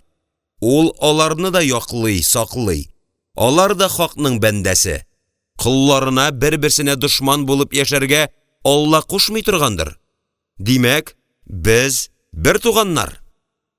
Улының сүзне сүзгә ялгап мондый нәтиҗә чыгаруын көтмәгән Савелий Кузьмич нәрсә әйтергә белми аптырады. Бер карасаң, аның сүзләрендә дөрестлек бар кебек. Әмма мәхәббәт дип шашкан малайга юл куярга, сүздә җиңдереп бала каршында абруеңны төшерергә ярамый. Ул тешләрен кысып, ашу белән каршы төште. Онытма, татарлар безнең дошманыбыз. Дошман туган була алмый. Бер Алла бәндәләре дошман түгел, бу гөнаһ. Санька ашыргаланып үзенекен расларга, хис иткәнен уйлап тапканын белдереп калырга ашыга иде. Дошман дисең, алайса нигә үзең дошман белән сәүдә итәсең? Димәк, син алардан башка яши алмыйсың. Һаман татарларга килеп йыгылганыңны белмиммени? Ничә ачлыктан алар коткарды? Угличка да, Новгородка да батман будайны Казаннан ташыйсың бит. Әнә, бу юлы да күпме тияттең. Ярдәмләшеп яшәгән мөселман белән христианның дошманлашуы гөнаһ. Моны Алла кушмый. Мин беләм. Карт сәүдәгәр улының дәлилләренә җавап таба алмады. Ул үзе дә кайчагында бу турыда уйлана. Баш вата, әмма ширкәү әһелләренең буталчык аңлатмалары шул чаклы канына сиңгән ки, ул аларның бер нинди ышын таба алмый. Бар тик шулай булырга тиеш дип инана, табына иде. Күз алдында гөнаһка баткан улын туктатыр өчен, ул каты итеп кычкырып җибәрүдән башка чара тапмады. Җитте! Авызыңны үлчә баш! Синең аркада җәһәннәм утында янасым килми! Санька җавап биреп тормады. Әмма атасына күзләрен тутырып карап, һәр сүзен кистереп әйтте. Батя, мин барыбер Казанда калам. Савелий Кузьмичның башына күсәк белән урдылармыни? Тагын тынсыз үнсез калды. Улындагы кирлекне ул берничек тә аңлый алмый, әмма шунысын яхшы белә. Моңа ничек тә шик куярга, мәхәббәт дип шашкан көчекне авызлыкларга кирәк иде. Улы белән ризалашу төсмәре чыгарып, ул килешкәндәй әйтеп куйды. Яхшы. Уйлашыйк, карарбыз, диде һәм сыкранып күкрәген уа-уа ишеккә юнәлде. Бираздан бернинди явызлык көтмәгән Санька янына өрлектәй 3 көймәче килеп керде. Алар сүзсез нисез генә егеткә якынлаштылар һәм дигәнче аны бөтерләп, кул-аякларын бәйләп, идәнгә ташладылар. Күп тә үтмәде, карвансарайдан булакка таба Жигуле ат шаптырып китеп барды. Берничә көймәче һәм Савелий Кузьмич утырган арбада торпша белән капланган озынча капчыкны гына шәйләргә була иде. Гәрәбәдәй казан будайы, чынаяк савыт-саба, көбә, шам кырышыннан ясалган затлы корал, ефәк һәм батман башка мал төягән зур көймә булак суын йырып, Казан суга юл алды. Ашыгычрак кузгалсалар да, сәүдәгәрләр канәгать иде. Алып килгән хәтле бар әйберләрен яхшы бәягә урнаштыра алдылар. Углич базарында 4 күз белән көтелә торган яхшы товар төяттеләр. Ярминкә уңды. Һәр кемнең кәефе әйбәт иде. Бигрәк тә Иван сәүдәгәр шат. Ул изүен җилбәгәй җибәргән. Куе сары йон баскан күкрәген җилгә куеп, көймә борнында авыз эченнән генә нидер көйли алга текәлгән. Аның ашкынуын, ашыгуын кем дә аңламый. Хәер, ярминкәгә килүгә үк алтын белән генә эш иткән булат кылыч, хәнҗәр, көбә, мылтык ише әйберләрне кул сугып кына тулайым алган бу малтабарны өнә бетермиләр. Оннан шикләнәләр. Шул шикләнүләр шөбһә сүзсез ихтирамга әйләнә кебек иде. Һәр хәлдә үз эшен бетергән кешенең тизрәк кайтырга ашыгуы һәр кемгә табигый тоела. Савелий Кузьмич кына сүзсез. Аның җыерылган маңгаен, куе сакал мыек арасында кысылган иреннәрен күпләр игътибарга алмады. Сәүдәгәрләр арасында башлык итеп танылган картның сүзгә артык һәвәс түгеллеген, үз дөньясына бикләнергә яратуын күпләр белә иде. Ыгы-зыгы уңышлы сәүдә белән мәш килүче базарканнар шулай ук көймәдә бер кешенең җитмәвендә сизми калдылар. Кузгалыр алдыннан гына йөк өстенә кертеп ташланган һәм трупша белән капланган озынча капчыкка да беркем игътибар итмәде. Һәр кемнең үз мәшәкать иде. Агым уңайына аккан көймә ишкәкчеләрнең бердәм талпынуыннан көч алып, кызуланганнан кызулый, тизлеген арттыра бара. Төн җиткәнче Иделгә чыгарга, аның киң ярлары арасына сыйнырга кирәк. Мал төягән көймәнең юлда, киңлектә булуы хәерле. Дөнья хәлен белеп булмый. Мал тупланган җиргә юлбасар җыелмый калмас.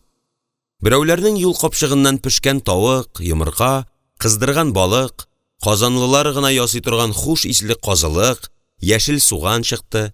Икенчеләр озын муенлы шешәләрнең бөкесен ачты. Көймә төшемле эш башкарган хуш күңелле кешеләрнең бәйрәмен, шау-шуын Идел кочагына алып кирип китте. Савелий Кузьмич бәйрәмгә кушылмады. Ул аяк-кулы бәйләнгән, авызы тастымал белән капланган Саньканы уйлый. Аның өчен борчыла. Тыны бетмәсме, капчыкта уңайсыз түгелме? Һәр буйрыгын сүзсез үтәячәк көймәчеләрнең улына артык зыян китермәскә тырышуларын белсә дә, җаны урынында түгел. Никадәр кире, үҗәт булмасын, барыбер үз каның, җаныңның бер кисәгелә баса. Иншалла, акылына килер. Бу афәттән котылгач, үзе дә рәхмәт укыр әле дип юана ата. Менә Казан биләмәләреннән чыгарбыз, ара ерагайган саен күңеле суыныр дип өметләнә. Анда инде егетне бәйдән ышкындырырга да мөмкин булыр. Шашкын агымлы, мул сулы киң Идел уртасында бер каяда бара алмас. Угличка кайтуга ук егеткә кыз ярешергә, озак сузмыйча башлы күзле итәргә кирәк. Әнә, күршедәге Тимофей сәүдәгәрнең кызы пешкән җиләк кебек өлгереп килә. Аңа да ия тиз табылыр. Бер кашык су белән йотарлык шундый гүзәлне күрүгә егетеңнең дә күзе ачылыр. Казан вакыйгасы яшьлекнең бер җүләрлеге, дуамал кабынуы булып кына исендә калыр. Шулай гына була күрсен. Я Хода, ярдәмеңнән ташлама. Тизрәк Угличка. Туган йортка, анда һәр агач, һәр таш, һәр шишмә ярдәм итәр. Егеткә ойныткыч тәэсир ясар. Кода-кодагый булып, үз ишләрең белән аралашып, ярдәмләшеп яшәүгә ни җитә? Теше тырнагы белән каршы торса да, өч әзмәүрнең көченә буйсынырга мәҗбүр булган Санька, көймәчеләрнең усаллыгыннан бигрәк атасының мәкеренә рәнҗиде.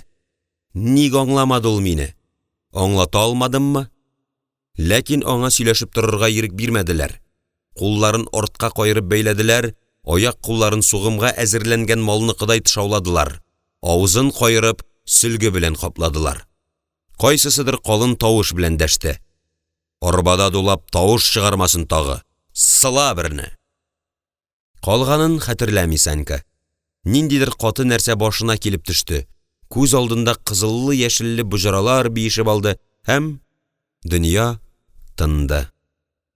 Тәненең уюына чыдый алмый күзен ачканда, бар дөнья караңгылыкка чумган иде. Аяк-кулларын кыймылдатып карады, әмма гәүдәсе аңа буйсынмады.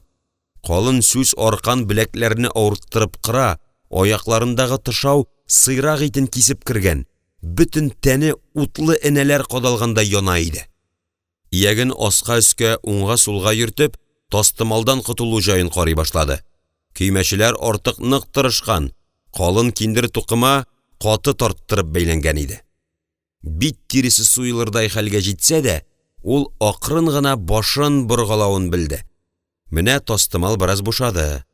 Соңгы көчен җыеп кискен тартылуга муенга шуып төште. Авызы иреккә чыкты. Беренче уе «Кабахатлар, шишегез мине!» дип кычкыру иде. Ләкин янында гына көлешкән, лыбыр-лыбыр сөйләшкән тавышларны ишетеп, телен тешләде. Туктале. Кайдасың мин? Кәрвансарайдамы? Хәер, түгелдер. Әзмәүрләрнең берсе арбада дуламасын дигән иде түгелме соң? Нинди арба? Мине кай алып баралар? Башыннан өйрмәләнеп узган сорауларга җавап табарга, кайдалыгын, нинди кешеләр арасында икәнлеген ачыкларга кирәк иде. Бәлки, әтисе әйткән куркыныч шушыдыр. Моның өчен шым гына тыңлап ятудан башка чара юк. Бәлки әле әтисенең мәкеренә түгел, ә ул әйткән куркынычка юлыккандыр. Кем белә? Саньканың зиһене уйы кыл кебек тартылды. Тында алмый тирә-яктагы тавышларны тыңларга кереште. Шу. Әнә, кайдадыр аста су шупылдады. Озак мингерәп ятудан саңгырауланган колакларына шыгырдау авазлары килеп керде. Бәй, ишкәк тавышлары түгелме соң булар? Әнә, һәр ике яктан шыгырдап суга шумалар да, салмак талпынган канатлар кебек өскә күтәреләләр. Йылга өстенә тамчылар коела. Бишектә яткандай тирбәлүен абайлап алган Санька үзенең көймәдә икәнлеген, Идел уртасына җитеп дулкыннар өстендә чайкалуларын да аңлады. Димәк, аны аяк-кулларын бәйләп урлап алып китеп баралар.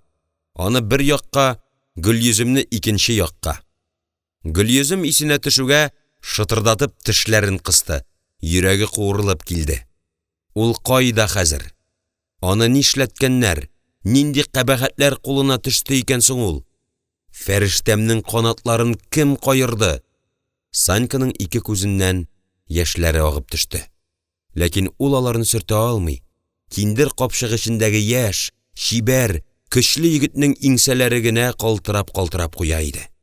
Күз яшьләре белән бергә шарасызлыктан интегү, рәнҗү, үпкә хисләре дә юылып төште бугай. Үз-үзен кулга алып, ихтыярын туплап, ни эшләргә кирәклеген уйларга кереште. Иңелек, әлбәттә, аяк-кулларны шишәргә. Бу капшыктан котылырга кирәк. Оннан соң күз күрер.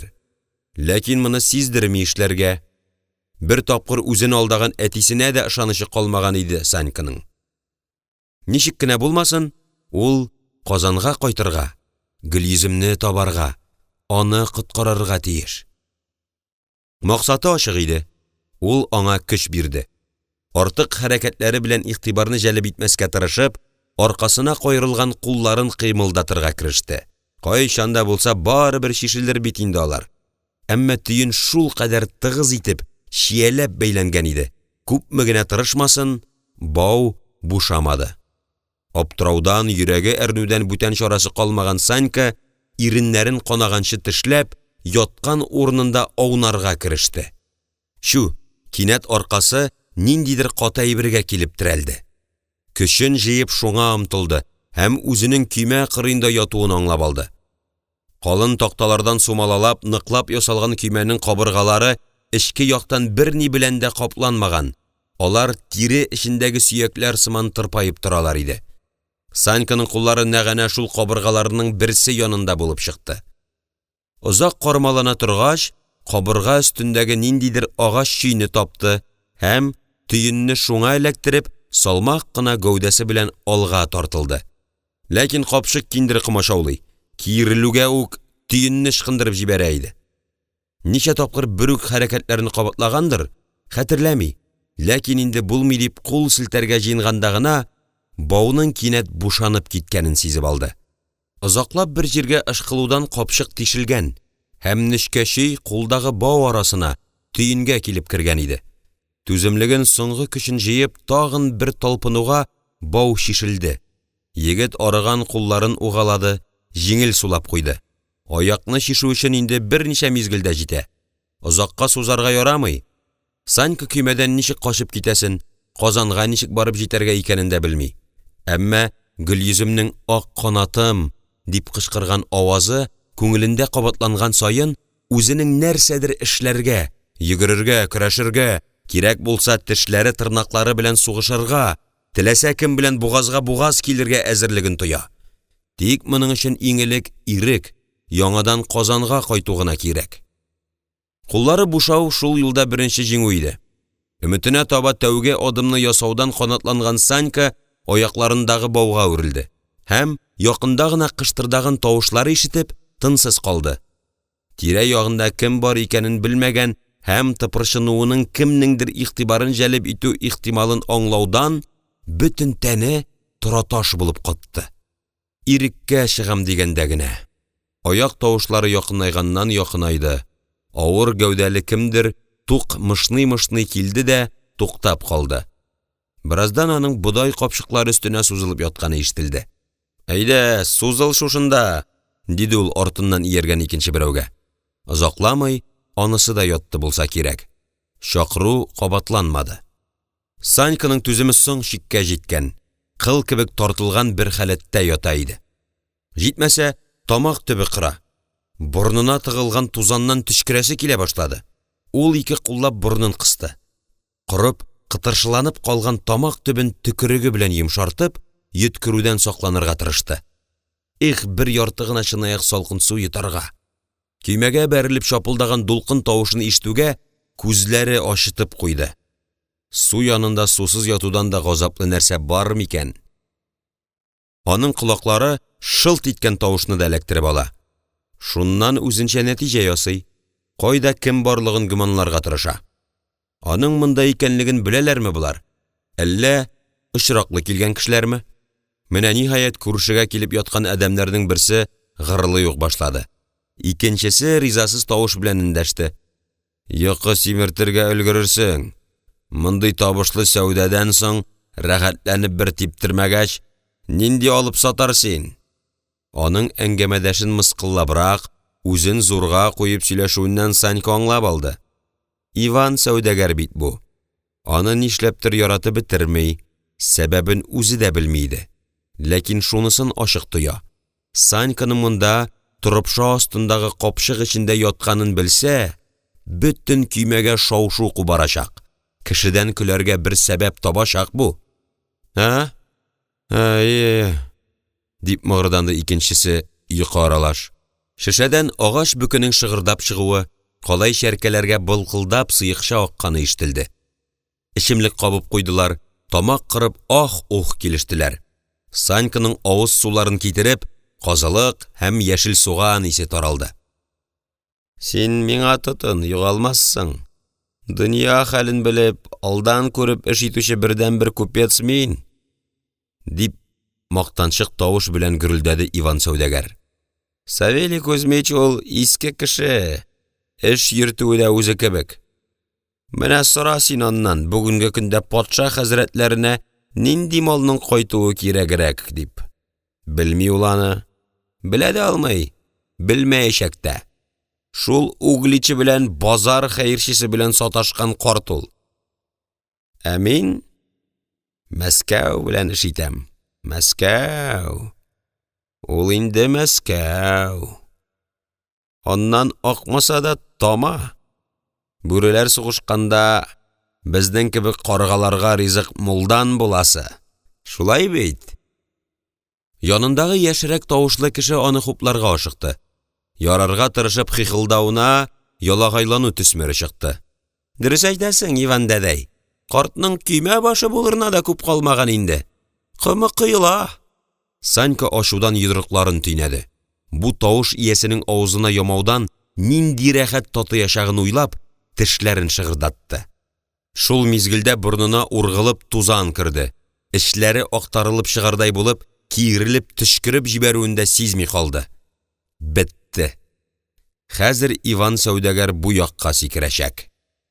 Ул гәүдәсен бөгәрләп үзе янына килеп баскан кешегә тибеп җибәрергә әзерләнде. Ни булса да булыр, башкача юл калмаган иде. Ичемлектән җылынган Иван сәүдәгәр көтмәгәндә шаркылдап көлеп җибәрде. "Кичкә таба бераз җиләсләнде. Әнә, дөрес сүзгә җавап юк. Ә син ашыкма", дип сузды ул. "Көймә башына нәкъ шундый кеше кирәк. Казан белән дус кеше. Сиздеңме? Тамгачылар тамга акчасын Савелийдан ничек алдылар?" "Юк. Шул. Ә мин күрәм, беләм. Эшнәләр бит алар. Товарын юнләп тикшереп тә тормадылар. Берәүне дер селкетерләр иде. Ә моңа аның көймәсендә булгач, безгә дә караш шулайрак. Аңа түгелдер. Арыган чаклары иде", дип каршы төшә башлаган сәүдәгәрне Иван тиз туктатты. "Алларсың Казан тамгачыларын. Җитте. Я, тагын төшкерә башларсың. Салыйк. Тагын кәселәр шәкелдәште. Иванның шапырынуыннан туя башлаган Санька түземсезләнеп аларның китүен көтә иде. Шул ук вакытта исерек сәүдәгәрнең тугарылып мактануы, акча, мал табу ысулларыннан уртаклашуы гыйбрәтле. Егет барысын да хәтеренә сеңдерергә тырышты. Чираттагы йотым Иванның телен тагы да шишә төште. Менә мин бу ярминкәдән дә, искечә әйтсәк, 100 бәлеш мая туплап кайтып барам. Эшне тишми бит. Алтын бәлеш 5 мыскал, көмеш бәлеш 8 дирһәм, көмеш авырлыгы. Шуның ширеге тамгачылардан йымып калынган. 3 ширеге патша хәзрәтләре казнасыннан. Ничек? Патша казнасы хисабына йөргән сәүдәгәр алтын тапмаса, башын салсын. Җәйлеп көлә башлаган Иван кинәт кенә туктап калды да күршесенә ысылдады. Әгәр бер сүз чыгарсаң, шәгеңне актарып этләргә ташлармын. Аң бул. Идел төбендә синең ишеләр берәү генә түгел. Аллам сакласын. Без синең белән бер җепкә бәйләнгән. Җаным фида, белмим дә, ишеткәнем дә юк. Иван канәгать тавыш белән киткелдәп алды һәм тагын җәйлеп сөйләргә кереште. Вот то-то. Дөньяның кая таба әйләнгәнен белсәң, патшага да ярарсың, Аллага да. Үзеңне дә рәнҗетмәссең. Ул тагын пышылдауга күчте. Казан тәхетенә янәдән Сафагәрәй утырды. Беләсең, ул Кырым йорттагы Сәхип Гәрәйнең бер туган инесе. Гәрәйләр белән шаярырга ярамый. Алар ягында нинди көч торганын беләсең. Мәскәүгә ярлык җибәргәннәр имеш. Патшаның Казан өстенә йөрмәвен таләп кылганнар. Басурман Сәхипнең сүзләрен җиткергәннәр. Әгәр дә Казанга кул күтәрсәгез, без хәзер сезнең өстегезгә әүвәлге шикелле коры татар гаскәре белән генә бармабыз. Минем үземнең тупчыларымнан башка Төрек солтанының 100 000 атлы гаскәре бар. Син уйлама ки, мин Мөхәммәд Гәрәй шикелле коры гаскәре белән генә барырмын дип. Юк, хәзер минем көчем аныкыннан күбрәк барачак. Казан җире минем йортым. Сафагәрәй хан, минем брадарым. Шулай булгач, патша хәзрәтләренә бүгенге көндә ни кирәк? Табигый ки, корал кирәк. Мин тияткән йөкләрдә исә син атаң башы дип беләсеңме? Ха, юк. Корал ул. Иван ни эшләргә кирәген белә. Патшаның ни теләгәнен белә Иван. Әле тагын 100 алтын алмасаммы, Галиҗәнәп кулыннан. Исемем Иван булмасын. Мин аның йомышчысы. Ул кикереп куйды. Теле тотлыга башлады. Шешә төбендә эчемлек кими барган сайын, Иванның теле шишелә бара. Мактанчыклыгы арта иде. Хәрәкәтсез яткан Саньканың буыннары ойыды. Ул түземсезләнеп, сәүдәгәрләрнең китүен, я булмаса исереп йокыга талуларын көтә. Кайчанда булса бу исерек лыгырдауга шик куелырга тиеш бит инде. Ниһаять, Иван белән аның юлдашы тындылар. Аларның бер-берсен уздырырга тырышкандай, нечкәле калынлы тавыш белән гырлаганнары гына ишетелә башлады. Җитте. Кузгалырга. Санька шалбар кесәсеннән пәкесен чыгарды һәм ялт иткәнче аяктагы тышауларын үзгәләп ташлады. Саклык белән генә капчыкны кисәргә кереште. Күк йөзендә йолдызлар калыккан. Тирә-як тып-тын, караңгы. Шыплап мал тиягән зур көймә җилкәннәрен төшереп, идел уртасында йокыга талган иде. Су төбенә ташланган тимер ыргакның арканы киерелеп тартылган. Көймә янында бәргәләнүче дулкыннарның шайпалуы гына ишетелеп тора. Казаннан тизрәк китәргә һәм киң суга чыгарга ашыккан көймәчеләр дә, мал төятеп арыган сәүдәгәрләр дә тирән йокыда. Әле моңарчы ни кыласын белмәгән Саньканың башында бер фикер уйышып та өлгерде. Караңгылыкка ияләшкән күзләре яхшы күрә. Кайда ни ятуын, кемнең кайда йоклавын да абайлап алды. Сакланып кына капчыктан чыкты. Әтисен күреп күзләренә яшь тыгылса да, аның янына барырга кыймады. Эх, әти, аңламадың. Бу эшкә мине үзең мәҗбүр итәсең, дип уфтанып пышылдады. Гаеп итмә, ачуланма улыңны. Башкача булдыра алмыйм. Шулай кирәк, әти. Әле Казанга соңгы килүең түгел. Күрешербез, очрашырбыз. Кайчанда булса бер аңлашырбыз. Күзләренә тыгылган яшьне сөртеп тә тормыйча, пычагын тотып Иван сәүдәгәргә таба шуышты. Анысы исә капчыклар өстендә чалкан яткан, кулларын як-якка сузып җибәргән, ярым ачык изүндә исә бүлтәеп күн янчык беленеп тора иде. Санька аз гына уйланып торды һәм янчык асылган бауны эзләп табып, үткен пычак белән аны сиздерми генә кисеп тә төшерде. Янчык авыр иде. Санька аны төйнәп муйнына асты. Тирә-юньгә тагын бер кат күз йөртеп чыкты һәм көймә кырыена шуышты.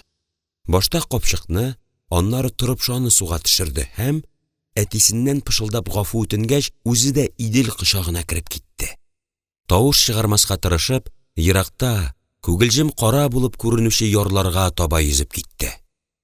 Идел буенда туган, бала чагыннан дулкыннарга колач салып үскән егеткә елга үзе ярдәм итә иде кебек.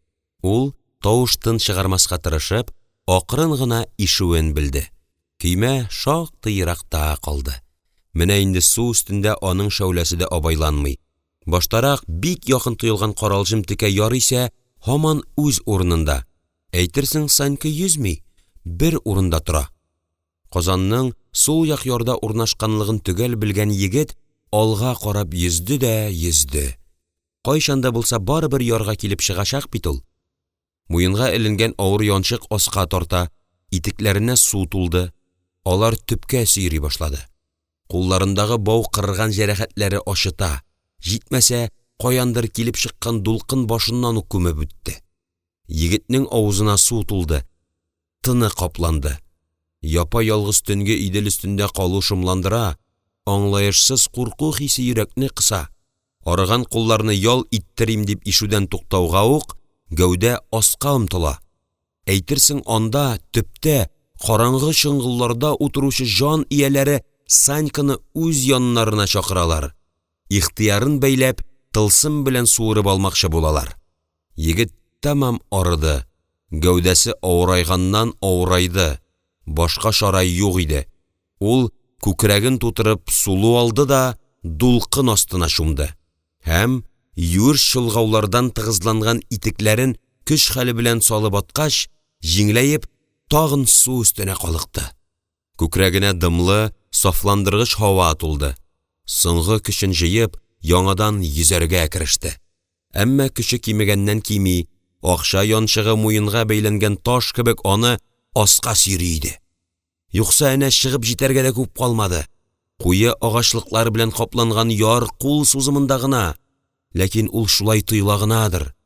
Кемдер аны үрти, ярны якын күрсәтеп алдый, ымсындырадыр.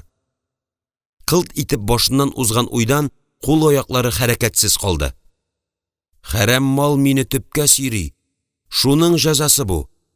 Кеше әйберенә кул суздым.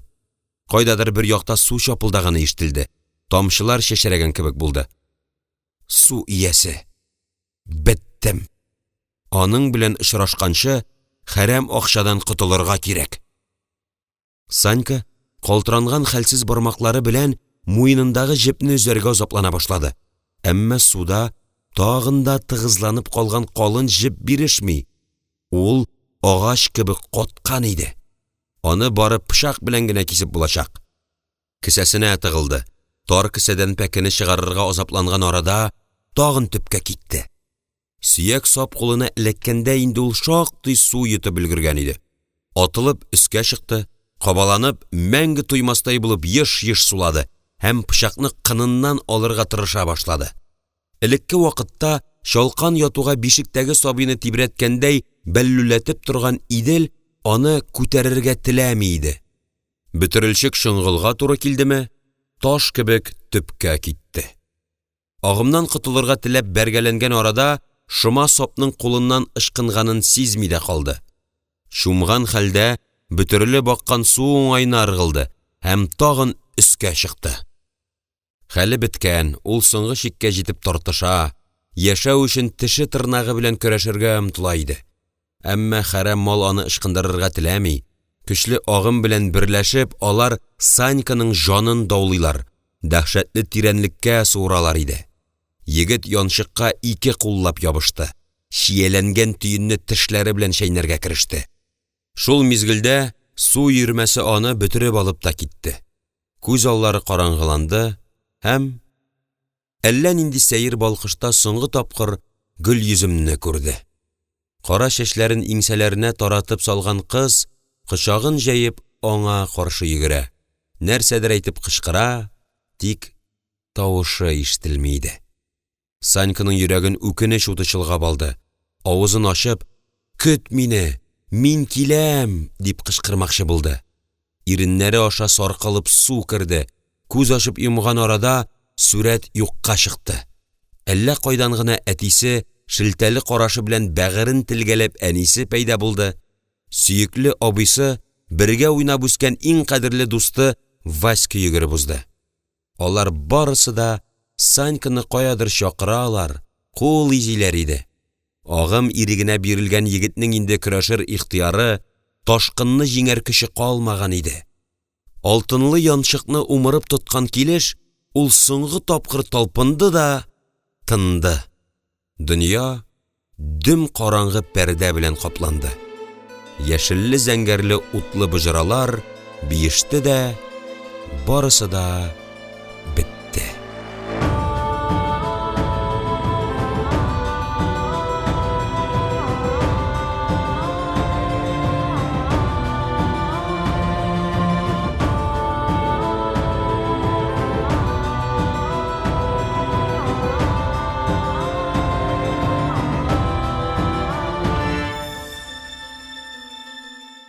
Флүс Латыйфи. Хыянәт. Көймәдә.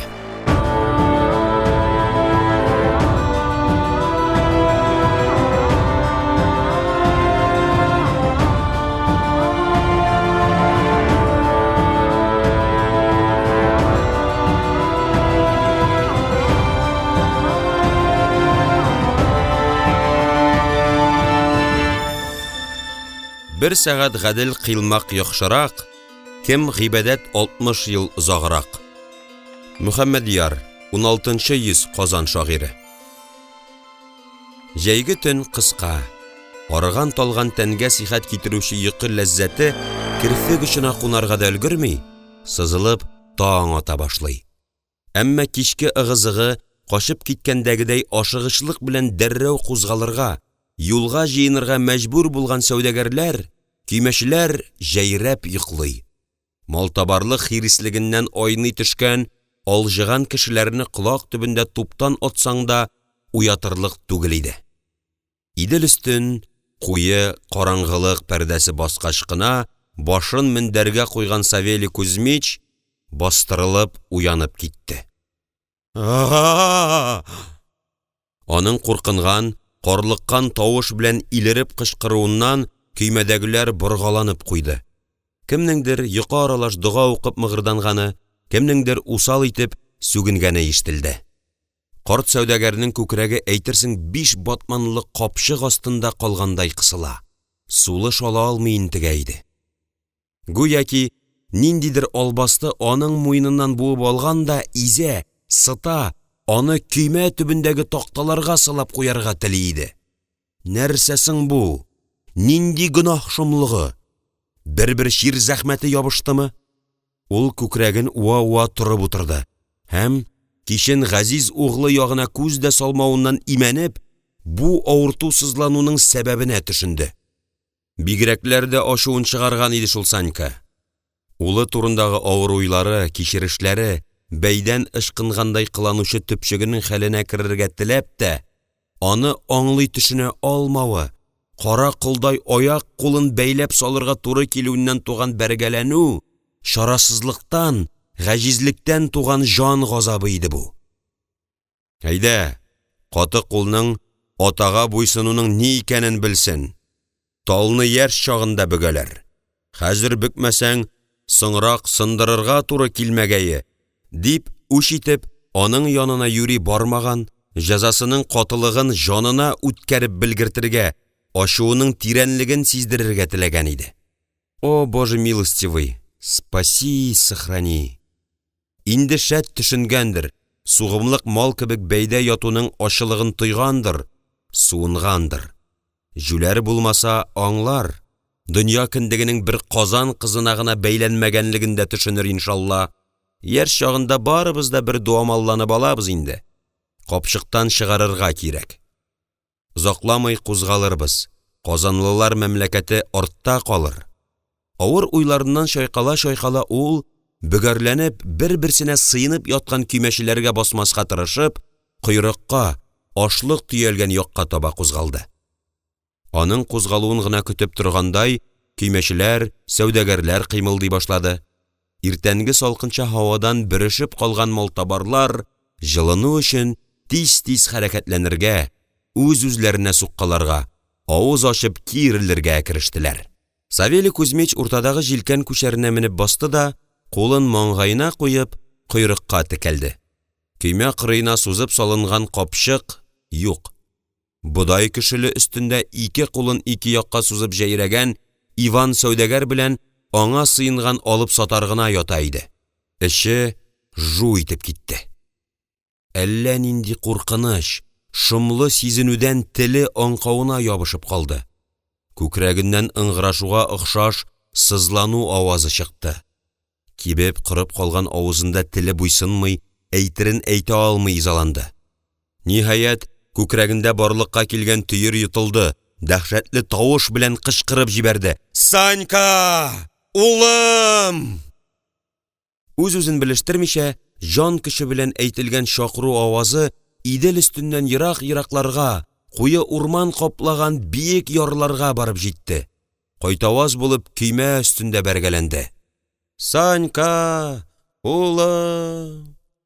Иван сәүдәгәр үзенә сыйынган егетне читкә тибәреп торып утырды. Сөякләре шатырдаганча киерилеп иснәде һәм каты махмырдан айнып җитмәгән кешеләрчә алпан-тилпән көймә читенә килеп басты. Уйнаклап аккан талгын су өстенә күбекләндереп, 100 санын язарга кереште. Ярминкәнең төшемле үтүеннән кабат сөенеп, жанга тәнгә рәхәт бирүче янчыгын сыйпарга куенына үрелде. Калтыранган колы йонлаш күкрәге буйлап аска шуышты. Кесәләренә суккалады һәм каударланып ике кулы белән дә үз-үзен капшарга тотынды. Бер мизгел эчендә махмыр зәхмәте онытылды, күзләрен кан басты. Һәм ул кыргыйларча үкереп, йоклап яткан иптәшенә сикерде. Анаңны, кабер такталарын актарып, 7 кат җир астыннан минем белән шаярыргамы? Күз ачып йомганчы ул яшь сәүдәгәрне изүннән һәм сыңар бутыннан умырып баш өстенә күтәрде. Әйт, кабахәт, яншык кайда? Алтын кайда? Бәрәм, суга тындырам. Йокысыннан айнып җитмәгән егетнең күзләре шардай ачылды. Куллары тотыныр әйбер эзләп шапаланды. Теле тотлыкты. Нинди алтын? Нишлисең? Янда дәдәй, дип мыгырданды ул. Шәгеңне актарып балыкларга ташлыйм, Эджан. Әйт, синнән башка беркем дә белми иде, дип кабатлады Иван һәм корбанын булгый-булгый көймә читенә якынлашты. Әйт, әҗәлең килеп җитте. Юкса, яшь сәүдәгәр эшнең нидә икән аңлап алды булса кирәк. Иламсырап такмакларга тотынды. Ипи чырайын күрмим. Мин түгел, Иван дәдәй. Мин түгел. Эзләп кара. Мин түгел. Алла шаһид. Иванның ачуы басыла төштеме, ул егетне селтәнеп бодай кешеле өстенә бәрде. Тешләре арасыннан ачулы зәһәр янау сүзләре сытылып чыкты. Караны. Һәр бер мәңне тикшерәм. Әгәр дә Эджан алдасаң, шишен, кабахәт. Кай җиреңә тыктың? Савелий Кузьмич килеп җиткәндә, ул бөгәрләнеп яткан егетне ярсый-ярсый типкәләргә керешкән иде инде. Шу, тукта. Тел белән аңлатып булмыймыни? Карт сәүдәгәр үзенең кайгысын оныткандай, мөмкин кадәр сабырлык күрсәтеп эндәшергә тырышты. Ике куллап Иванны кочаклап алды да читкә тартты. Туқта дейм, ни булды? Аңлатып сөйләш. Анасын алтынны урлаган. Ул гына белә иде. Дип ярсуын баса алмыйча гырылдады Иван. Җибәр! Жанын чыгарам мин аның. Савелий Кузьмич аны кулыннан ычкындырды һәм яшьләрчә җитезлек белән араларына сикерде. Акылыңа кил, Иван. Алган булса да көймәдән кача алмас. Бәлки ул да түгелдер. Сабыр. Тикшерик. Аны үтереп кенә алтыннарын кире кайтырмы? Соңгы дәлиле тәэсир итте булса кирәк. Иван аларган күзләрен Савелий Кузьмичка текәп катып калды. Йодрыгын йомарлап, ярсуына чыдый алмый тешләрен шыгырдатты. Тентибез. Барысын да рәттән тентибез. Энәсеннән җибенә үткәрәбез, диде ул ачуына буылып. Әгәр тапсаммы, ул әдәм ник туганына үкенсен. Көймә башлыгына казый вазифасын үз өстенә алырга туры килде. Я, хәзер инде сабырлык белән генә уйлашыйк, диде ул акрын гына. Салмаклыгы, басынкылыгы белән ул Иванның ачуын басарга, башкаларда ярсу уятмаска тырыша иде. Нахак бәлә тагудан да аяныш, үкенечле нәрсә юк. Үз өстеңә гөнаһ алма. Шау-шуга, көймәне дер селкетеп сугышуга уянып өлгергән сәүдәгәрләр, көймәчеләр аларны уратып алган иде инде. Аларның нәрсә булган? Кем урлаган? Кемнекен? Гомергә булмаган хәл, дип үзара пышылдашканы ишетелде. Ярминкәдән соң була торган изрәткеч рәхәтлектән, бурычларын үтәгән кешеләрдәге канәгать тынычлыктан бер кемнең дә чыгасы килми иде ахырсы. Үзе төшереп калдыргандыр әле. Иванныкын алырсың бар, диде кемдер ризасыз тавыш белән. Бәйләнергә сәбәп кенә эзләмиме? Беләбез без. Икенчесе аңа каршы төште. Ай-һай. Иван төшереп калдырамы? Кемнеңдер шакшы кулы уйнаган. Иманым камил. Артык сузарга сәүдәгәрләрнең, көймәчеләрдән, аларның исә мал табарлардан шикләнеп тавыш, җәнҗал кубаруына бер-берсенә кул күтәрергә юл куярга ярамый иде. Савелий Кузьмич үзенә мондый очракта иң үтемле бердән-бер дөрес юлны сайлады. Я, иң элек тикшерик. Бөтен кеше дә көймәдәме? Диде ул тирә-якта күтәрелә башлаган шау-шуны күмәрлек каты тавыш белән. Саныйк. Әйдә, кереш өлкән көймәче. 30-35 яшьләр тирәсендәге куе кара сакаллы әзмәүр гәүдәле ир авыз эченнән мыгырдый-мыгырдый һәр кемгә бармак төртеп санарга кереште. 1, 2, 3, 4. Әйләнә тирәдәгеләрне сана бетергәч, ашыгып бодай кешеле өстенә, көймә кырыена күз төшереп алды. Теле тотлыкты. Йоклап калганнар юкмы? Икәү җитми бит, Савелий Кузьмич, диде ул. Аның йөзе агарып китте. Маңгайына тир бәреп чыкты. Кемнәре юк? Көймә башын уздырып, сәүдәгәрләрдән берәү мыскыллы тавыш белән сорап куйды. Үзеңне санадыңмы? Каушаудан үзен исәпкә кертергә оныткан көймәче ачу белән җиргә төкерде. Күкрәгенә бармагын төртеп тагын кабатлады. Барыбер бер кеше җитми бит, Кузьмич. Аның ялгышуын үзенә төртеп, бер кеше җитми диюен көймәдәгеләр уенга борды. Кычкырып көлеп җибәрделәр. Әйдә, тагын сана әле. Үзеңне бәлки бу юлы 3 кешегә чыгарырсың. Нигә эш булмасын? Гәүдәсенә генә кара. Синең белән мине кушсаң да бу хәтле ит чыкмас. Көймәче ашу белән аларга карап кул селтәде. Үзегез санагыз алайса. Һәм Савелий Кузьмичка пышылдады. Саньканы чыгармаган идеңме? Капчык юк бит. Инде күптән кем юклыгын шамалаган сәүдәгәрнең тагын йөрәге авырта башлады. Йөзе кәгазьдә ягарды, сулышы кысылды. Егетне бәйләп алып кайтуда катнашкан һәм бу хакта кешегә ләм-мим сүз әйтмәскә кушылган көймәченең дә хәле шәптән түгел. Ул үзен гаепле санап, башын түбән игән һәм кулларча буйсынучанлык белән карт сәүдәгәрнең әмерен, хөкемен көтә иде. Аларның нәрсәдер пышылдашуын күреп алган Иван кинәт мәчедә җитезлек белән Савелий Кузьмичка ыргылды. Әншегеңне яшердеңме? Әйт, койда ул? Койда? Ник дәшмисең? Ул урлап качкан ул. Алтын карагының атасы. Улын югалту газабынан нахак яла ашысы кушылган карт сәүдәгәр түзә алмады. Иванның бугазыннан буып хырылдады. Җиттеме сиңа юкмы? Алтының белән буыл, тамагыңа тыгылсын. Тик телеңне генә тый. Карттан мондый да җитезлек, беләгендә батманлы гердә йодрыгында мондый да көч-куәт яшеренгәнлеген көтмәгән Иванның башы бер якка салынып төште. Бармаклары белән аның кулын кубарырга көчәнеп караса да, булдыра алмагач, күгәрә башлаган иреннәре арасыннан ризалыгын чыгарды. Булды, җибәр. Әйтмәм. Кулын бушата төшсә дә, әле һаман аны ышкындырмаган Савелий Кузьмич һәр сүзен кистереп, утыртма читәнгә сыер тизәге шәпәгәндәй өздереп кабатлады. Алтының үзеңә кайтыр. Малайны тапсак та, тапмасак та. Тик дәшмә, жанымны кыйнама. Санькада дәхлең булмасын. Юкса... Гайрәте шактый ук шингән Иван сәүдәгәр акланырга теләгәндәй сөйләнде. Миңа нәрсә? Кем алган, шул кайтарсын. Гаделлек өчен әйтүем. Сәүдәгәр бер-берсен алды, талый башласа кемгә ярар? Мин риза, Савелий Кузьмич. Картның тимер йозак булып каткан бармаклары акрын гына язылды. Иван муенын сыйпаштырып, башын боргалап алды һәм карт яныннан читкәрәк китеп, тагын үзенекен кычкырды. Белеп тор, Савелий Кузьмич! Алтыннарымны кайтармыйча барыбер тынмам! Белеп тор!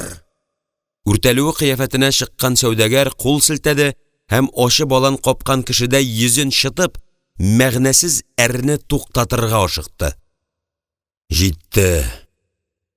Күпме иде алтының? Әһле базар каршында әйтәм. Барысы да үзеңә кайтыр. Тик борыныңа киртләп куй. Санька алмаган булса, гөнаһысы үзеңә, җәһәннәм ялкынында курылганда исеңә төшәр. Йыландай телләреңне чыгарып ялынырсың. Соң булыр. Иванның каш астында яшел күзләре ялтырады. Төп-төгәл 200 бәлеш иде.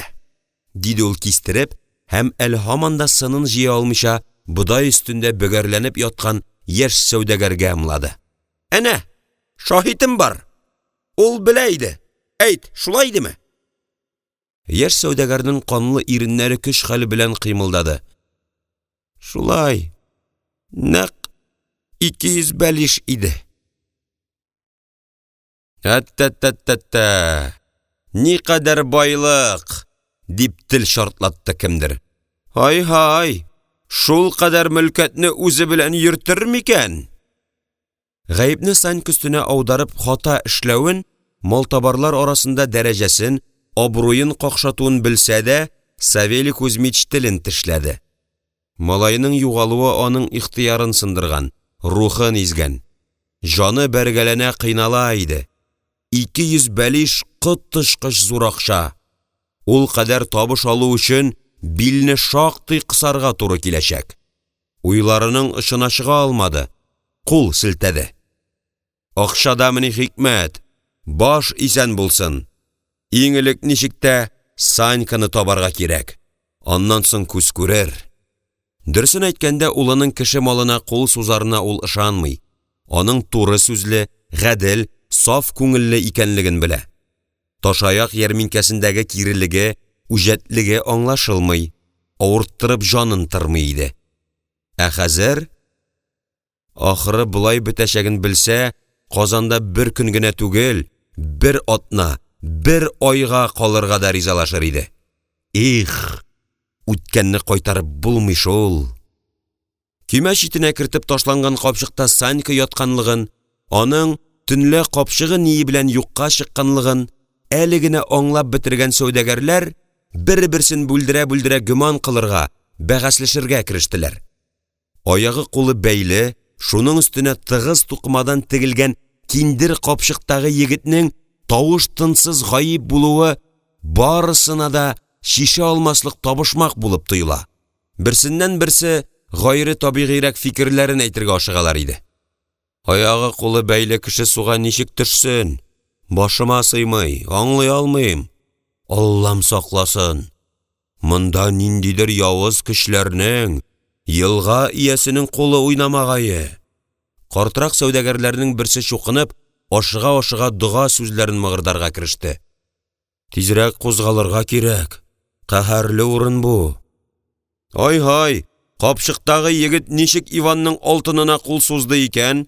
Ышанмыйм, диде икенчесе башын чайкап. Саньканың суга төшеп китүе хак булса да, алтынны алуы нахак.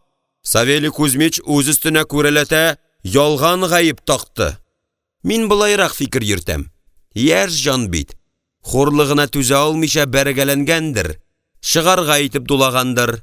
Шулай бит? Дулаган гәүдә көймә читеннән суга ышкынмас дисеңме?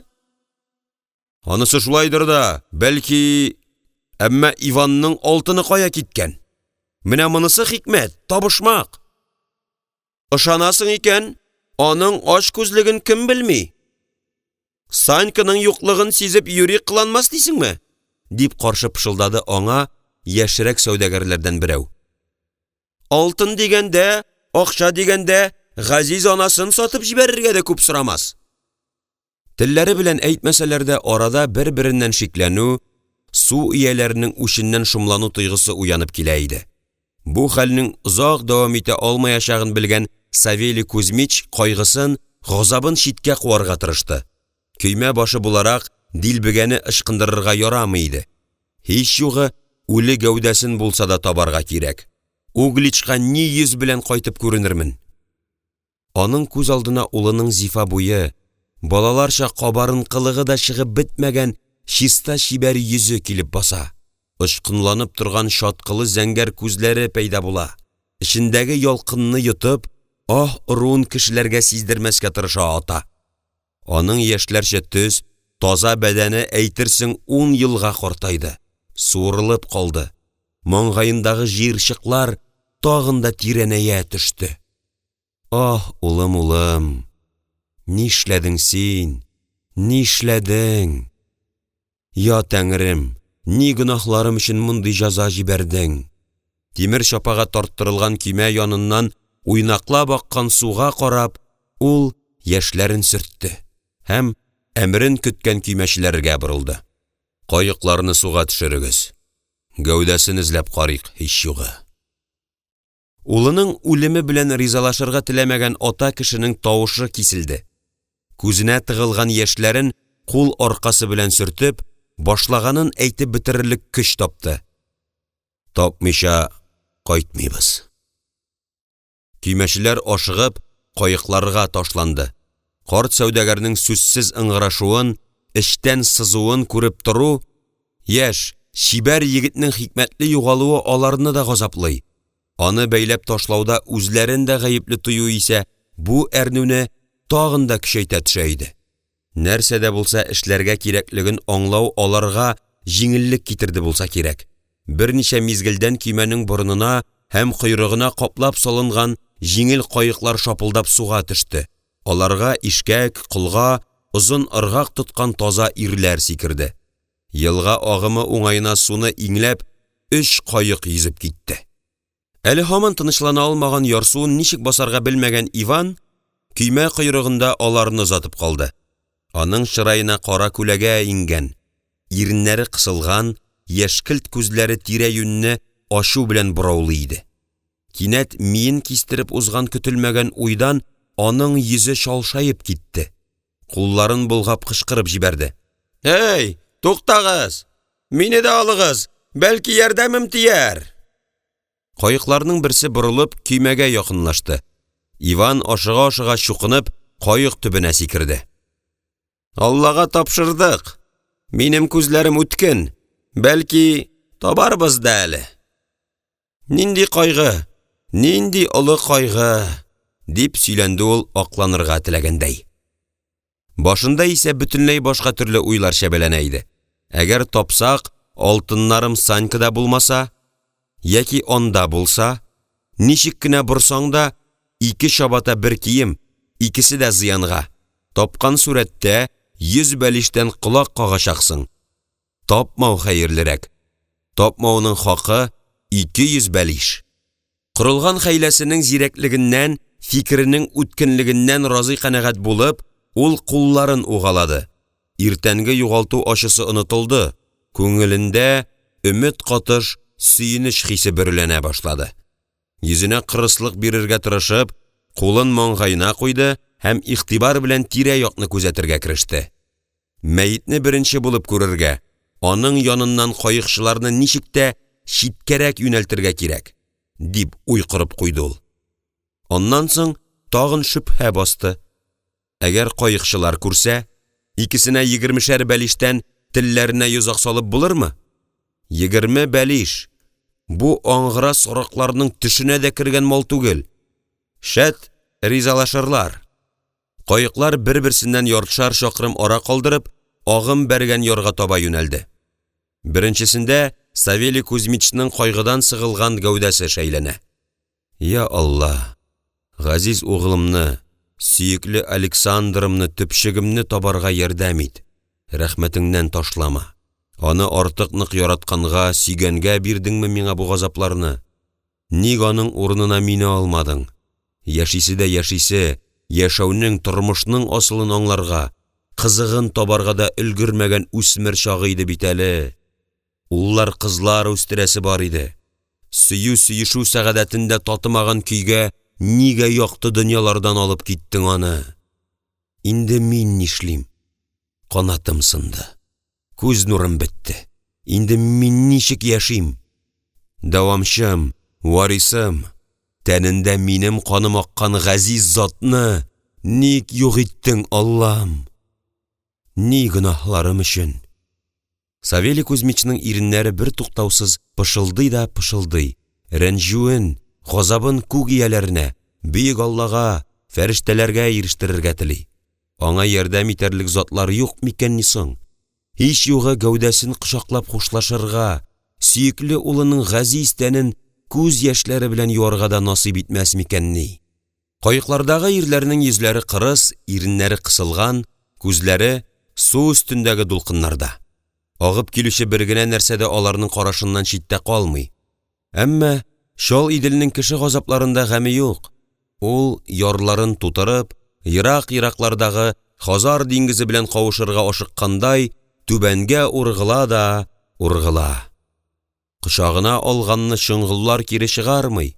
Салмак тирбәлешеп, бер-берсен куышкан салкын дулкыннар астында нинди генә серләр, нинди генә билгесез нәрсәләр юктыр. Булар кеше күзеннән яшерен, нәмәгълүм. Их, колаш җитмәс кырпы балыгы бул идеңдә, киң идел төпкелләрен, караңгы шыңгылларын актарып чык идең. Салкын су төпләрендә мәңгегә ятып калырсың микәнни, газиз угылым? Гафу ит мине. Кичер, рәнҗеттем, хаксызга кул күтәрдем. Ичмасам, суккан җирләреңнән үбеп, гаибемне юлар идем. Күз нурым минем, кадерлем, бәгырем. Бу дөньяларда синсез ничек торыйм? Аңа булган шушы сөюемне күпсендеңме соң әллә, бөек Аллам? Башкалардан артта яр буйлатып килгән кайыкта аяк үрә баручы Иван сәүдәгәрнең йөрәге дерт итеп китте. Аның үткен күзләре идел суын ярып кергән ком ташлы борын хасил иткән култыкның түрендә тирә-ягын камыш баскан тымызык су өстендә соры бер нәрсә күреп алган иде. Агым уңайына төшүче кайыктан култыкны таллыклар каплаганын көтте дә ишкәкчеләргә эндәште. Егетләр, шак кына сабыр итегез әле. Теге култыкны карап килим. Кем белә? Кайык уртасында ишкәкләргә парлап утырган көймәчеләр борын артына уелып кергән култыкны күрми калганнар иде. Алар сүзсез риза булды. Кайык ишкәкләрен салмак шапылдатып таллыкка якынлашты. Яры буена җитәр-җитмәс Иван суга сикерде һәм бил тиңентен төшеп тә китте. Аның карашы, уе култык эчендәге сыргылт нәрсәдә иде. Ул күн итек кунышыннан тулган пычрак ләмне сизмәгәндә кебек, лаштыр-луштыр атлап куаклыкка кереп тә китте. Битенә бәрелгән ботакларны кычыткан яндыруын ул тоймый. Алай-булай ишкәкчеләр төшмәсен дип шикләнә һәм ышып кына карап килә алмауына үртәлә иде. Менә таллык артта калды.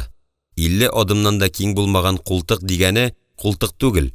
Талгын гына агып ятучы җиңсә, борынга санаганы кечкенә утраучык икән ләбаса. Иван эре адымнар белән сикереп атлый-атлый әле ерактан ук күзе төшкән сыргылт нәрсәгә ыргылды. Килеп җитте дә күн итек эше белән тибеп карады. Тирә-якка су шәшәрәде. Аягына эләгеп су үсемнәргә уралып өлгергән киндер капшык килеп чыкты. Таныды Иван. Савелий Кузьмич ашлык төятә торган капшыкларның берсе иде бу. Әнә җөй кырыенда ак җеп белән салынган тамгасы да күренеп тора. С.К. Иван иелеп аны җәеп карады. Һәм капшыкның нәг уртасыннан бәйләгән җиреннән түбәнәчә пычак белән урталай ярылганлыгын күреп алды. Ирен читенә мыскыллы елмаю чыкты. Без уйлаганча ук мискин түгел бу Санька. Килештерә белгән. Капшыкны тиз генә бөтерләп яңадан су төбенә ташлады һәм ярдан олы таш китереп бастырып та куйды. Табылуына караганда үле саналуы хәерлерәк, дип уйлап куйды ул. Һәм тиздән кулына керәчәк алтыннарны исенә төшереп, канәгать елмайды. Ашыкмый гына каекка таба атлады. Я, нәрсә? Дип дүрт күз белән көтеп торган ишкәкчеләргә уфтанып кул селтәде. Ялгышканмын.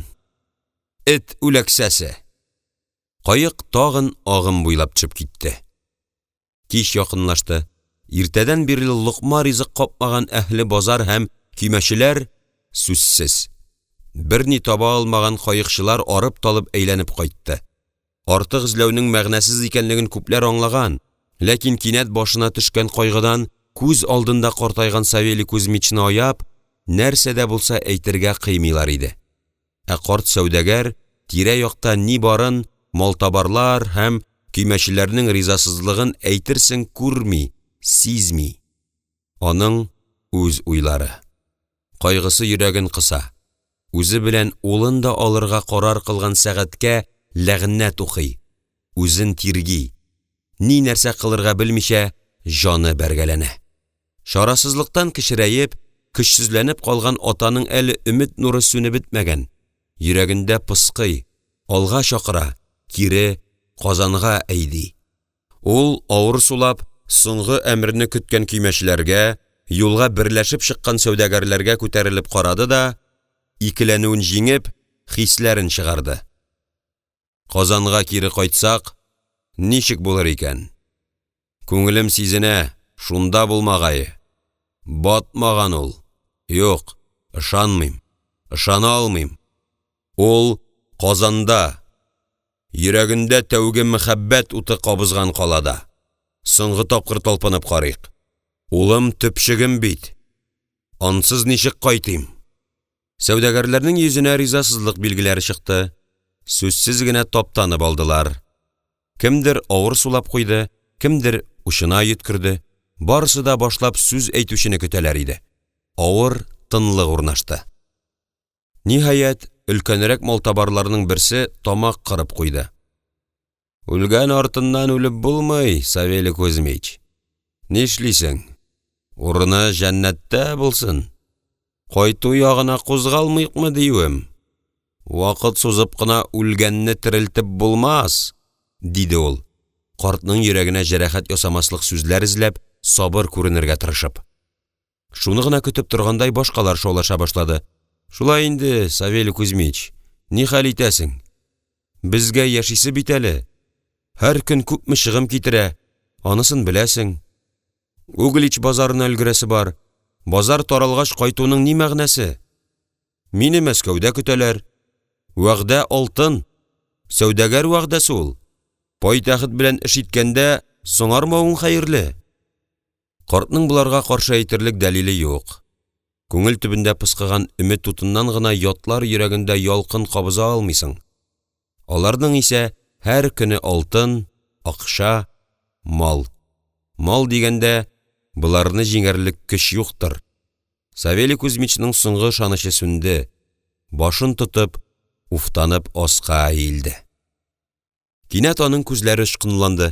Элеккеге кискенлеге, тәвәккәллеге йөзенә чыкты. Һәр берсенә туры карап әйтте. Шыгымыгызны үзем күтәрәм. Сүземнең ныклыгын беләсез. Кайтыйк Казанга, зинһарлап сорыйм. Кайтыйк сана. Сәүдәгәрләр яна сүзсез калды. Аларның һәр кайсы эштән генә үтәчәк көннәр исәбен саный. Шыгымының тәгаен сумасын билгеләргә тырыша иде. Көтмәгәндә Иван сәүдәгәр телгә килде. Кысмырланмыйк, туганнар. Бәлә агач башыннан йөрмей. Хан каласыннан әйләнеп килгәннән генә белмәбез. Тәвәккәллек. Шыгымында күтәргәч, берәү дә аннан мондый борылыш көтмәгән иде ахрысы. Сәерсенеп аңа текәлделәр. Ярыйсың. Алай булгач сузмыйк. Юл кешесенең юлда булуы яхшы. Дип, беренче булып сүз башлаган сәүдәгәр бәхәскә йомгак ясады. Аңа каршы әйтүче табылмады. Шуны гына көткәндәй өлкән көймәче кычкырып әмер бирде. Җилкәннәрне күтәрергә! Юл Казанга! Кемдер көймә уртасындагы учакка утылды, казан асты. Озакламый Идел киңлекләренә аш исләре таратып, дәү көймә тулы тизлегенә алга омтылды. Будай өстенә җәелеп яткан Иванның исә үз уйлары. Бердән тәвәккәллеге, кирәк чакта ярдәм кулы сузуы белән ул Савелий Кузьмичның ышанычын казанса, икенчедән аның яшерен максаты Казанга кайтуның аңагына аңлаешлы хикмәте дә бар иде. Яшь егетнең мәхәббәт маҗараларыннан азмы күпме хәбәрдар, күзәтүчән һәм итәк астыннан ут йөртергә остарган сәүдәгәр монда да үз файдасын онытмаган иде. Мин әйтсәм дә, әйтмәсәм дә, барыбер Савелий Кузьмич күндергән булыр иде. Манка малае өчен акчасын жәлләми. Бусы бер. Иван уйлана-уйлана бармакларын бөкли. Икенчесе Санька исән. Димәк, ул Казанда. Аны Казанда иң беренче булып атасы түгел, мин очратырга тиеш. Күрергә дә әйтергә. Сине эзлиләр, күзләренә шалынуга тышаулап яңадан Угличка затачаклар. Бу юлы инде элеккечә саксызлык күрсәтмәсләр. Җилкән кылгасына багаулаячаклар. Атаңның ачуы кабарган чак. Буларны ишетүгә мәхәббәттән шашкан егетең шайтаннан җәяүләп качкандай юкка чыгачак. Борнын да күрсәтмәячәк. Өченчесе, әгәр акчаны чыннан да ул алган булса, бугазлап кире кайтарамын. Муенына буш янчык асып, мәетен карван-сарай ишек алдына кертеп атачакмын. Охо-хо, алтын ни генә эшләтми кешене. 100 бәлиш янына тагын 200-не куш әле, Иван каем. Шәпме? Үзеңнеке дә кире кайта, яңасы да өстәлә. Алтынны чакыра. Мондый сума белән Угличта сасып яту түгел, Мәскәүнең Бөек кенәз сарайының да ишеге киерле башылыр. Түземлек, сабырлык, Иван каем. Күзеңне киере баш, колагыңны торгыз. Башкалардан күбрәк күр, күбрәк ишет. Бәхетең кул сузымында гына. Ул киерле биснәде һәм бер атуда 2, юк, 3 куян алачагы. Аларның да ниндиләре кулга төшәчәге күз алдына килүгә, йодрыгы белән бодай кешеленә сугып алды. Тәгам тулы табын янына утырырга әзерләнгән корсак кулы кебек, канәгатьлек хисенә чыдаша алмый, кулларын угалады. Алла кушып, барысы да мин дигәнчә булыр. Барысы да уйланылган, кире чигенер урын юк. Елгырлык, җитезлек бир, Ходаем. Идел ярындагы тау башына укмашып утырган, Мәскәүгә буйсындырылып, мөстәкыйльлеген югалткан элеккеге кенәзлек үзәгенә инде елдан ел сүнеп, бүлеп баручы Угличка, Савелий Кузьмичка ияреп, кара хәсрәт кайтты. Күтәрә, җиңә, үткәрә алмаслык кайгы, югалту ачысы. Туган йортка якынлашкан саен хәсрәтле әрнү дә зурая, тирәнәя бара иде. Просковьяга ни дип әйтермен? Сөекле улыбызның инде дөньяда юклыгын ничекләр аңлатырмын? Савелий Кузьмичның миен шул сорау бураулый. Ни эшләргә белми бәргәләнә. Бердән башын тезләренә куеп елыйсы, йомшак кулларына маңгайын тигереп тынычланасы, җифете янына ашыга. Икенче яктан, мондый да улуг кайгы белән, ямсыз хәбәр белән кайтасы килми. Аяныч күрешүне сузасы, арткарак шигерәсе килә иде. Әмма берни дә эшләр әмәл юк. Барыбер кайтасы, барыбер әйтәсе. Савелий Кузьмич төяп кайткан малына да кул селтәде. Бушату, урнаштыру эшләрен көймәчеләргә йөкләп, көймә башына амбар ачкычын тоттырды да, салмак атлап текә ярдан күтәрелә башлады. Хезмәтчеләрен җибәреп, ат чакыртырга да мөмкин иде әлбәттә. Ләкин карт сәүдәгәрнең бер кемне дә күрәсе килми. Ялгыз калып барысын бәйнә-бәйнә хәтереннән үткәрергә, сөекле парашасын ничек тынычландырырга, нинди сүзләр табарга кирәклеген уйларга тели иде. Тик җылы сүзләр дә югалтуны җиңеләйтер әмәл дә таба алмады. Ирексездән иреннәре кыймылдады. Уфтанып, «Их, параша, бала ата-анасыннан иртә үлмәсен икән ул», дип куйды. 18 еллап бер түшәкне уртак иткән Прасковья балаларына йомшак, ягымлы, кирәгенчә таләпчән һәм каты куллы, иренә игелекле һәм тугры хатын була белде. Тик аның аңлашылмый торган, ничә еллар уйланып та серен таба алмаган бер сәер ягы бар. Ялгыз калды исә, Прасковья күзен бер ноктага тики дә хәрәкәтсез кала. Тирә ягында ни барын, ни кылынганын күрмәс, ишетмәс дәрәҗәгә җитә. Әйтерсеңлә ул нәрсәнедер исенә төшерергә, кайчандыр үтәдә кадерле булган ниндидер хатирәләрне яңартырга тели. Савелий яшеренеп кенә күзәткәләп тә карады. Хыянәттән, тугрылыксызлыктан шикләнгән күңел әллә нинди сүрәтләр, фаразлар тудыра иде. Әмма Прасковья аларның берсенә дә сәбәп бирмәде. Тезләрен кочаклап утырыр да, ерак-еракларга карап сүзсез калыр. Аннан соң ул акрын гына чайкала башлый. Иреннәре юка гына, кәгазь сыярлык кына булып ачыла да, аннан ниндидер өн агыла башлый. Елаусыктау да, җыр да түгел ул. Ыңгырашуга охшаш, бетмәс-төкәнмәс бер көй, бер моң. Тәүге тапкыр ишеткәндә, Савелийның бала йоннары кабарды. Бугазына төер тыгылды, тамагы кипте. Ул моның ни икәнен белми. Әмма шушы көй, моң йөрәген кыса, тәнен эсселе суыклы итә, тетрәндерә иде. Прасковьяның нинди гаиләдән икәнен төгәл белми Савелий. Аның Углич якларында булмаганча чиста, гайры табигый ак тәне, биленә хәтле ишелеп төшкән, алтын су көлтәгә охшаш куе чәчләре бу яклардагыча сусыл түгел, ә ниндидер җете куе зәңгәр күзләре әсир иткән иде яшь сәүдәгәрне. Йөзенең бу аклыгын башта үзенчә юрады Савелий.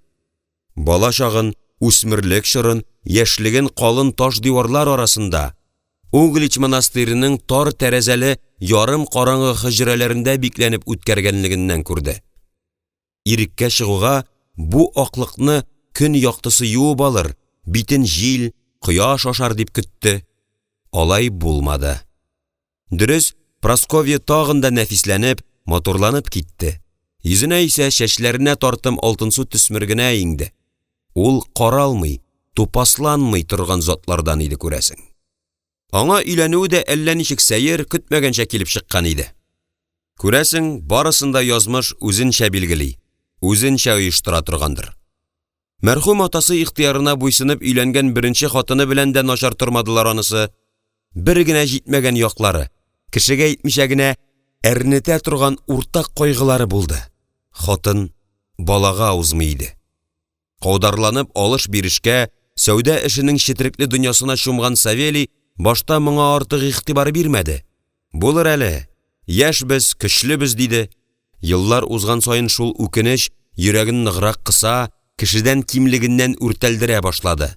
Кәсептәшләренең аңа сиздермәскә тырышып көлүләре, кайсысы кысыр икән, хатынымы, үземе дип сөйләнүләре исә ашык җәрәхәткә туз сипкән кебек әрнеткеч тәэсир ясый иде. Әйе, көттереп, зарыктырып дөньяга килде Вася. Тик шатлыкка урап, сөенечкә төреп, олы кайгы да алып килгән иде ул. Газапланып, интегеп бала табуга ай уздымы юкмы, хатыны эзлегүдән мантыя алмады. Васяны күкрәгенә кыскан хәлдә якты дөнья белән бәхилләште. Әнә шул чакта Савелий Кузьмич өенә Прасковья аяк басты. Юк, хатын булып түгел, бала караучы үксез Васяга нәнкә сыйфатында килде ул. Хәзер инде анык кына хәтерләми дә. 1 айлык бала тотып ялгыз калган атаның ул чактагы мазасы бар нәрсәне каплап киткән иде. Кәсептәшләреннән кем тәкъдим иткәндер, анысы да истә калмаган. Сәүдәгәр буларак бер генә нәрсәне хәтерли. Арзан гына, диделәр. Менә дигән кол кызы. Нәсел нәсәбе тәрбияле, асыл таифәдәндер.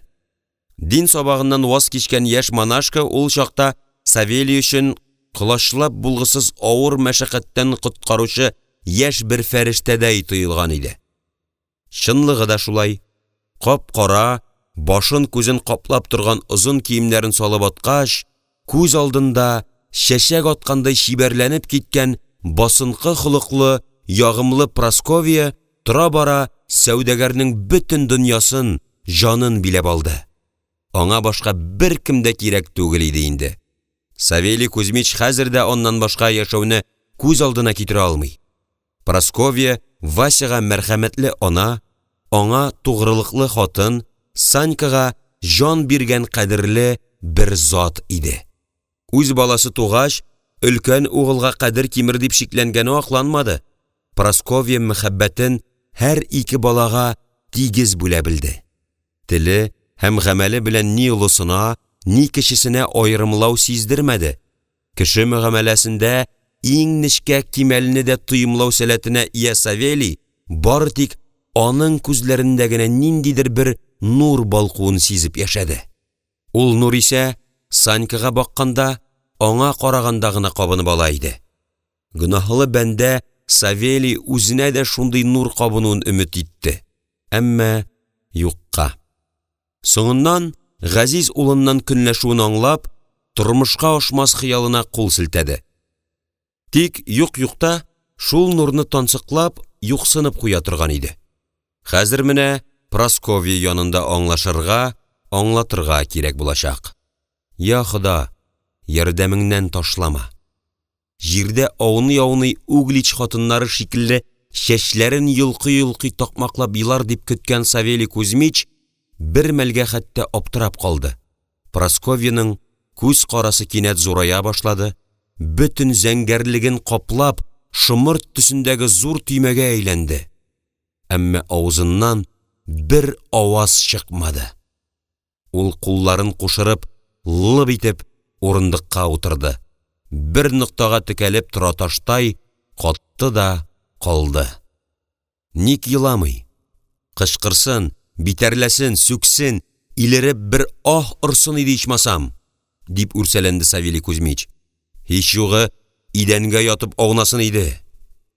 Ниһаять, көттереп, озак көттереп, Прасковья телгә килде. Хәлсез, әллә каян баздан килгәндәй тонык тавыш белән эндәште. Кайда? Газиз угылым кайда? Эй анасы, әйттем бит инде. Үзем дә белмим бит ничек булганнарын. Идел дулкыннары сирен шишмиласа, дип кабат уфтанды гаилә башлыгы, сүзләрен теш арасыннан чыгарып. Үз җанымны да жәлләмәс идем дә. Прасковья тагын телсез калды. Аның башына әллә нәрсә булды. Ничәмә еллар искә төшерергә, күз алдына китерергә тырышкан сүрәтләр оеша башлады. Әле ул аларның ни аңлатканын да, кемнең кем икәнен дә белми иде. Кинәт ике кулы белән дә башын тотып мендәргә ауды. Шигәсен ике яктан кыскан авыртуга чыдый алмый, тешләрен кысып түзәргә, шул сызлауны куарга тырыша башлады. Күз алдына йөрәк пәрәсе, углы Санька килде. Иделнең салкын кычагыннан ышкынырга талпынып ул «Әнием!» дип ялварып, ярдәм сорап кычкыра иде. Кинәт тагын күренешләр алышынды. Прасковьяның миен кисеп, яндырып, икенче әрнеткеч тавыш яңгырап үтте. «Әнием!» әнекәшәем. Ләкин бу тавыш Саньканыкы түгел. Тавышы да, сүзе дә аныкы түгел. Бөтенләй башка телдә, башка җирдә яңгыраган әрнүле ялвару иде бу. Тукта. Ул Илеру Прасковьяның үз эчендә, үз миендә бәргәләнә түгелме? Нинди тел соң бу? Нинди гаҗәеп якын аһәң? Таныш түгел дә тоелган сүзләр, бәгыреңне айкап чыккан газиз бер өн. Идел өсте. Текә ярларны тутырып дулкынланган киң идел кышагы. Шилкәннәрен киергән зур көймә. Көймә борнында кечкенә кызчыкны куенына сыендырган яшь бер хатын. Су өстеннән үсеп чыккан кыялар, җилсез тарлавыкта шиңеп сүнгән җилкәннәр лыпырдавы, каяндыр пәйда булган икенче бер көймә. Ниндидер усал йөзләр, сакал баскан озын чәчле явыз адәмнәр, пычак хәнҗәрләр ялтыравы, кан. Менә калын тырнаклы, йон баскан улы тупас кул аңа үрелә. Әнисе кочагыннан йолкып ала. Нәни кызчык үз-үзен белештермичә ашыргаланып кычкыра. Әнием! Әнекәшәем! Кызымны бирегез! Кызымны! Тар кыялар арасыннан әзмәүр ирнең калын тавышы кайтаваз булып ишелеп төште. Ха-ха! Кызың түгел, үзең кирәк безгә. Үзең. Нәни кызчык кулларын сузып әнисенә омтыла, кычкыра, елый, ялвара. Кинәт аның гәүдәсе очып өскә күтәрелә. Елга юлбасарының бер селтәнүеннән ул кытыры багучы күбекле дулкыннар арасына кереп югалачак.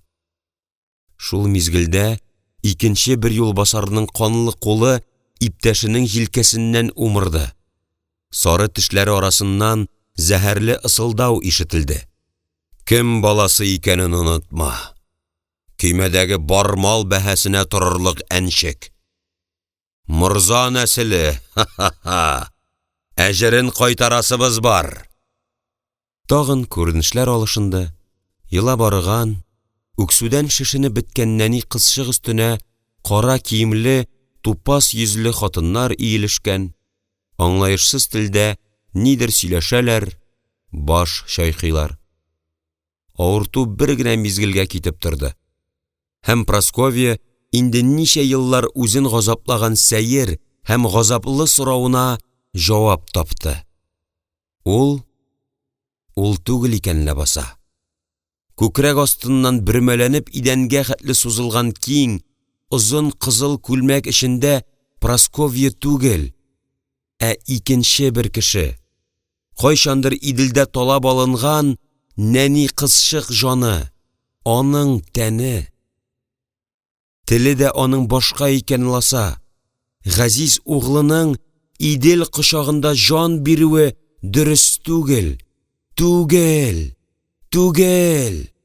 Аның жаны әнисенең туган ягына ашкынган, шунда ышкан. Эй, газизем, дип ыңгырашты Прасковья, һәм илереп тагын ятакка ауды. Котышкыч авырту тимер кыршау булып, ике шигәсен кысып алган иде.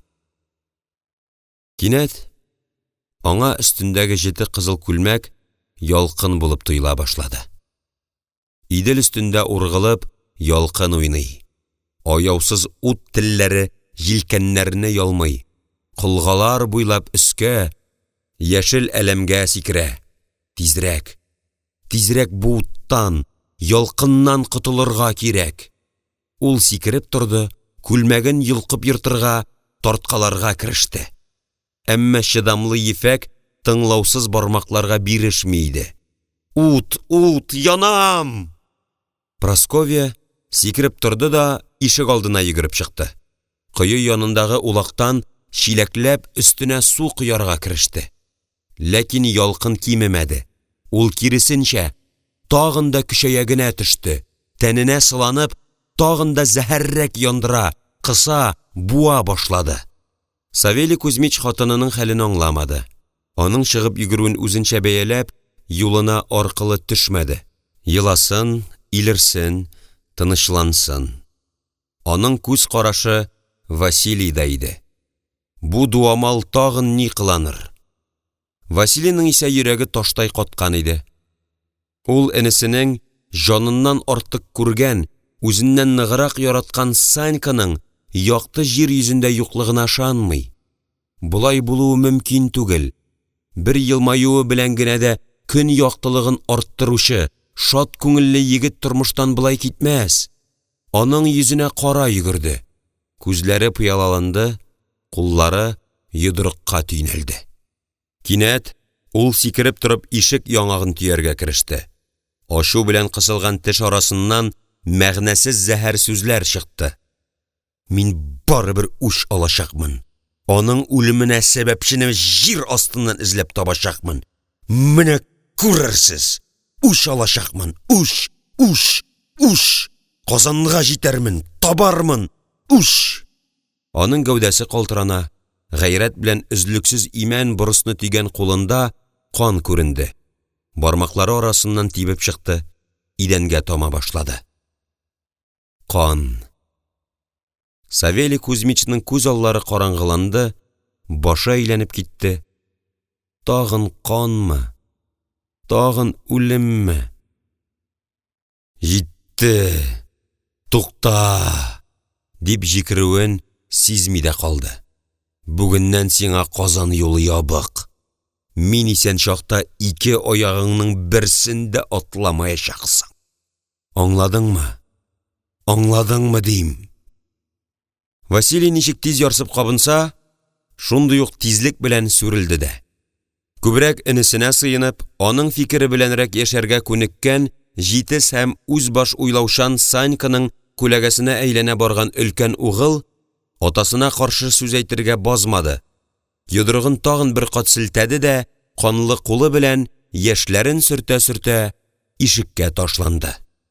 Аның үз алдына кирләнеп әйткәне генә ишетелеп калды. Мин барыбер үч алачакмын. Шушы ук мизгелдә карт сәүдәгәр үзенең дә моннан соң Казанга бара алмаячагын аңлап алды. Аяк тартса да жан тартмас. Сәбәпсез ачуы, Газизен аңлый алмавы, урынсыз кул күтәрүе, мәсхәрәләгәндәй бәйләп ташлатуы белән рәнҗеткән, һәлакәткә этәргән җирләрдә кабат-кабат газапланачагын, җанына тынгы таба алмаячагын, күңелендә мал кайгысы түгел, үкенеч һәм жан кайгысы булачагын да төшенгән иде ул.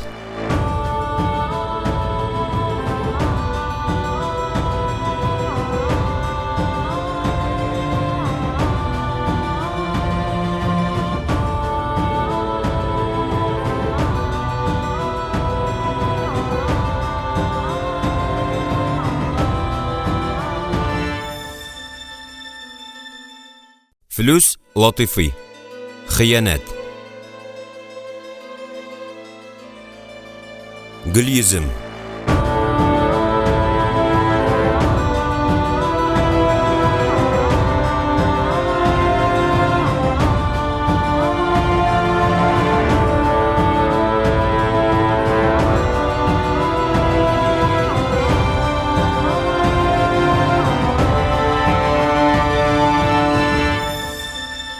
Аннан соң да гыйшкы һаман тәэсир кылды. Гыйшкы аның көннән көнгә артып торды. Йокысыннан мәхрүм калды, йөзе сулды. Ашау эчү кайгысында белмәс имди. Кол Гали.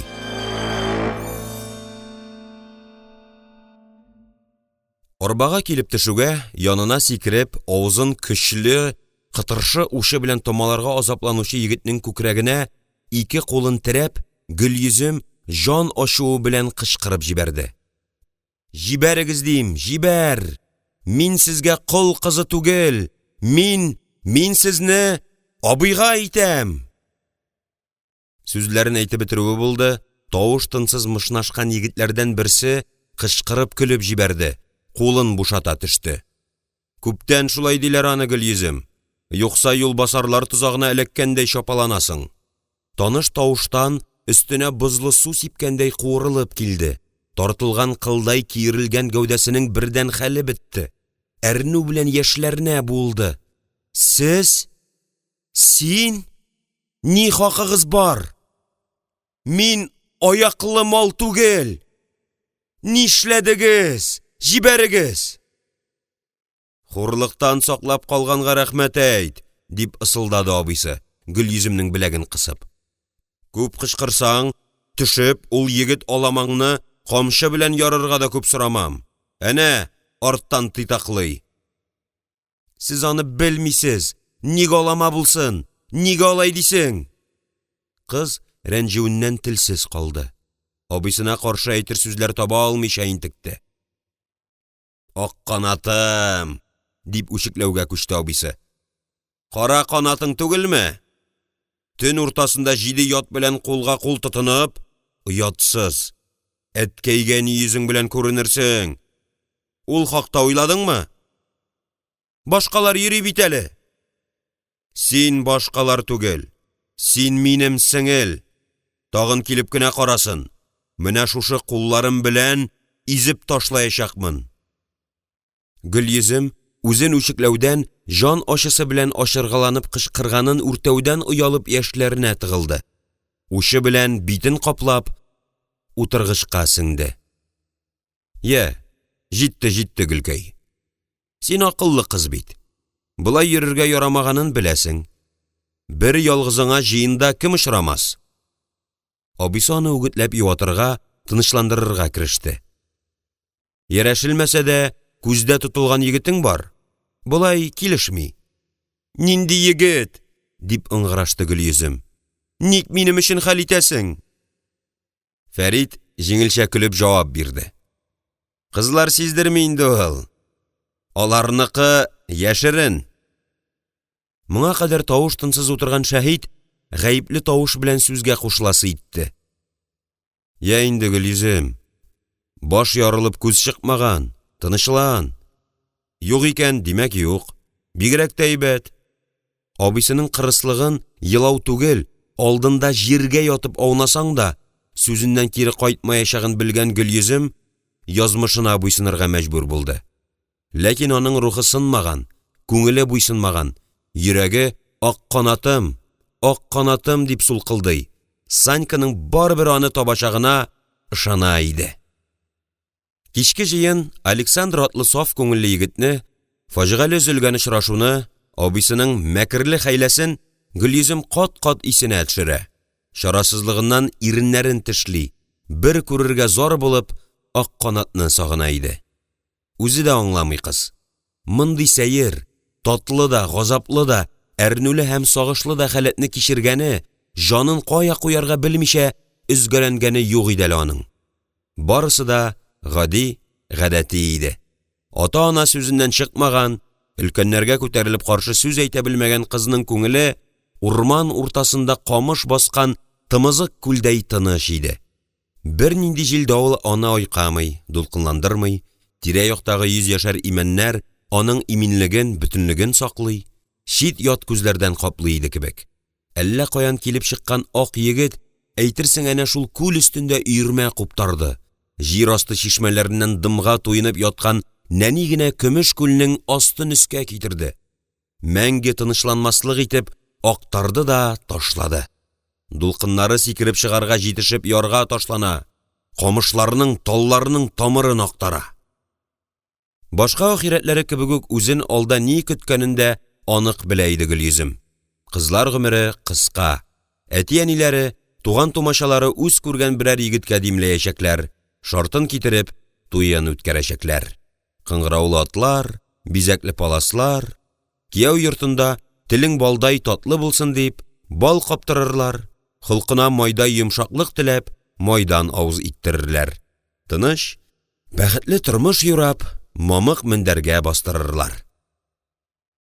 Кияү куенына керү, яшерен хыял, өмет, бәхет.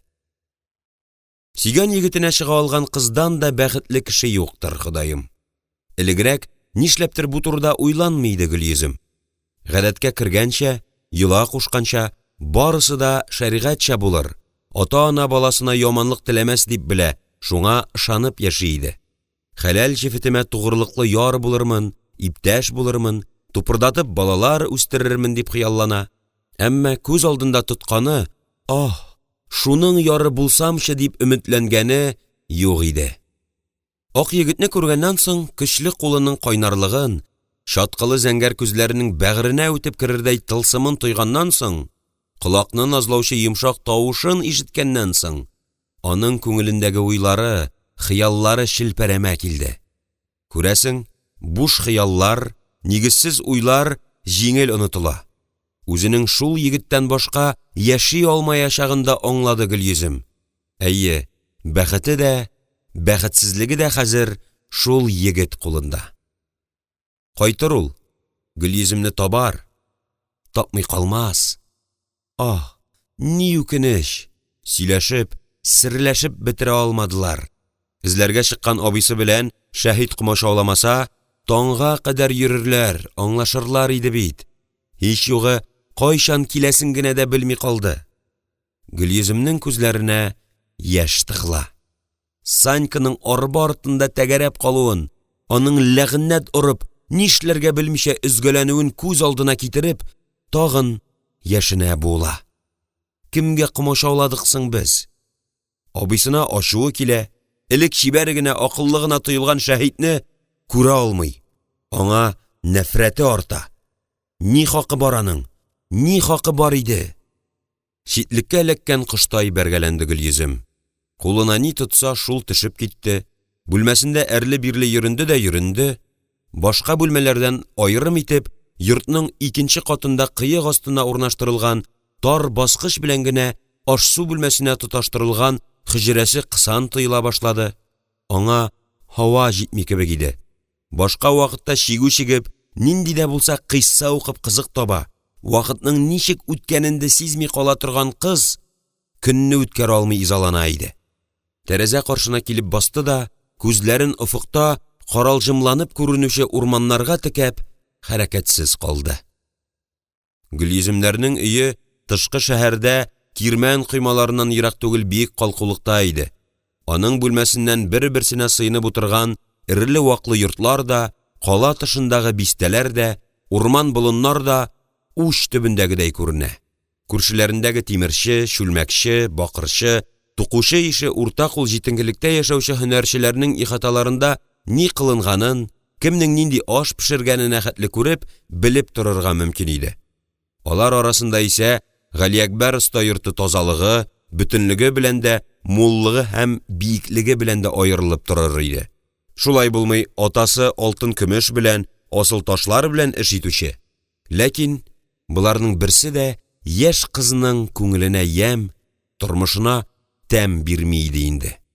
Әнә, ерак болында яшь тойлар уйнаклый, зәңгәр күктән тургайлар җыры коела, шәһәр урамнарыннан кемнәрнеңдер яңгыратып көлгәне ишетелә. Барысы да, җиһандагы бар җан ияләре дә бәхетле, һәммәсе дә тиңен, ярын тапкан. Мин генә ут йотып утырырга мәҗбүр, дип уйлап куйды ул. Һәм баскыч шыгырдаганнан сискәнеп, тиз генә ятагына барып капланды. Яшьле күзләрен калтырап куючы иреннәрен беркемгә дә күрсәтәсе килми иде. Авыр адымнар акрын гына ишеккә якынлашты. Менә басмалар шыгырдаудан туктады. Кемдер ишек янында тынып калды, авыр итеп сулады. Шул сулыш алуыннан аңлады. Өлкән киңәшчесе, яраткан нәнәсе килгән. Ләкин барыбер урыныннан күтәрелмәде. Ни кадәр генә киң күңелле, мәрхәмәтле һәм сабыр булмасын, нәнә инде. Ул аның язмышын хәл итүгә берничек тә ярдәм итә алмый. Тагын бер кат күкрәгенә капланып елаудан гына ни файда? Шыгырдап ишек ачылды. Кулыннан мәңге төшмәс диспесен тотып, карт нәнә килеп керде. Шөбһәле, тәшвишле тавыш белән дәште. Әллә йоклыйсыңмы, кызым? Гөлйөзем җавап бирмәде. Нәнә тамак кырып куйды һәм, алай да җавап ала алмагач, Гөлйөземнең аркасыннан бәпләп, сөйләнә-сөйләнә үзенчә уятырга кереште. Тыр инде, тыр йөрәк бәрәм. Кояш төшлектән авышып бара, син һаман мендәрдән аерылмагансың. Бәхетеңне йоклап үткәрмә тагы. Нинди бәхет ул, инәнәм, дип сыкранды Гөлйөзем. Беләсең ич инде. Гөлйөземнең йөрәк серен уртаклашкан карт нәнә авыр сулап куйды. Кем белә, кылыным, баланың бәхете ата-ана кулында. Тыңлаучан булсаң, сүзләреннән чыкмасаң, саф ефәктәй кызны рәнҗетмәсләр, юлына аркылы төшмәсләр дип беләм. Ата-анага баладан да кадерле нәрсә юк. Алла буйырса, күрешерсез дә, табышырсыз да әле. Егетеңне әйтәм, ул да атаң каршына ачык йөз, чиста күңел белән килә белер. Казан ярминкәсенә йөрердәй әдәм төшеп калганнардан булмас. Карт нәнәнең акрын гына, ипләп кенә әйткәннәреннән Гөлйөземгә әллә ничек җиңел булып китте. Йөрәген кысып торган авырту акрынлап юкка чыга башлады кебек.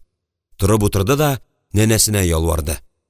И нәнәм, сөйлә, тагын сөйлә. Синнән башка кемнән киңәш көтим? Күземне ач бу четерекле дөньяга. Ярый, ярый. Артыгын кыйналма. Җәрәхәтеңә тоз сипмә. Фәрит абыеңны да аңларга тырыш. Синең өчен дип, синең намусың өчен дип үрсәләнгәндер. Сөйнеп торырга кирәк. Яклаучым, саклаучым бар дип. Абыйсының исемен ишетүгә Гөлйөзем тагын куырылып килде. Йөзенә төксе кыяфәт чыкты. Нәнә ялгышарак ышкындыруын аңлады булса кирәк. Тиз генә сүзне икенчегә борды. Әйтергә онытып тора микән лә? Әтиеңнең йомышчысы килде. Кичекмәстән хәзер үк сине чакырган. Аның тавышында тәшвишле төсмерләр куйырды. Йөзенә борчылу галәмәте чыкты. Галиәкбәр оста гадәттә хатын-кыз эшенә тыкшынмый. Аның үз дөньясы, эреле-ваклы, бетмәс-төкәнмәс үз мәшәкатьләре бар. Балаларга, йортка, аш-суга кагылышлы һәр нәрсәне Гөлйөземнең әнисе хәл итә. Йортта шундый кагыйдә иде. Инде Галиәкбәр останың йомышчы җибәртүе, Гөлйөземне остаханәгә атап чакыртуы гадәттән тыш хәл иде. Ни кадәр генә тыныч күренергә тырышмасын, нәнә үзенең борчылуын барыбер яшерә алмады. Гөлйөземгә килсәк, ул әтисе янына остаханәгә йөрергә ярата иде. Галиәкбәр оста көннең күп вакытын ихата түрендәге бер катлы зур таш йортта үткәрә. Монда тылсымлы, сихерле, үзенчәлекле икенче бер дөнья. Монда ут һәм су, таш һәм алтын патшалыгы. Әтисе исә әнә шул буйсынмас көчләрне җиңеп, игә китереп, асыл бизәкләр, асыл сүрәтләр тудыручы гали бер зат булып тоела Гөлйөземгә.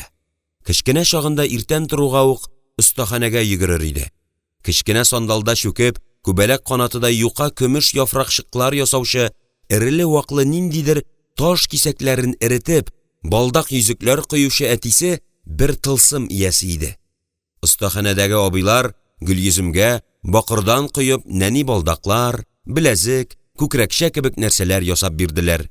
Шуларны тагып, һәр бармагына берәр балдак киеп, кул чабып, кили-кили тыпырдаган нәни кызчыкны өлкән алтынчылар да, өйрәнчек егетләр дә мыек астыннан елмаеп күзәтә, һәр берсе нинди дә булса бүләк бирергә генә торыр иде. Үсә төшкәч исә әтисе кырысланды. Көннәрнең берендә әйтте: "Балам, син инде хәзер җиткән кыз булып киләсең. Һаман-һаман ут, кырым арасында, егет җилән, ират тирәсендә йөрү килешмәс. Остаханәгә керүеңә асла рөхсәтем юк", диде. Сабыр холыклы ата аны өйрәнчеклеккә килгән шая егетләр күзеннән ерактарак тотуны хәерлерәк санаган иде. Монысын әлбәттә Гөлйөзем белми, һәм үз вакытында әле әтисенә үпкәләп, кинә саклап та йөргән иде. Һәм менә кинәт кенә атап чакыру, йомышчы җибәртеп дәшү. Бу юкка гына булмас. Гөлйөземнең йөрәге дирт итеп китте. Александр атлы чибәр егет килмәгән микән? Таш ярып чыккан, елгалар, урманнар кичеп, ярминкәгә килеп җиткән батыр егет атасы янына юлны тапса гаҗәпме? Гөлйөзем иңнәренә ефәк япмасын гына элде дә, ике басманы бер итеп аска төште. Пешекчеләрне гаҗәпкә калдырып, ишек алдындагы ташлардан сикерә-сикерә остаханәгә элдертте. Менә хәзер нәрсәдер булырга тиеш. Мине күрмичә, Александр барыбер Казаннан китмәс. Китәргә тиеш түгел. Йөрәгем шулай сизенә. Аның урынында булсам, мин дә китмәс идем. Я Ходаем, бәхетен тауфигын бир. Бигрәкләр дә шибәр, акыллы, сылу кызласа. Инде үзенә тиң егеткә насыйп итсен. Мәхәббәт белән кавышуларга ни җитә? Карт нәнә теләкләрен әйтеп дуга кылды һәм үзенең кире кайтмас яшьлеген уйлый, яшьлек күзләрен сөртеп, мендәргә чүгәләде. Галиәкбәр останың хыял өметләре зурдан иде. Шәҗәрә ашы Казан һәм Болгар мәмләкәтенең иң оста алтынчыларына барып тоташкан. Аларның һөнәр серләрен саклап килгән зәргәрнең эше күзгә күренеп алга бара. Һәр көн аңа бәрәкәт, мал китерә, байлыгын ишәйтә иде. Казан патшалыгының иң оста алтынчысы дигән исем күпне белергә, һәр гамәлеңнең алдын артын уйлап эш итәргә, күпне бирергә мәҗбүр итә. Шуның белән бергә әҗере дә шактый сизелерлек иде. Тышкы шәһәрдәге йорт ихатасы мулдан, остаханәсе киң вә иркен булуга карамастан, ничек тә эчке шәһәрдән йорт алу исәбе бар иде Галиәкбәрнең.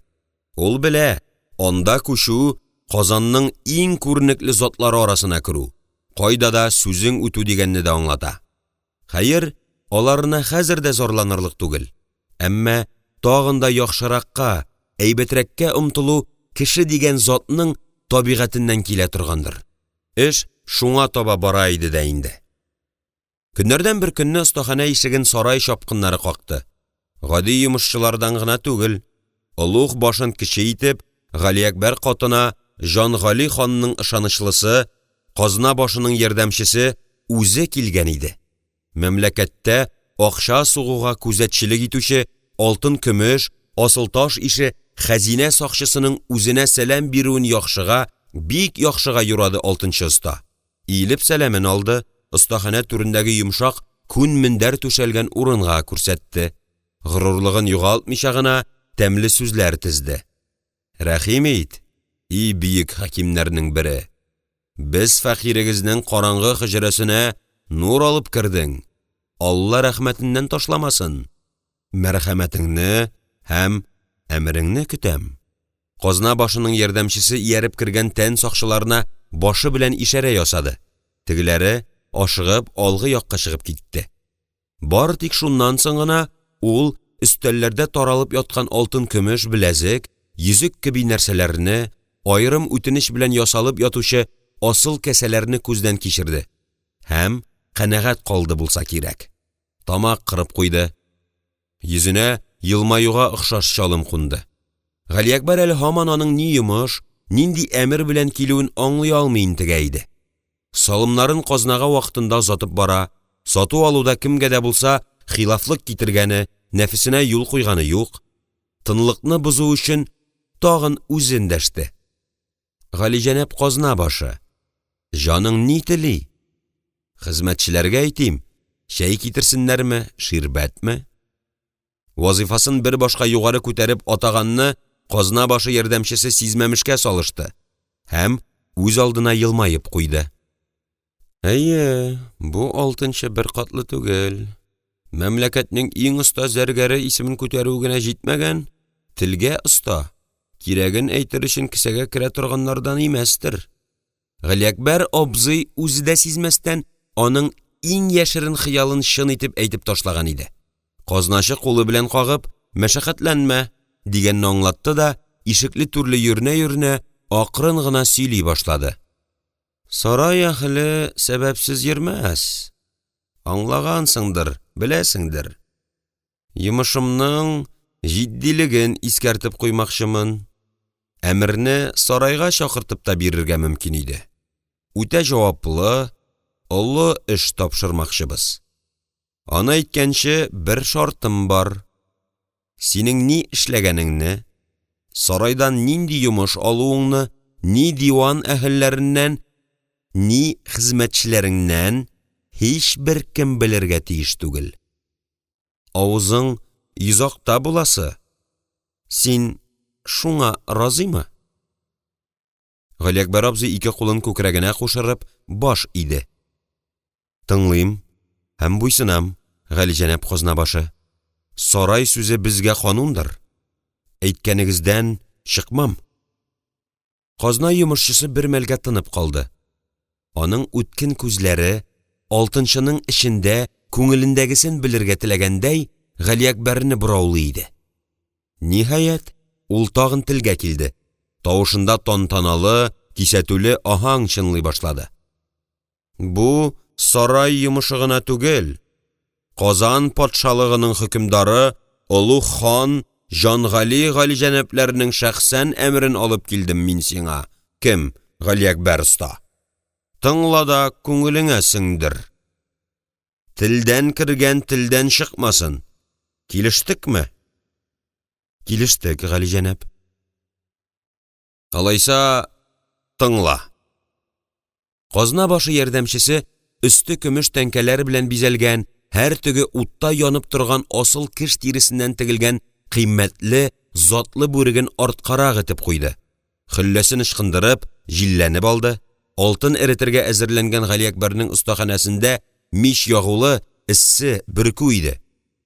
Мөмкин кадәр тиз арада син, Галиәкбәр оста, җиһандагы теләсә кайсы хөкемдарга һәдия кылсаң да 100 кызартмаслык алтын аяк, ягъни зур кәсә, маңгайына патшалык мөһере басылган затлар гына кулланырлык зәргәри савыт әзерләргә тиешсең. Аның кемгә тәгаенләнүен чамалыйсың булыр. Җангали хан Мәскәү хөкемдарының ачуына түгел, рәхмәтенә мохтаҗ. Аң бул, кылган эшең белән син аңа кулыңнан килгән ярдәмне күрсәткән булып чыгасың. Синең осталыгыңа таянып, Олуг хан сиңа, Галиәкбәр оста, мәрхәмәтен күрсәтә. Акласаң, рәхмәтенә, игелегенә тиенерсең. Булдыра алмасаң, нәфрәте ачуы озак йөрмәс. Алтынны казнадан китерерләрме? Ул кадәр малны табуым бик шикле, Галиҗәнәп казнабашы. Фараз итүемчә, шактый мал, асыл таш кирәк булачак. Галиәкбәр останың тамагы карлыгып китте. Тапшырылган эшнең яшеренлеге, дәрәҗәсе аны каушаткан, бер мәлгә ихтыярын йомшарткан иде. Алтын җамаякка алтын мыскаллап түгел, батманлап китәсе. Казначының йөзеннән ризасызлык галәмәте йөгерә бузды. Күзләре кысылды. Казна белән дә, сарай белән дә бер нинди бәйләнешең юк. Булырга да тиеш түгел. Оныттыңмы? Яшерен йомыш, яшерен эш. Сарай алтынчылары эшли алмас иде дип беләсеңме? Аның тавышына мыскыллау төсмере чыкты. Галиәкбәр останың бер савытлык алтыны юкмы? Алтынчы сүзсез калды. Тәхет иясе йөкләгән эш артык чыгымлы булырга охшый. Әмма ул үзен сүз белән, вәгъдә белән бәйләп өлгергән иде инде. Ризалыгын биргәндә янә тамак кырып кына куя алды. Борчылма, алтыны да, асыл ташлары да кире үзеңә кайтыр. Ханлык хәзинәсеннән тияреңне алырсың. Хезмәтеңә түләүдә мулдан буласы. Шартын беләсең. Ул телсезлек. Ярты гына кәлимә сүз чыгарсаң да, җәзасы артыңнан куа килер. Аңладыңмы? Казна башы ярдәмчесенең сүзләрендә тимер чыңы яңгырый башлады. Бүгеннән эшкә тотын. Ни кадәр тизрәк тотсаң, шул кадәр хәерлерәк. Әзер булгач, хәбәрен җиткерерсең. Тик белеп тор. Сарайга барып йөрү юк. Галиәкбәрнең иңсә җыеруын күреп, ул кесәсеннән бакыр тәңкә чыгарды. Күптән түгел генә акча сугу остаханәсеннән чыккан тәңкә шома алтында ялтырый иде. Оста аның акча түгеллеген, гадәттә сан языласы ягында ниндидер тамга барлыгын гына шәйләп өлгерде.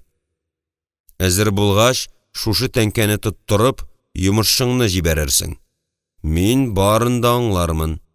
Тәңкәне туп-туры миңа бирәсе, миңа кайтарасы.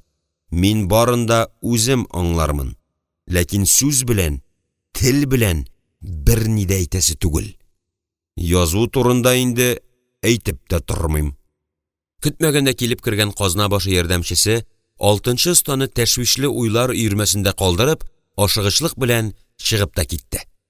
Бүтін ұсталығын, зихенен ішке жекті Галиәкбәр ұста. Йокысы қашты. Затлы, қиммәтлі сауытның рәвішін көз алдына китеру үшін генә дә атна 10 көн вакыт узды. Күңелен иң үртәгәне, үрсәләндергәне ашыгышлык булды. Җитмәсә, ул моңа кадәр мәгълүм бер генә зиннәтне дә кабатламаска, аларга охшамаска тиеш иде бит. Ата-бабаларның моңарчы сер итеп саклаган алымнарын, кайчандыр алар ясаган кыйммәтле әйберләрне хәтереннән үткәрде. Һәм ниһаять тапты. Ике ягына дугаланып, сыртларын кабартып ябышкан аждаһа рәвешендәге тоткалы, өскә таба киңәеп килгән зур авызлы чүлмәк төслерәк бер савыт иде ул. Як-ягындагы бизәкләренә асыл ташлар беркетте, нигезенә вак асыл ташлар сибеп чыкты. Чүлмәк гаҗәеп дәрәҗәдә матур, сокландыргыч иде. Бүлмәсенә бикләнеп, ул аны кат-кат карады.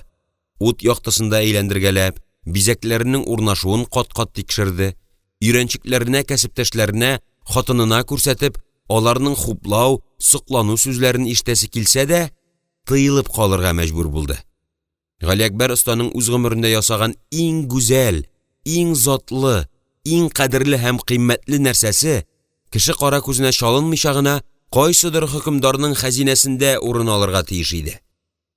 Соңгы тапкыр тикшерде дә сандыгына бикләде. Җангали ханның йомышын тиешенчә, сөйләшенгәнчә, килешенгәнчә үтәү генә аны шөбһәле уйларыннан, белүдән коткарып калачак. Монысын ул үтә дә яхшы аңлый иде. Ләкин алай булып чыкмады шул. Галиәкбәр оста әле һаман аңына килеп җитә алмый. Бер көн эчендә бүлде дә калды. Хезмәтчеләргә түләргә акчасы, эшен дәвам итәргә алтын көмеше юк. Барысы да бетте. Барысы да пыранзаран килде. Өстендә фәрештәләр канат кагынган муллыгы, җитенкелеге ташып торган өйдән бәрәкәт китте. Хәерчелекнең аяусыз кара күләгәсе кунды. Барысына да шул алтын савыт сәбәпче. Никләр генә ризалык бирдем, никләр генә ярлык сорамадым, дип уфтанды Галиәкбәр оста. Әмма инде киткәнне, югалганны берничек тә кайтарып булмый иде. Дәхшәте, кодрәте Кырымнан Мәскәүгәчә таралган олуг хан белән дәгъвалашып кара. Барысы да көтмәгәнчә сәер һәм бик тиз килеп чыкты. Барысы да куркынычлы, саташулы төштәге сыман. Казна башы ярдәмчесенең ышанычлылары зур алтын кәсәне алып киткәндә иттеләр. Иртәгә ясту намазыннан соң йомышчың казна башы ярдәмчесенең ишеген шакысын. Теләгәнен алыр, диделәр. Үзенә нинди олы йомыш йөкләнгәнлеген белмәгән өйрәнчек егет исә ике кулын селтәп кайтып керде. Керде дә, куркынган кешедәй як-ягына каранып, пышылдап сөйләргә кереште. Аның күзләре зур булып ачылган, үзе еш-еш сулый, бер урында басып тора алмыйча таптана иде. И алтынчы остазым, шәһәр имеш-мимеш белән тулы. Шат сайын гаскәриләр, Җангали хан Гали җанаплары шәһид киткән имеш. Тәхеткә яңадан гайрәтле Сафагәрәй хан кайткан ди. Булары соңыннан, дип бүлдерде Галиәкбәр. Әйт, казна башы ярдәмчесен күрдеңме? Юк. Капкалары бикле иде. Күпме шакысам да ачмадылар. Анда да гаскәриләр. Озак йөрергә шикләндем. Галиәкбәрнең тез астына китереп суктылармыни? Бердән хәле китте. Йөрәген тотып урындыкка чүкте. Әллә нинди куркыныч сизенүдән күз аллары караңгыланды. Йомышчы егет җыеп кайткан хәбәр исә дөрескә чыкты. Җангалинең кайдалыгын сөрәнчеләр кычкырып йөрмәде. Аның белән бергә ышанычлысы, казна башы ярдәмчесе дә гаип булган иде. Үз хисабыңа Җангалигә асыл ташлар белән бизәп алтын кәсә ясаганыңны инде хәзер берничек тә раслап булмаячак. Шаһитләр дә, раслаучы язу ярлык та юк. Барысы да сер иде, яшерен иде. Хәер булса да, аларны тотып казый янына, каты куллы булса да, гаделлек белән даны чыккан Сафагәрәй хан катына килү олы мәгънәсезлек дип бәяләнер иде. Алай гына булса әле. Галиәкбәр оста башын ике кулы белән учлап, тирән уйга чумды. Остаханәдәге бүлмәсендә бикләнеп көн утырды, төн утырды, әмма құтылыр, байлыгын кайтарыр шара тапмады. Бер генә юл бар. Ул да булса, баш иеп, рибачыларга ялыну. Рибачыга бурычка баткан кеше тиз генә құтыла алмас. Тик башка шара калмаган. Бүтән юл юк иде. Көннәр уза торды. Галиәкбәр оста рибачыларга барасы көнне һаман шигереп килде. Ләкин кайчанда булса барыбер аларга баш ияргә кирәклеген, мәҗбүр булачагын ул инде күптән аңлаган иде. Углы Фәритнең хәбәре исә Галиәкбәр останың күзләрен ачты. Котылгысыз караңгылыктан чыгу юлын күрсәтте. Аның тотылмаган ефәктәй хәзинәсе бар ишәле. Мал-мөлкәтле, шан-шәүкәтле нәсел белән туганлашугына аны хәзер бу афәттән коткара алачак. Гөлйөзем, бар өмет синдә. Син генә нәселебезне белгенлектән, хурлыктан тартып чыгара аласың. И Тәңрем, мәрхәмәтеңнән ташлама. Алгы якта ишекнең шартлап ябылганы, иренчек егетләрнең бер-берсен бүлдерә сөйләшкәне ишетелде. Гөлйөземнең нурлы йөзен күрер көннәрдә бар икән. Бик сирәкләдең әле. Сагындырып кына йөри беләсең дә инде. Телләренә салынган шәкертләренең сөйләнүен тыңлый, ата кеше кызын каршыларга әзерләнде. Исәбе, уйлаганын сиздермичә генә кылын тартып карау, күңелендә тоткан бер егет бармы юкмы икәнлеген тикшерү иде. Хәерле сәгатьтә. Я кызым, сөйләп җибәр. Хәлләрең ничек? Эштә эш. Күптән утырып сөйләшкәнебез дә юк икән, дип бик ерактан башлады ул. Кулына көмеш җиптән пәрәүзләп үргән беләзекне алды.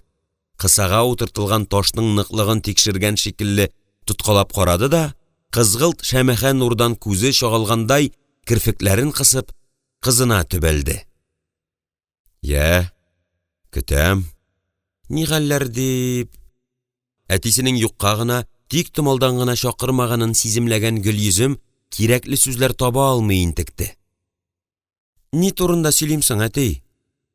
Беләсеңме әле, мин бер калфак чиктем. Остазым ханым да, башка кызлар да итте. Күчереп алдылар. Нигә ул бизәкне бездән яшердең диләр? Аның ничек килеп чыкканын мин үзем дә сизми калдым бит. Шундый матур булды. Күрсәтермен әле, ямәтием. Кызының сызылып киткән кашларына, шомырт кара күзләренә, иңнәренә төшкән калын толымнарына яратып сокланып карап торды Галиәкбәр оста. Улы сөйләгәннәргә әллә ни исе китмәгән иде аның.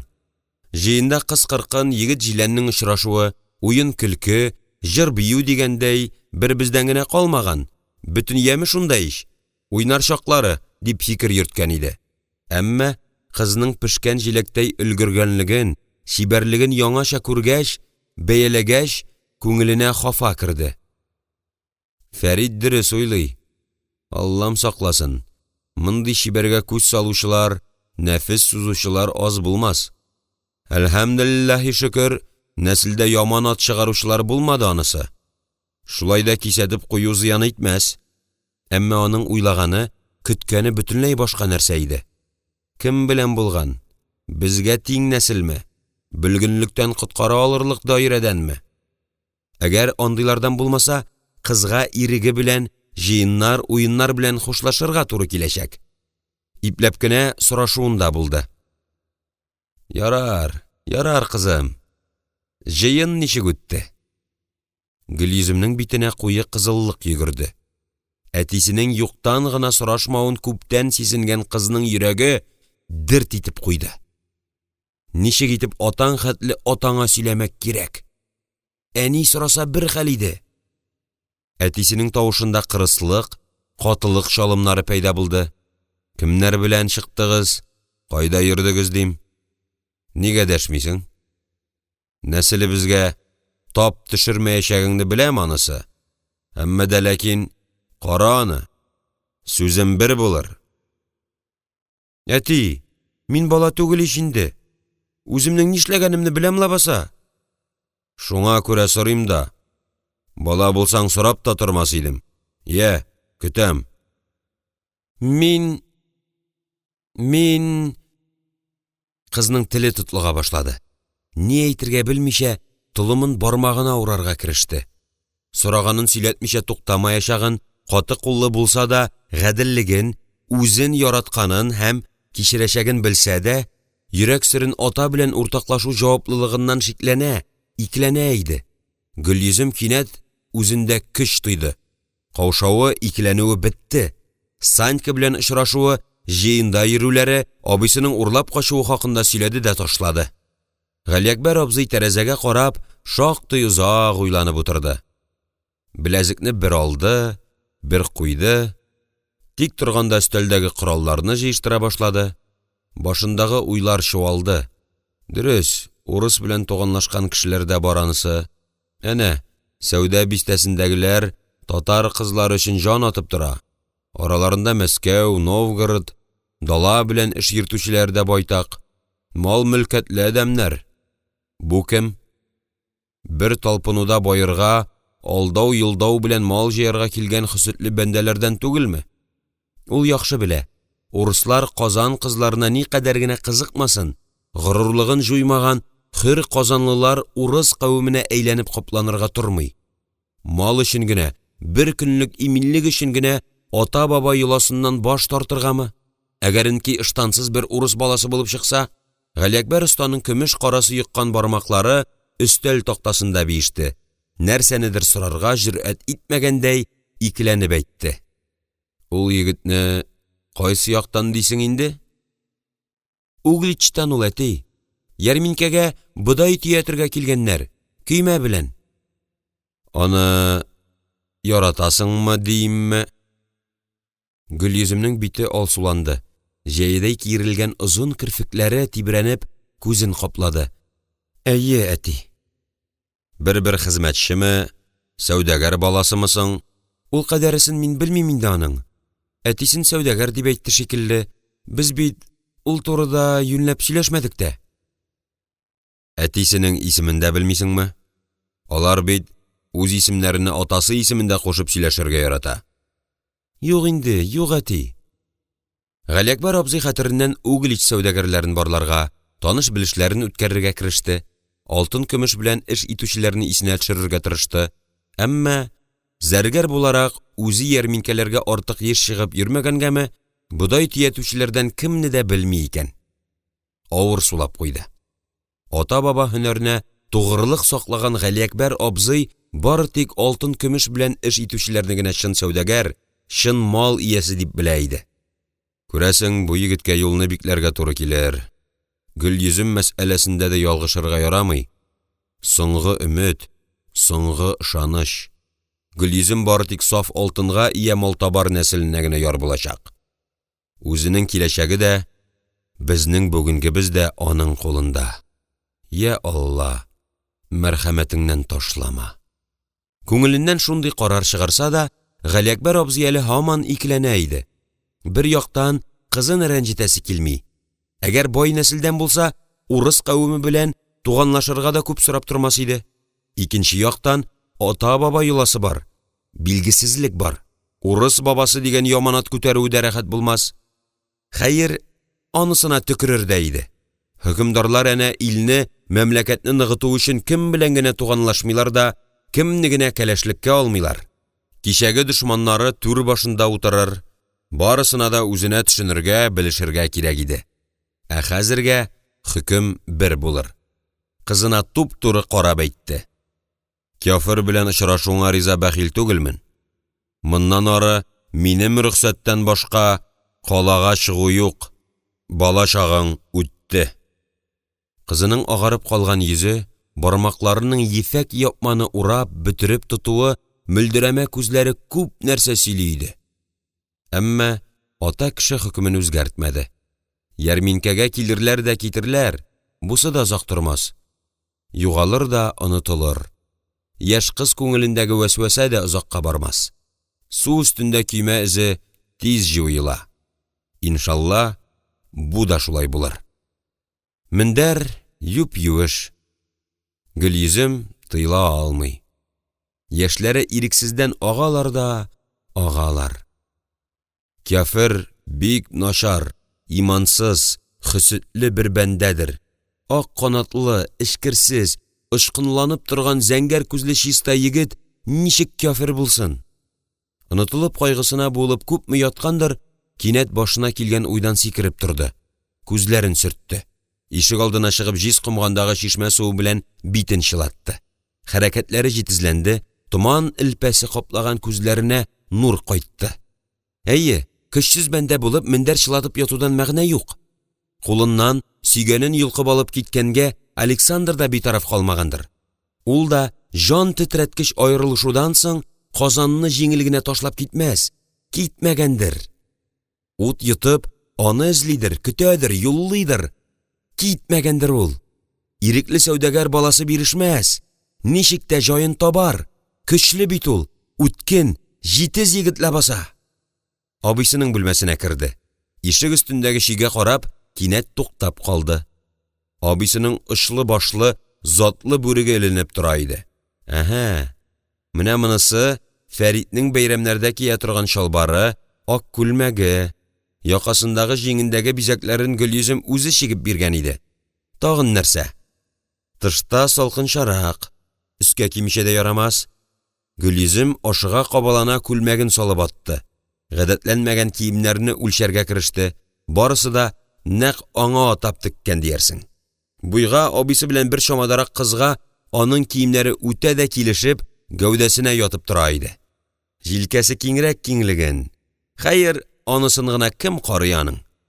Ул биленә каеш салды, өстенә җиңе терсәк буена гына җитәрлек итеп калдырылган, абыйсының буен тагын да зифа, озын итеп күрсәтә торган билле җиләнен киде.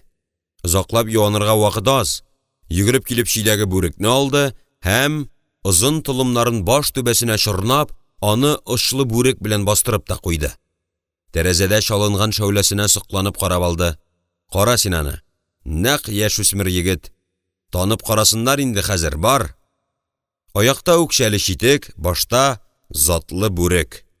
Мырза баласы меней. Ләкин әле барыбер нәрсәдер җитмиде кебек.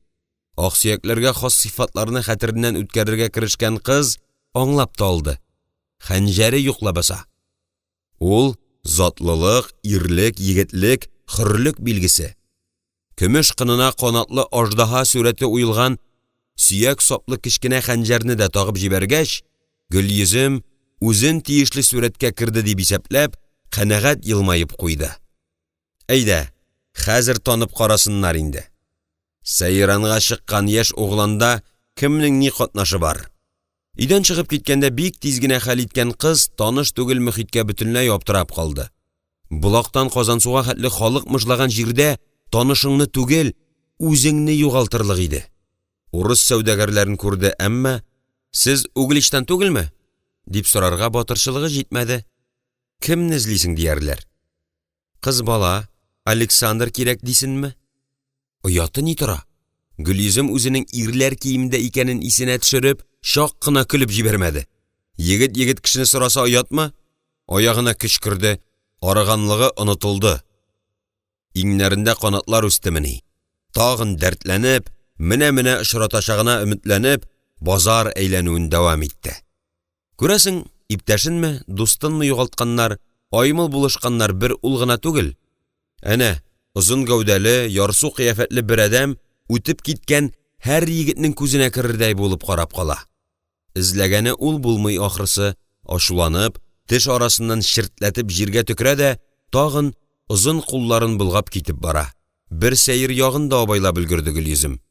Куе кара сакаллы, калын кашлы, күрер күзгә яшь тоелса да, картларча бөкрәя төшеп атлаган бу Алла бәндәсе кемнәндер каша, шикләнә иде шикелле.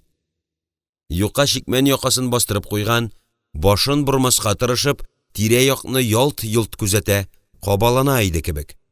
Аның яныннан тизрәк үтеп китәргә ашыккан Гөлйөзем урыс киемендәге бу кешенең салкын карашын үзендә тоеп, сискәнеп китте. Калын каш астындагы яшел күзләр әйтерсең аны шишендереп капшый, үзәгенә үтәрдәй булып текәлгән иде. Юеш салкын бакага кагылгандай тәне ширканып куйды. И Ходаем, дөрес юлда йөрми ахрысы бу Алла бәндәсе, дип укынып, тизрәк читкә китү ягын карады. Әмма озакламый яшел күзле адәмне дә базарга ник килүендә оныта язды. Ташаяктан кала капкасына сузылган юл ягыннан ишетелгән яшерен дәрт, моң катыш өметләнү, талпыну сизелеп торган авазлар аны үзенә тартты. Аяклары үзеннән үзе шул якка атлады.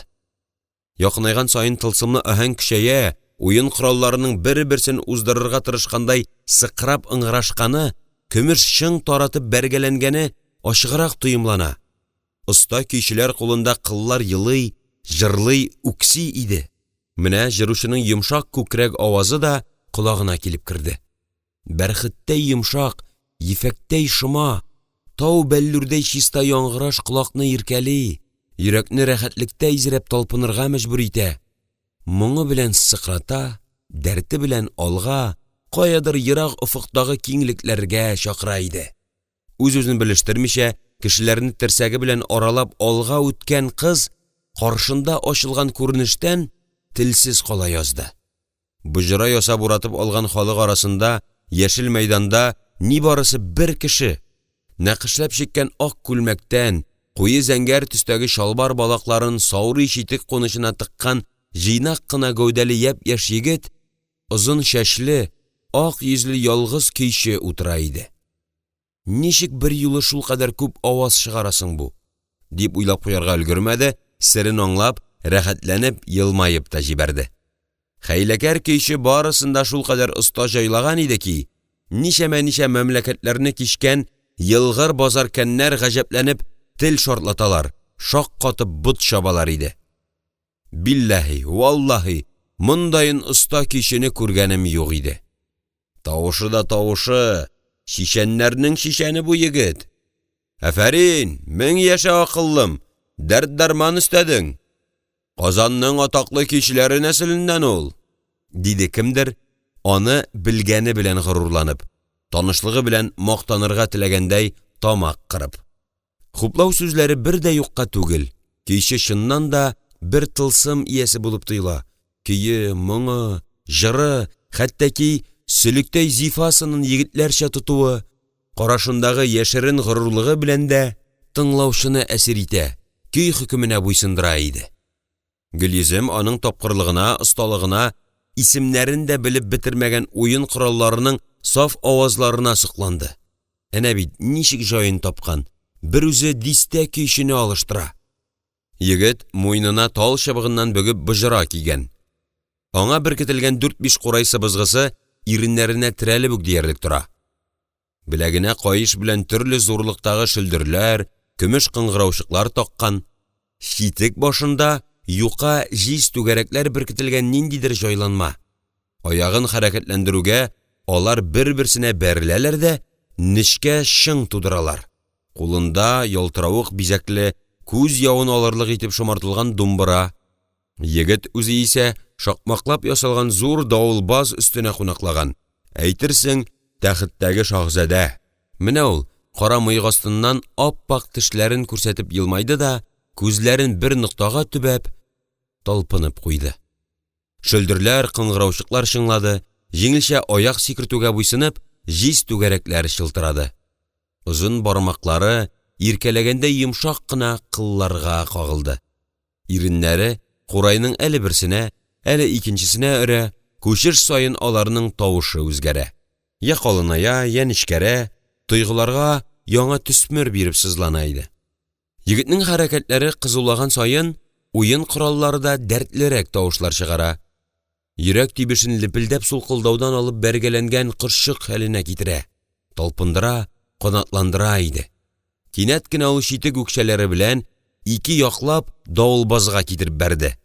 Киереп тарттырылган үгез тиресеннән калын, куе авазлар чыкты. Әйтерсең, туптан аттылар. Гөрселдәүгә охшаш бу ярсулы аһәң көйне бозмый, киресенчә, аны тагын да көчәйтә, дәртен ташыта иде. Гөлйөзем карады да катты. Ул моннан китә алмый. Сихрләнгәндәй көйчене күзәтә. Тылсымлы авазлар дулкынында тирбәлә. Күңелендә үзе дә аңламаган шашкын хисләр баш күтәрә. Көй ләззәте бөтен тамырлар буйлап тарала, аяк бармакларына хәтле шимердәп куярга мәҗбүр итә иде. Күңелендә җыелган Александр атлы егеткә әйтәсе килгән, әлегә әйтелмәгән барлык хисләре, тойгылары шушы көйдә чагыла, канатлана иде кебек. Көй бетте.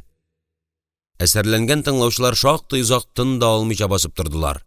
Аннан соң, әйтерсең көтмәгәндә давыл купты. Мәйдан өстендә тойгыларын тыя алмаган, йөзләгән кешенең хисләнеп кычкыруыннан өйрмә күтәрелдемени. Егет каршындагы ачыклыкка алтын, көмеш тәңкәләр ява башлады. Һай егет, рәхмәт яусын. Җаныма дава бирдең. 1000 яшә, 1000 яшә. Әкейше Бұларны әйтерсең күрми дә, сизми дә. Йөзендәге бер генә шалымы да үзгәрмәде. Тыйнаклыгы, үзен тотышындагы басынкылыгы аны тагын күкләргә күтәреп мактарга, рәхмәтләр яудырырга мәҗбүр итә иде. Ул халыкны тынычландырырга теләп кулын күтәрде. Әгәр җиргә ягылыгыз дип әйтсә, сүзсез аның ихтыярына буйсыначак халык төркеме тынсыз калды. Тагын курайлар телгә килде. Кыллар тартылып дерелдәде, егетнең иреннәре арасыннан ниндидер таныш түгел, яңа озын көйнең моңнары агыла башлады. И кабер, ачыл, тиз ачыл, сөйгәнемне мин күрим. Мин кирим аның янына, мин бу дөньяны сөймим.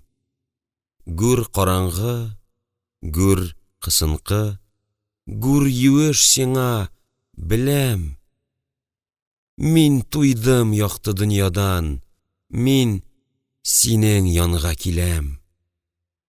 Гөлйөземнең күзләренә яшь тыгылды.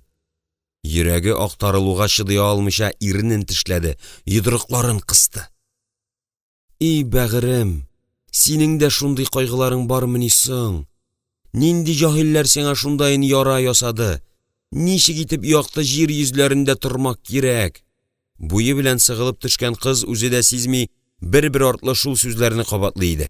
Тирә ягында тагын кемнәрнеңдер сиздермәскә тырышып, мышкылдаганы, хисләрен тыя алмыйча тирән итеп, "Ах" дип куюлары ишетелә башлады. Күрәсең, дөнья тигез генә түгел. Җаннарын ачып карасаң, кемнең дә йөрәгендә ярасы, үзе генә белгән җәрәхәте, тешләрен кысып, иреннәрен чәйнәп онытырга теләгән, ләкин онытылмый, бетми, сүнми торган кайгысы, хәсрәте бар. Җыр Саньканы, Александрны базарга ни өчен килүен исенә төшерде. Җырдан, моңнан исергән Гөлйөземнең көчене тагын тыңлыйсы килсә дә, үзен мәйданны ташлап китәргә мәҗбүр итте. Сөйгәнең өчен, аның белән бергә булу өчен елау сыктау гына җитми, көрәшә, үз дигәнеңә ирешә белергә дә кирәк икән әле. Сөйгәне янына хәтта кабергә керергә риза егет турындагы җыр юкка чыгарылмагандыр. Ярыннан аерылган, якты дөньядан туйган. Гөлйөзем үз дигәненә ирешәчәк, белеп тор Газизәткәем, аңла мине, кадерле әнкәем. Аяк шалма миңа, туган абыем. Җырчыдан ерагайган сайын, кыз күңелендә хәлиткеч адымны ясау теләге кискенләшә. Сузарга ярамый. Урыс сәүдәгәрләре гадәттә булак буенда туктый торган иде. Ялгышмаса, Санька да шулай дигән иде кебек. Яр өстеннән бер-берсеннән берничә терсәк арагына калдырып салынган лапаслар янында чыннан да лыбыр-лыбыр урыс телендә сөйләшәләр иде. Буларның кайсылары Угличтан икән соң?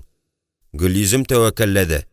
Борын белән ярга терәлгән көймә читендә авыз иченнән нидер көйләп утырган калын сакаллы берәүгә эндәште. Абзый кеше, әйтегез әле зинһар, сез Угличтан түгелме? Юк, энекәш. Ялгышмасам алар күптән кузгалды буга инде. Юкка эзлисең. Дип кул селтәде көймәче агай битараф кыяфәт белән.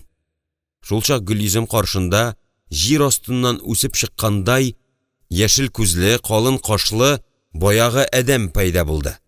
Ул кызның үзәгенә үтәрдәй иттереп, сеңдереп карап алды да, ярарга тырышкандай төче тавыш белән сүз кушты.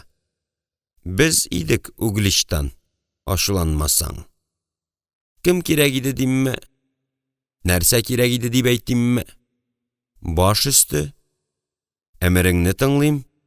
И, яшь шаһзадә. Ялагай кылануын яратмады, тавышының төчелеге ошамады. Гөлйөзем жавап бирергә ашыкмады. Башыннан 100 төрле уй шагылып үтте. Бүген инде икенче тапкыр юлына каршы төшкән бу кешенең ниндидер мәкере, хәйләсе бар сыман тоела иде. Ләкин, күрәсең, башка чара юктыр. Очраган бер кешедән "Сез Угличтан түгелме?" дип кычкырып сорашып йөреп булмыйла баса. Бәлки, юкка шикләнәдер. Тәҗрибәсез, әле мыекта типмәгән яшь егетне шаяртырга маташуыдыр. Базарда ни булмас? Әнә иш, үзе әйтеп тора. Мин Угличтан ди. Шит ят кавым кешеләрнең гадәт юлаларын каян белеп бетерәсең? Гөлйөземнең башка чарасы юк иде. Гызырын чыгармый булдыра алмады. Миңа Александр кирәк иде, диде ул ихтыярын җыеп. Аны күрәсе бар иде. Шикмән якасын утыртып куйган яшел күз ялт-йолт як-ягына каранып алды да, Гөлйөземгә якыная төшеп пышылдауга күчте. "Кайсы Александр икән соң?" дип сузды ул, ниндидер уеның очына чыгарга, хәтерләргә тырышкан кеше шикелле. "Бездә Александрлары күп. Сәүдәгәр баласы, яшь егет. Казанда бодай төятергә тиешләр иде." Аны әйтәсең икән. Яшел күзленең тавышына кайгы төсмере чыкты. Гәүдәсе тагында бөкрәя төште. "Ой, никәш. Олы кайгыга дучар булдык бит әле. Иделдә батып үлде бит ул. Сизми дә калдык. Юкса..." Ул тагын нидер сөйли. Гөлйөземнең күзенә керердәй булып хәбәрнең аңа ничек тәэсир иткәнен күзәтә иде. Кызның күз аллары караңгыланып китте, авызын ушы белән каплады, күзләре зур булып ачылды. "Ялгышмыйсың, абый? Ул озын, сары чәчле, зәңгәр күзле." Беләм, дип бүлдерде кара шикмән иясе. 16-сы яңа гына тулган җиләктәй егет иде. Ничек ялгышыйм? Үле гәүдәсен судан үз кулларым белән тартып чыгардым. "Булмас, булырга тиеш түгел, ялгышасың", дип пышылдады Гөлйөземнең иреннәре. Ул үзенең ни сөйләгәнен, ни эшләгәнен белми. Аяныч әрнүле хәбәр бөтен миен ялкын белән чорнаган. Күз алдында утлы бужралар биешә иде. Хәбәрнең яшь егетне яшен суккандай мингәрәтүен күреп торган Иван сәүдәгәр, кара шикмән иясе нәкъ ул иде. Кызларга охшаган бу чибәр яшь егет белән Александр арасында ниндидер бәйләнеш барлыгын инде күптән аңлаган.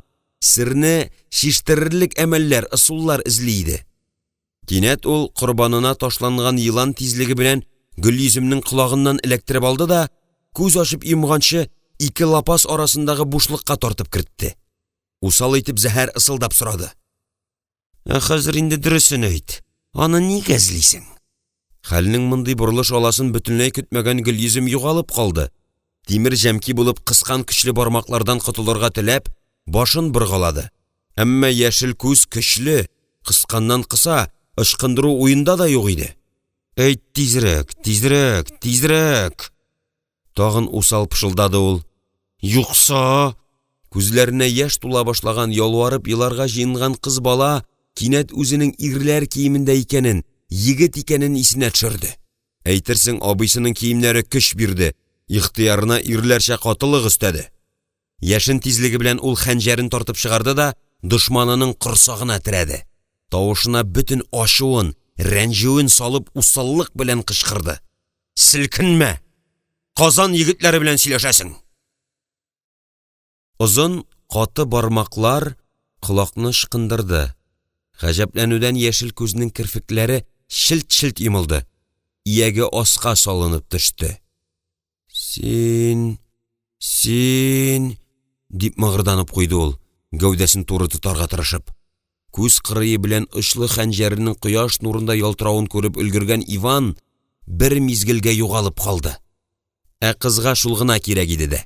Кайчандыр сабан туенда Чин ягыннан килгән көрәшчеләрнең кул сугышын караганда, батырлардан берсенең сынын җыя алмыйча сыгылып төшкәне күз алдына килде.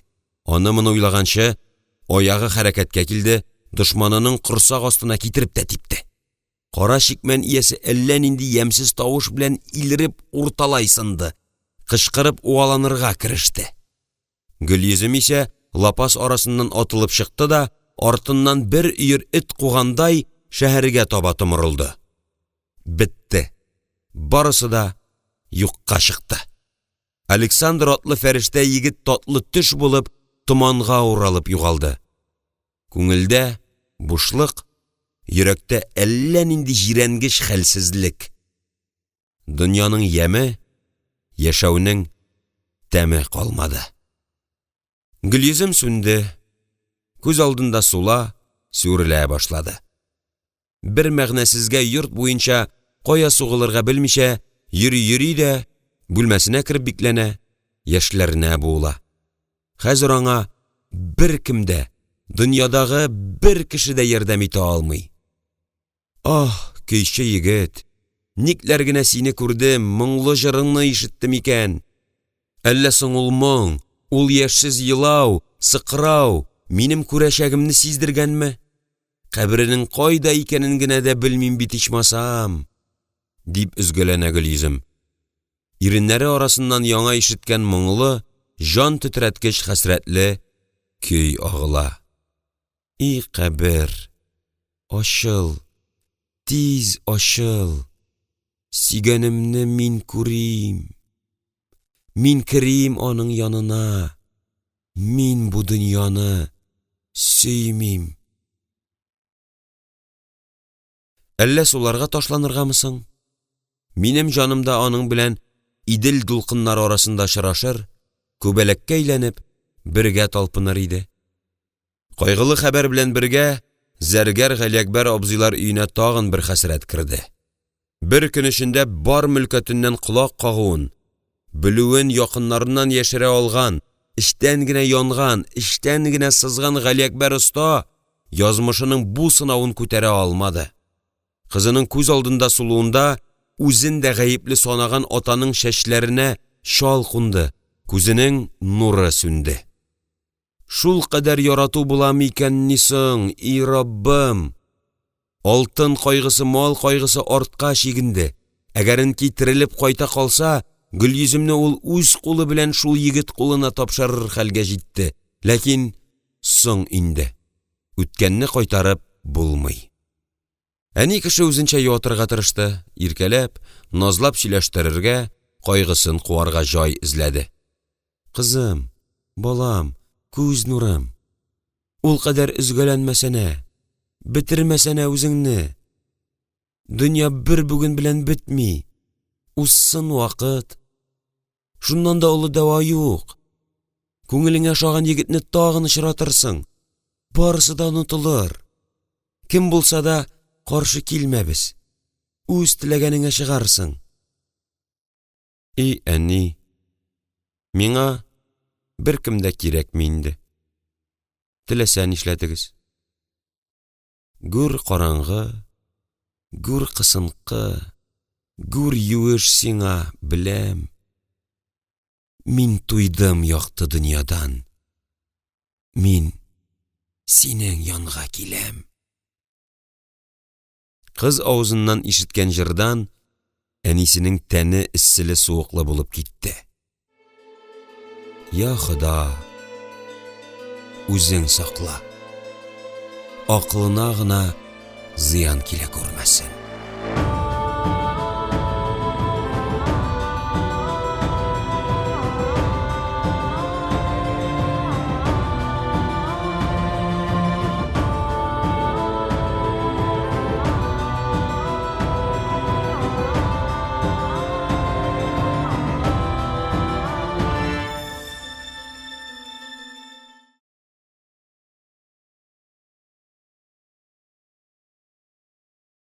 Флүс Латыйфи.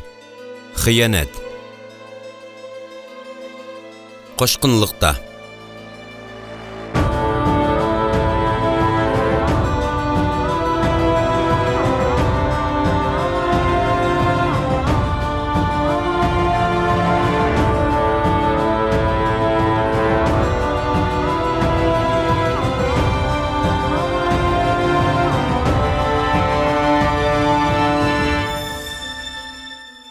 Дус итеп серең сөйләмә, таңда душман булмасын. Душман дип хәтерен калдырма, таңда дустың булмасын. Халык мәкале. Мин кайда? Үзенең тавышын танымады Санька. Йөрәге калтырый, бүтән буыннарында җирәнгеч хәлсезлек. Әйтерсең, ул үзендә тау ташларны актарырлык егәр туйган яшь егет түгел, ниндидер бер сыйык бүҗәк, әкәм-төкәм. Ашыкма, улым, ашыкма, диде кемдер. Ятып тор, Аллага шөкер, гомерең бар икән әле. Кулымда жан бирәсең дип кытымышкан иде. Санька күзләрен ачып җибәрде һәм өстенә иелгән ак сакаллы, бүтән битен маңгаен тирән җыерчыклар буразналаган таныш түгел картны күреп күзләрен йомды. Кем бу? Мин кайда? Кем белән сөйләшәм? Кинәт үзенең көймәдән качуы, озак-озак ярга таба йөзүе һәм су төбенә китү газаплары, үлем белән тартышуы исенә төште. Димәк, мин теге дөньяда. Алайса, бу карт кем? Ул да минем шикелле идел төбендә әҗәлен тапкан Алла бәндәсеме? Әллә су иясе шул үземе? Алай булса, ни өчен гомерең бар икән әле дип сөенә? Ул күзләрен ачарга курка. Төрле хәшәрәтләрнең муенына, битенә, кул-аякларына сарыласын, канын суыра башлауларын көтеп чиркана иде. Тирә-якта тынлык. Һәр су үсем артыннан кан баскан пыяла күзләр аны күзәтәдер. Бер кыймылдауга салкын тәнле хәшәрәтләр өерләре белән аңа ташланырлар. Бер-берсен изә-сыта шулгап алырлар. Тагын кемнең дә булса тавыш бирүен көтеп бик озак ятты Санька. Инде телсез, хәрәкәтсез яту газабы түзә алмаслык авыртуга әйләнеп, башын, гәүдәсен кыса башлагач, шикләнеп кенә сиздермәскә тырышып, кирфекләрен ярым ачып дөньяга күз салды. Бака ефәге томалаган, төрле хәшәрәтләр мыжлаган караңгы шыңгылда түгел, иделнең текә яры астында ат башыдай зур, шома чуйыр ташлар өстенә җәелгән пешәндә ята икән лабаса. Су иясенең чәчләре урынында зәһәр йыланнар мыжгымый, кыска гына калдырылган шал чәчле, мөлаем карт икән ул. Мин кайдасың? Монда ничек килеп эләктем? Диде ул ниһаять зиһенен җыя төшеп. Борчылма. Син имин аман җирдә, диде карт әүвәлгечә тыныч тавыш белән. Шөкер, изге рухлар ярдәменнән ташламаган. Күземне ачтылар. Үзеңне коткарырлык көч бирделәр. Бигрәкләр дә шомлы җиргә эләккәнсең. Суның кытырып аккан урыны, көймә кайыкларны да әйләндереп кенә сала ул. Санька ашыгып каударланып муенына тотынды. Аска сөйрәгән хәрәм мал урынындамы? Шул гына батырды, төпкә сөйрәде иш, каһәр төшкән алтын. Аның хәрәкәтләрен сискәнеп нидер эзләвен күзәтеп торган карт сүрән генә елмайды. Курыкма, улым, юл басар түгелмен. Кеше малына кызыкмыйм. Тамагым тук, өстем бүтән. Шөкер, идел анысын да, монысын да мулдан бирә. Оятыннан бугазына төер килеп тыгылган Санька каршы бер сүз дә әйтмәде.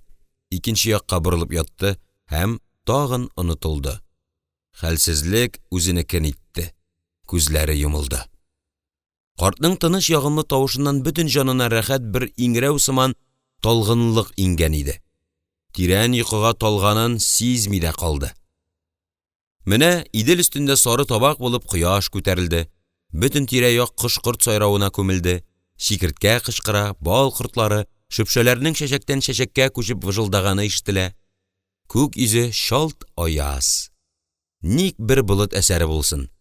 Санька куе үләнлектә, чуар келәм булып җир җиләге ак чәчәк баскан аланлыкта ята имеш. Матурлыктан, киңлектән хайран калган, телен әйләндереп бер сүз дә әйтә алмый. Шу. Әнә алан башыннан кычагын җәеп, аңа каршы бер кыз йөгерә түгелме соң? Гөлйөзем иш ул. Тизрәк, тизрәк аңа каршы чыгарга, көмеш тавышын ишетергә, серле моң тулы күзләренә багарга. Кулга кул тотынып, чәчәкле алан буйлап барырга иде. Аның бәхете күңеленә сыйыша алмый, ұша талпына, бүтін гәүдәсе каядыр ашыгып канатлана иде. Санька сикереп торырга теләде, әмма җирдән кубарыла алмады. Гәүдәсе тораташтай каткан, бармакларын селкетерлек тә хәл юк. Ә Гөлйөзем аны чакыра, кулларын сузып ялвара, нидер ымлый, күрсәтә иде. Егет тешләрен кысып, бар көченә алга аргылды һәм кинәт җирдән аерылуын сизеп алды. Күз алдындагы алан кинәт юкка чыкты. Ул сәерсенеп як-ягына каранды һәм үзен яр буендагы ташлар өстендә күреп, ыңгырашып куйды. Әлеге саташу төш түгел. Гөлйөзем аны көтә ич. Аның коткаруын кара төндә каршыга булып ұшып кунган залим адәмнәр кулыннан йылып алуын көтә. Тизрәк яңадан Казанга, Гөлйөземне коткарырга, ашыгырга, бик тә ашыгырга кирәк. Юкса, соң булуы мөмкин. Ни кылырга белмәгән Санька үрсәләнеп картны эзләде. Изге күңелле бу кеше ярдәм итми калмас, юл күрсәтер, ни эшләргә кирәген өйрәтер. Буш итмәс аны Санька. Күн янчыгындагы 100 бәлишнең йөзе дә кызганыч түгел. Кая гына киткән соң бу карт? Артында яфрак кыштырдаганнан сискәнеп борылып карады. Куаклар арасындагы тар сукмактан коткаручысы чыгып килә иде. Кулындагы йәтмәдә беләк буе җәен, 3 кызыл канат, берничә түбән авыз шапалана. Бәхетең бар икән, дип елмайды ул. Табышлы көн булды бу. Беренче ауга сине эләктергән идем. Икенчесенә күр, никадәр байлык.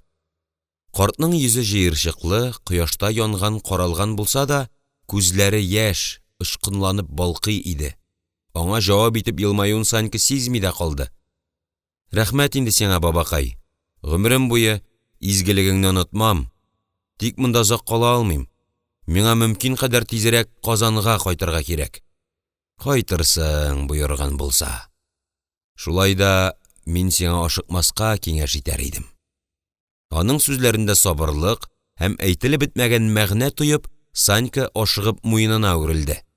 Ике куллап көч белән тартуга бау өзелеп тә чыкты. Менә, бабакай, минем бүтән нәрсәм юк. Изгелегең өчен шушыларны ал да юл күрсәт. Кая барыйм? Карт өстенә сикерергә әзерләнгән зәһәр йыланны күргәндәй, Саньканың ачык изүенә текәлде. Күзләренә курку, нәфрәт чыкты. Кинәт ике кулында алга сузып ямсыз, карлыккан тавыш белән кычкырып җибәрде. Кит күземнән, югал, кафир! Һәм үз-үзен белештермичә артка тайшанды. Аягы шома ташка эләгеп, буе белән шалкан барып төште. Әле яңа гына үзенә елмайган, ашыкмаска киңәш иткән картның нәрсәдән шул хәтле куркуын аңламаган Санька муенына үрелде һәм анда тагын хәерсез янчыкны табып телен тешләде. Кулында исә ефәк җепкә тагылган саллы көмеш тәре тирбәлә иде. Егет аны ашу белән җиргә бәрде һәм карт янына тезләнде. Балыкчының күзләре йомылган, ул тавыштынсыз калган иде.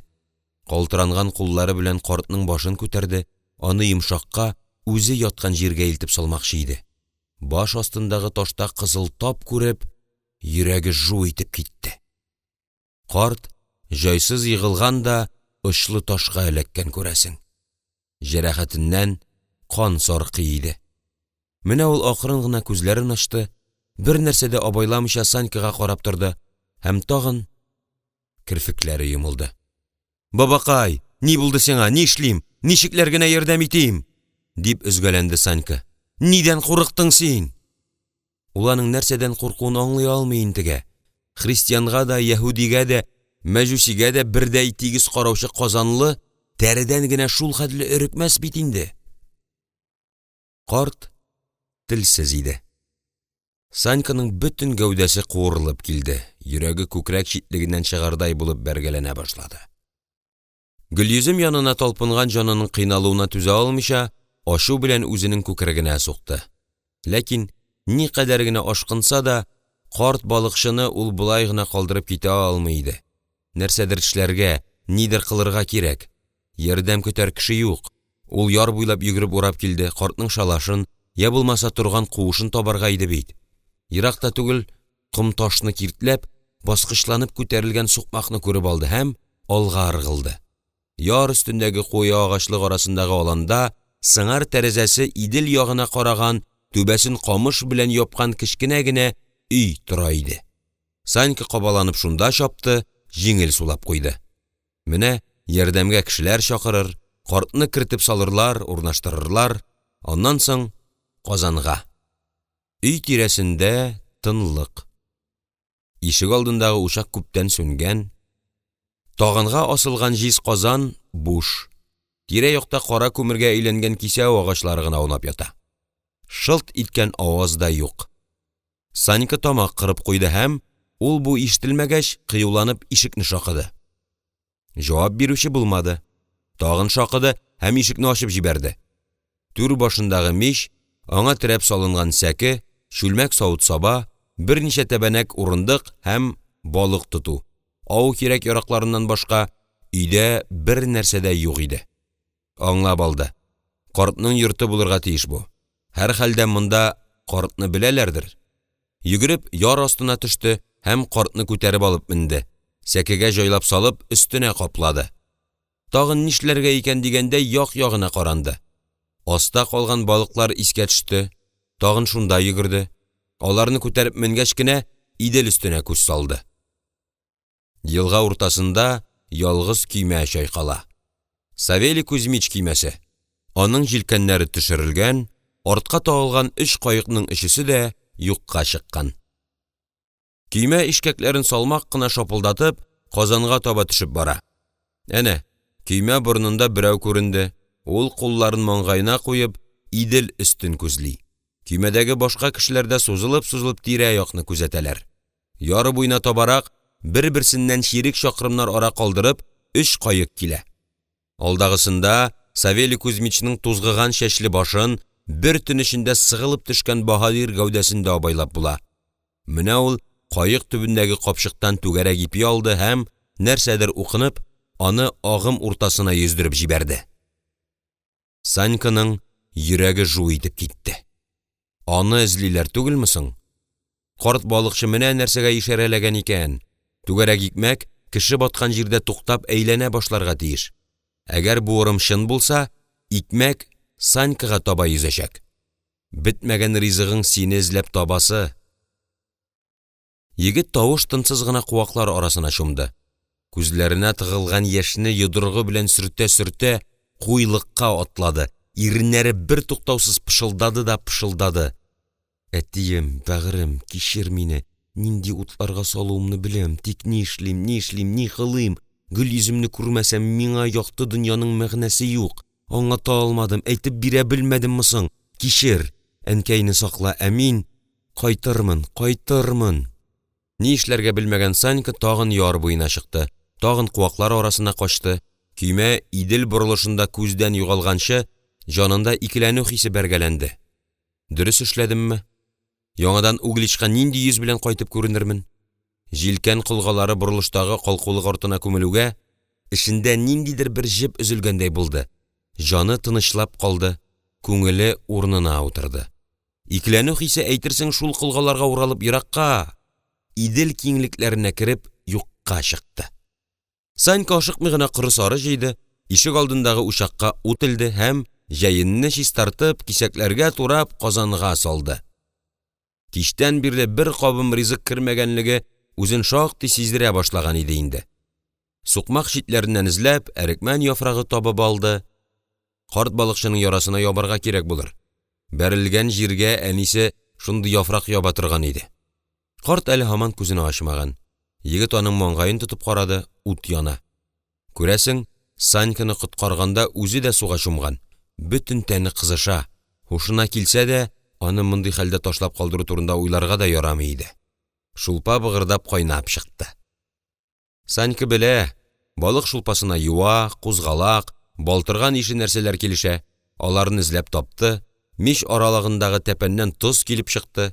Пешкән балык исе, шулпа исе, төрле үләннәрнең хуш исе борынын кытыклый башлады. Авызга су җыелды. Ул ашыкмый гына ашны җамаякларга бүлде. бер генә кисәк икмәк булсачы. Хәер, шулпа булай да ашап туйгысыз. Җәен ите аппак булып кисәкләргә таралып тора. Ашык һавада мәмрәп пешкән балык теләсә нинди талымшан кешенең дә нәфсен кузгатырлык иде. Ашны карт янына китереп куйды һәм, аны уятырга теләп, маңгаена ушын салды. Аның тиз генә тормаячагын белсә дә, инәлеп кабатлады. Бабакай, тор инде, уян, аш күзеңне. Әнә балык та пеште. Бабакай дим. Балыкчы карт күзләрен ачты. Танымыйча, Санькага карап торгач, куллары белән аны куган хәрәкәт ясарга кереште. Учларын читкә каратып селтәнүе күземнән югал, кит дигәнне аңлата иде булса кирәк. Санька аңлый алмый интегә. Нигә куа ул? Санька аңа нинди зыян китергән? Шундый куркыныч затмыни соң ул? Бәлки теге каһәр суккан яншык шулай тәэсир итәдер. Ул озак уйлап тормыйча, мич кырыендагы пычмактан үткен пычак алды һәм шортлатып яншыкны кисеп төшерде. Аны кая куярга белмичә аптырап торгач, ишек катындагы ау кораллары арасына ыргытты. Ятсын шунда. Кемгә дә булса бәлки файдасы тияр әле. Карт янә күзләрен ачты. Шуны гына көтеп утырган егет кашыкка аш алып, аны картның иреннәре янына китерде. Бабакай, аша инде. Әллә ялваруы тәэсир итте, әллә карт чыннан да бик ашыккан иде. Бу юлы каршы килмәде. Егет кулыннан ризык алды. Аның битләре алланып китте, күзләренә нур кайтты. Сәер итеп текәлеп Санькага аның изүенә, күлмәк якасындагы бизәкләргә карап торды, әмма аңа мөнәсәбәтен үзгәртмәде. Аның йөзеннән ризалык та, канәгатьсезлек тә, курку да, шикләнү дә абайланмый. Ул тулысы белән үз эшенә бикләнгән. Аңа гына мәгълүм ниндидер бүтән бер дөньяда яши сыман иде. Санька картның урын җирен рәтләде, башындагы әрекмән яфрагын алыштырды да ятарга ишарәләде. Үзе сөйләшмәгән кеше белән ул да ирексездән ишарә аша аралаша башлаган иде. Карт сүзсез генә урынына ятты. Ул һаман нидер уйлый, нәрсәгәдер борчыла кебек. Егет аңа комачауламас өчен тышка чыкты да чирәмгә сузылды. Мәңге бетмәстәй тоелган көнне ничек тә уздырырга кирәк иде. Тизрәк бабай гына терелсен дә. Төнге урман уртасында ушак дөрли. Ялкын телләре бер-берсе белән узышып күккә үрлиләр. Коры агач шортлап-шортлап куя. Ушак янында ике шәүлә тирбәлә. Салмак кына сөйләшәләр. Бабакай, сиңа мин гомрем буе рәхмәт укырмын. Үлгән идем инде. Син мине кабердән тартып алдың. Анысы шулай, дип күрсенә карт тавыш. Бу хакта бүтән сөйләмә. Җиясы ризыгың калган булгандыр. Әҗәтеңне кайтардың инде. Юк, бабай. Яшь тавыш каударланып, бүлдерүләреннән курыккандай кабаланып сөйли. Мин үземдәге бүтән алтынны сиңа калдырам, кешеләр арасына калага кайтырсың, картлыгың балда майда үтәр. Юкны сөйләмә. Миңа алтын кирәкми. Бүтән явызлыкның, мәкернең башы шунда. Аңа ягылып, җанымны пычратасым килми. Булган хәтлесе дә бик җиткән. Алтыннарың үзеңә дә кирәгер әле. Яшь кешесең, күрәчәгең алда. Бабакай, мин бит чын күңелдән ярдәм итәргә теләп, әтием хәлле кешеләрдән, оннан гына безгә зыян килми. Ярай. Әйтеп бетерим инде алайсаң. Баштарак мин сине угыр-фәлән түгелме дип шикләнгән идем. Ушкуйниклар азынды. Шуларның берәрсе түгелме дидем. Хәзер белдем. Сиңа алтын мәкере, явызлыгы юкмаган. Күңелең чиста. Тик кара төндә ничек иделгә төшүеңне белмим. Анысы миңа караңгы. Һәр хәлдә үз ирегең белән түгелдер. И бабай, белсәң иде эчемдә нинди утлар дөрләгәнен. Үзем монда, җаным Казанда минем. Кышлар булып очып китәр идем. Карт тавыш әкрен генә кеткелдәп куйды. Яшь чакта барыбыз да шундый. барыбыз да канатланып очар идек. Ушак дөрли, ялкын телләре яңа салынган һәр ботакны кочаклап алалар да, сары төскә манчып ялый башлыйлар. Бераздан агачның сөякләре күренә, кара тут булып бәгыре ачыла. Агач ут белән кушыла. Аларның кушылуыннан җылылык, эсселек, якты нур чәчри, тирә-якка ышкыннар сибелә. Ушак туйымсыз, аның нәфесе туктауны белми. Соңгы сулышынаша ул агач сорый. Ялкынын үрләтерлек бер ботак кисәге ялварып ысылдый, бәргәләнә. Ушак янында балыкчы карт белән Санька. Ялкын шәүләсе картның йөзендә бии. Егет аңа карап үз уйларына чумган. Балыкчының аны башта шыңгылдан коткаруы, аннан соң өрәк күргәндәй куркып үз яныннан тибәрүе, соңра тагын аңа мәрхәмәтенең сәбәбен аңлый алмый интегә.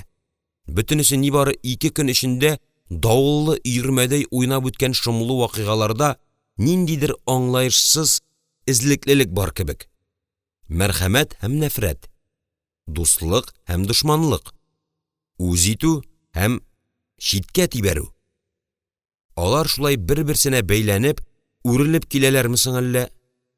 Мәхәббәте хакына ут суларга керергә әзер егет ашкыну белән сабырлык арасында ук булып ұшу теләге һәм идел буенда яту мәҗбүрлеге арасында гаҗиз. Ушактагы утны ул үзенә тиңли. Йөрәгендә шундый ук ялкын дөрли лабаса. Ашыкмый гына гәп йомгагын сүтәләр.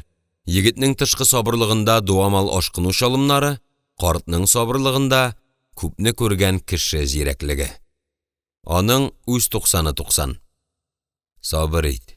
Сабыр иткән морадына җиткән.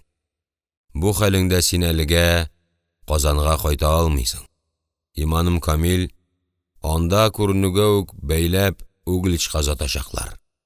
Әтиең сүзе үтә торган, каты куллы адәмнәрдән күренә. Үҗәтлектә синнән кайтыш булмас. Сөйләвеңнән чыгып фикер йөртәм. Үзе китсә дә, дусларына әйтеп калдырыр. Белеп тор, сине көтәләр. Синең батып үлүеңә ышангандыр дип беләсеңме? Тагын бер генә сорауым бар. Алтыннарыңны әтиең үзе биргән идеме? Саньканың битенә гөлт итеп ут кабынгандай булды. Йөзенең кызыллыгын сиздермәс өчен ушактан читкәрәк китеп утырды. Телендә исә тагын шулык сүзләр кабатланды. Нишлим соң, нишлим бабакай?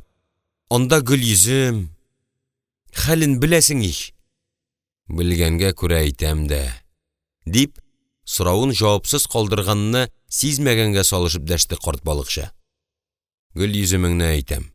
Кыл шуралардан булырга охшамаган. Ирекле кеше кызына Казанда кем дә кул күтәрмәс. Беләм. Күңелем шулай сизә. Кызыңа бер ни дә булмас. Очрашырсыз Алла насыйп итсә, кавышырсыз да бәлки. Тик әйтеп куям. Ой, авыр. Күтәреп булгысыз авыр эшкә алынгансың. Ә хәзергә түз. Ата-анаңа да хәбәр җибәрерсең. Вакыты җиткәч, сине Казанга озату җаен үзем табармын. Балыкчы карт сүзен әйтеп бетермәде, нәрсәдер исенә төшкән кичектергесез эше бар кеше сыман ашыгып йортка кирип китте. Озак та үтмәде, кулына 2 терсәк озынлыгы кипкән курай тотып килеп чыкты. Нидер вәгъдә иткән кебек өметләндереп әйтте. Хәзер мин сиңа гыйбрәтле бер кыйсса сөйлим. Аңларсың. Үткен пычак белән курайның бер өчен кыйыклап кисеп төшерде, 2 бармак ара калдырып тишек уйды. Тагын бераз ара калдырып яңа тишекләр ясады. Уйчан карап, тамак кыргалап алгач, курайны иреннәре арасына куеп өрә башлады. Кипкән камылдан, гап-гади үлән сабагыннан моңарчы ишетмәгән, урман даланың үзе кебек үк серле, тылсымлы, моңлы көй агыла башлады.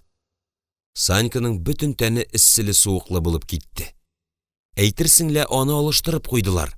Жанын тырнап торган уйлары каядыр очты, күңелендә өмет, ышаныч ныгый башлады. Ул аның нинди өмет, нинди ышаныч икәнен дә белми. Тик курайдан агылган көйдән тамырларына көч кергәнен, ашыгып бәргәләнгән җанына сабырлык иңгәнен, сынган рухы яңарганын гына тоя.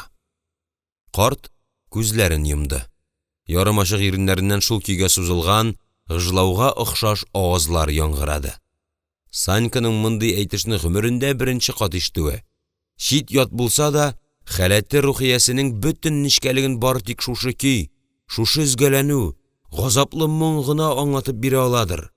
Моннан башка бар көйләрдә, җырларда мәгънәсез кычкыру, шаяру гына булып каладыр сыман. Зөләйха әйтте: "Инде кил син яныма, рәхим итеп, бу камчыңны бир кулыма. Гашыйк булсам, ул күрсәтер моны сиңа. Күрсәтмәсә, дәгъвам ялган булыр, имди." Йосыф килеп, аңа үз камчысын сонды. Хатын камчыга ырды да кире бирде. Камчыга ут кабынганын Йосыф күрде. Камчы янып, Йосыф кулын пешерер имди. Тугры Йосыф ул камчыны атып бәрде. Зөләйханың гашыйклыгын ачык белде. Һич калмады шиге, тугрылыгын күрде. Гаҗәпләнеп ат тизгенен тартыр имди. Зөләйха әйтте: "Күрдеңме, аңладыңмы? Камчыга ут кабуга син таң калдыңмы?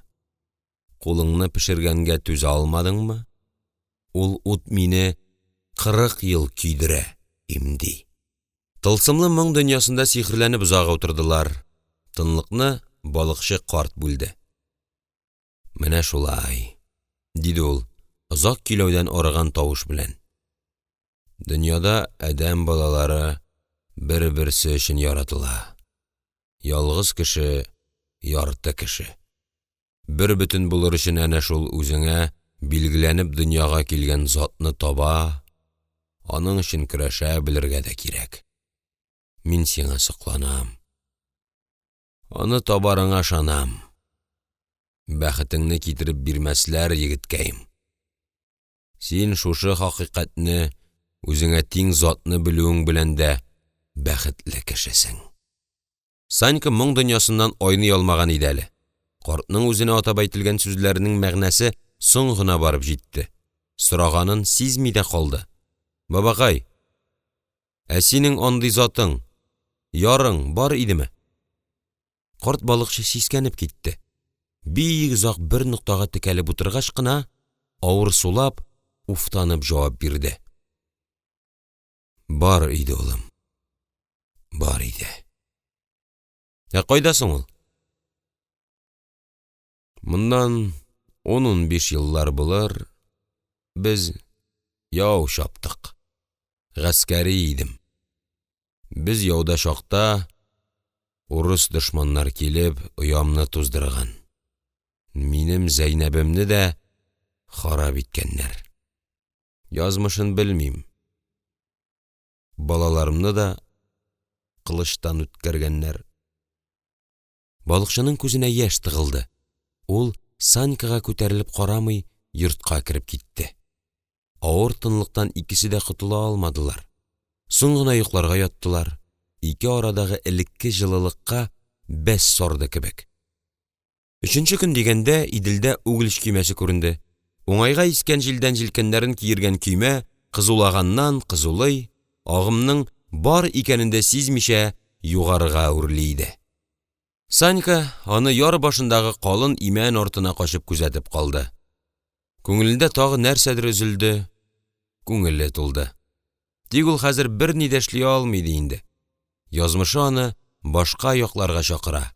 Үзенең ярын чит ят кавымнан эзләргә әйди иде.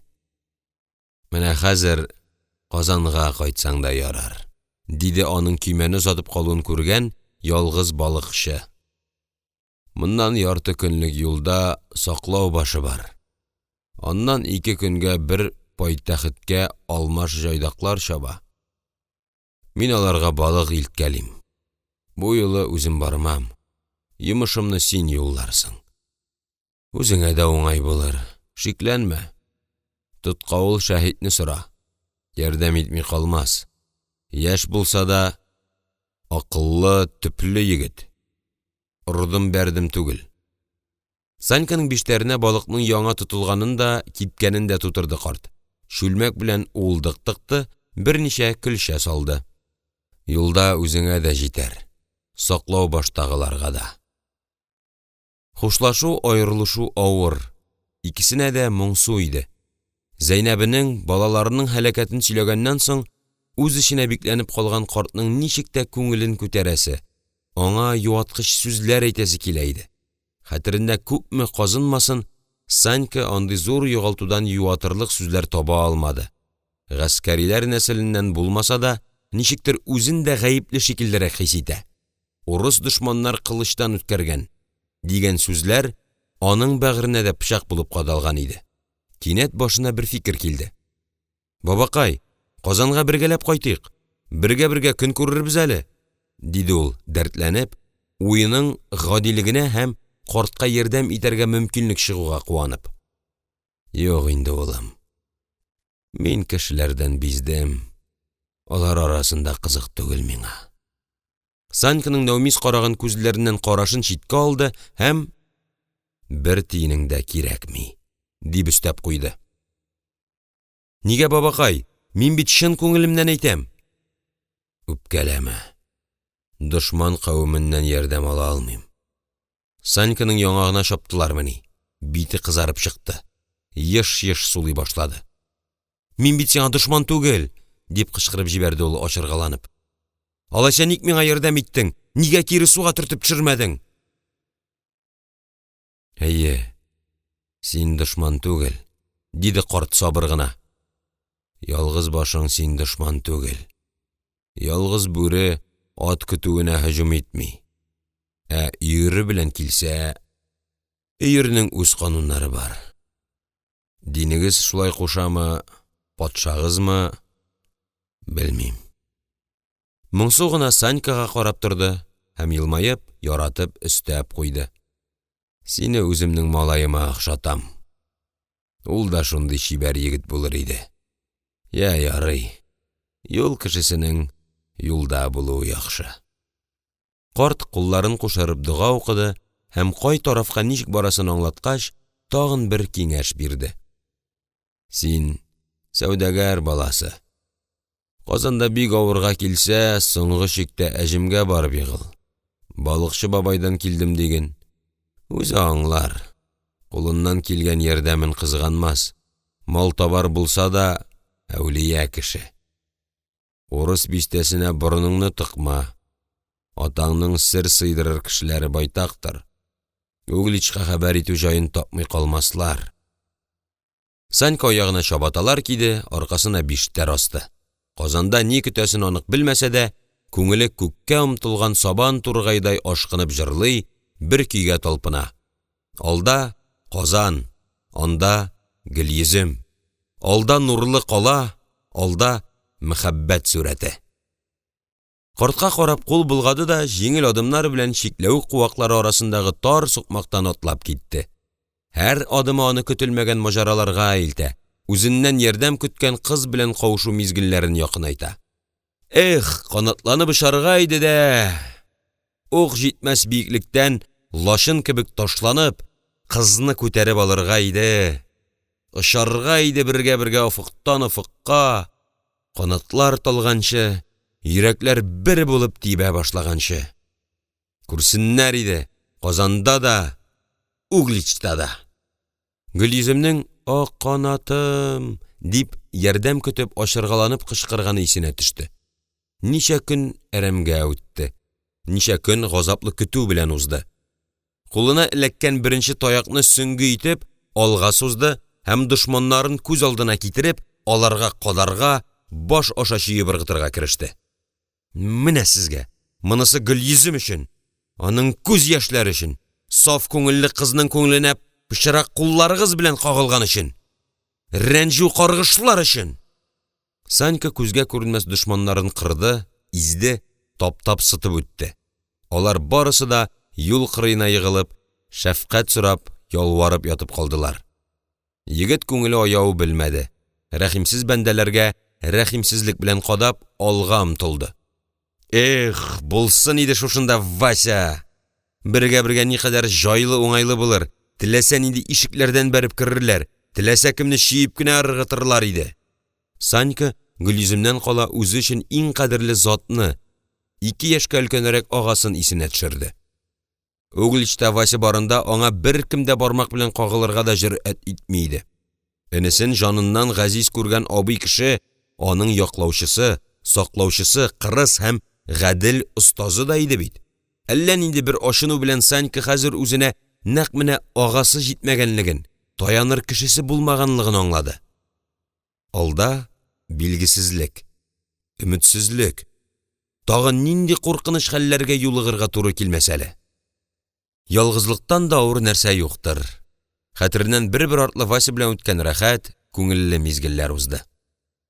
Күптән, бик күптән булган иде бу.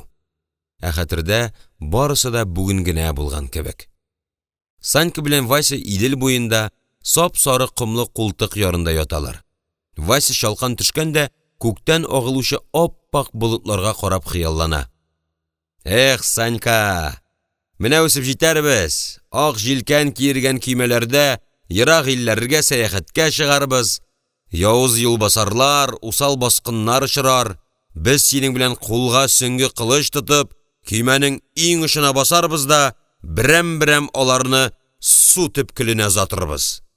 Син баһадир, мин пәһлеван. Безнең көймәне ерактан ук танып, юлбасарлар шыр җибәреп кача торган булыр. Мал тиеп, ефәк җифар тиеп, илләр гизәрбез, әкияти җирләр күрербез, диңгезләргә чыгарбыз. Шулай бит, ә? Ага, дип баш селкеде Санька. Моның өчен көчле булырга, чыныгырга кирәген икәш. Ә син әле йөзә дә белмисең. Суда балыктай, җирдә йөгерек аргамактай җитез булыйм дисәң, чынык. Кулларың тимер, бәдәнең баганадай булсын. Шулаймы? Ага. Нәрсә син аһа да аһа? Әйдәле, йөзәргә өйрәтим үзеңне. Иренеп, иркәләнеп, җылы кояш нурларына изрәп яткан Саньканы ул бер кулы белән генә тартып торгызды. Җитәкләп Иделгә сөйрәде. Сизми дә калды, Васяны кочаклап баш очына күтәрде һәм текә ярдан каралып күренгән тыгыз, саллы дулкыннар арасына атып бәрде. Таш кебек төпкә китте Саня. Иреннәрен шатырдатып кысты, күзләрен йомды, аякларын каты җиргә бәрелүен сизүгә этенеп өскә ыргылды. Куллары белән шапаланырга кереште. Бөке кебек атылып чыкты һәм жан ачысы белән «Вася!» дип кычкырып җибәрде. Агасы ярдәмгә ашыкмады, кулларын салмак кына салып күрсәтте, киңәш биреп кычкырды. «Шапаланма! Салмак кына, салмак! Кулларың белән эшлә! Иш! Тавык түгел бит син! Менә булай! Ярга таба дим!» Яңадан төпкә китә башлаган Санька абыйсы күрсәткән хәрәкәтләрне кабатларга мәҗбүр булды һәм сәер гаҗәпләнү белән үзенең су өстенә килеп чыгуын абайлады. Ул ишкән саен су аны өскә этәрә. Батмас өчен җан фәрман тырышкан малай кабат-кабат шул хәрәкәтләрне ясарга мәҗбүр иде. «Йөзәм бит! Йөзәм!» дип шатланып шәрран яруын сизми дә калды. «Йөзәм бит!» Гәүдәсенең дулкыннар өстендә йомышкадай уйнаганын сизгән саен, аның күңеле күтәрелә, тагын йөзәсе, кылач җәеп, Идел уртасына ыргыласы килә иде. «Җитте, бу якка иш!» Агасының тавышында сөенү, гаҗәпләнү һәм куркыну тоеп, Санька юри Идел уртасына борылды. Бираздан яр буенда шул иткән тавыш ишетелде. Вася ашыга-ашыга аңа таба йөзеп килә иде. Кыен чакта һәр вакыт шулай, абыйсы ярдәм кулы сузды, куркыныч упкынга этәреп тә аны кирәгендә тартып ала белде. Менә бүген дә Санькага киңәшче, ярдәмче, иптәш һәм дус агасы җитми иде. Уйланып бара-бара шактый юл үтелгән. Бүдрә каеннар белән аралашкан наратлыкны үтеп, киң аланга килеп чыгуга, кемнеңдер кычкыруын ишетеп туктап калды. «Саня! Санька дим, улым!» Аланга ашыгып кабаланып балыкчы карт килеп керде. Ул еш-еш сулый, аркасына тир бәреп чыккан, һәр вакыт пөхтә, җыйнак сакалы таралып, аңа ниндидер таныш түгел төсмер биргән иде. «Ни булды, бабакай, нигә ашыгасың?» Саньканың сорауын карт балыкчы җавапсыз калдырды. Каударланып изүенә тыгылды һәм калтыранган бармаклары белән күн янчыкны тартып чыгарды. Аны ачулы кыяфәт белән Санькага сузды. «Мә, ал! Миңа синең алтыннарың кирәкми!» «Соң, бабай!» Санька каршы әйтерлек сүзләр таба алмады. Гасабиланып, тагын үзенекен кабатлады. «Миңа да кирәкми бит ул! Ал инде, бабакай! Минем сиңа игелек эшлисем килгән иде!» Изгелекне харамлашып эшләмиләр. Картның йөзенә кырыслык чыкты, һәр сүзен кистереп әйтте. «Синең яшиселәрең алда әле, кирәге чыгар. Чыкмый икән, мохтаҗларга өләшерсең». Саньканың күзләренә яшь тыгылды. Ау кораллары арасына ташлап калдырган һәм тагын үзенә кире кайткан бу янчык аның кулларын яндыра сыман иде. «Ярар алайса», дип мыгырданды ул, һәм янчыкны алып биштәренә яшерде. Сүрән генә хушлаштылар. Үзенә карата мәрхәмәтле дә, кырыс та була белгән, яктырып, аталарча сөйгән һәм кинәт читкә этәргән картны Санька аңлый алмый иде. Табышмак булып калган балыкчы аның күңелендә аңлаешсыз хисләр йөрмәсен кузгатты. «Шулайдыр, изге эшне харамлашудан башламыйлар. Әллә соң чыгарып атаргамы ул каһәр суккан янчыкны?» Биштәренә үрелгән куллары тагын туктап калды. «Юк, ярамас. Урманда унаганчы мохтаҗлар ятимнәр кулына керсен. Картның киңәше дә шундый лабаса». Бу уйдан җаны тынычланып калды. Әнә, кояш инде төшлеккә күтәрелеп килә. Ашыгырга кирәк. Бәлки әле алмаш җайдаклар Казанга бүген үк чабар. Алар белән Санька да канатланып очар, бәхетенә якынлашыр.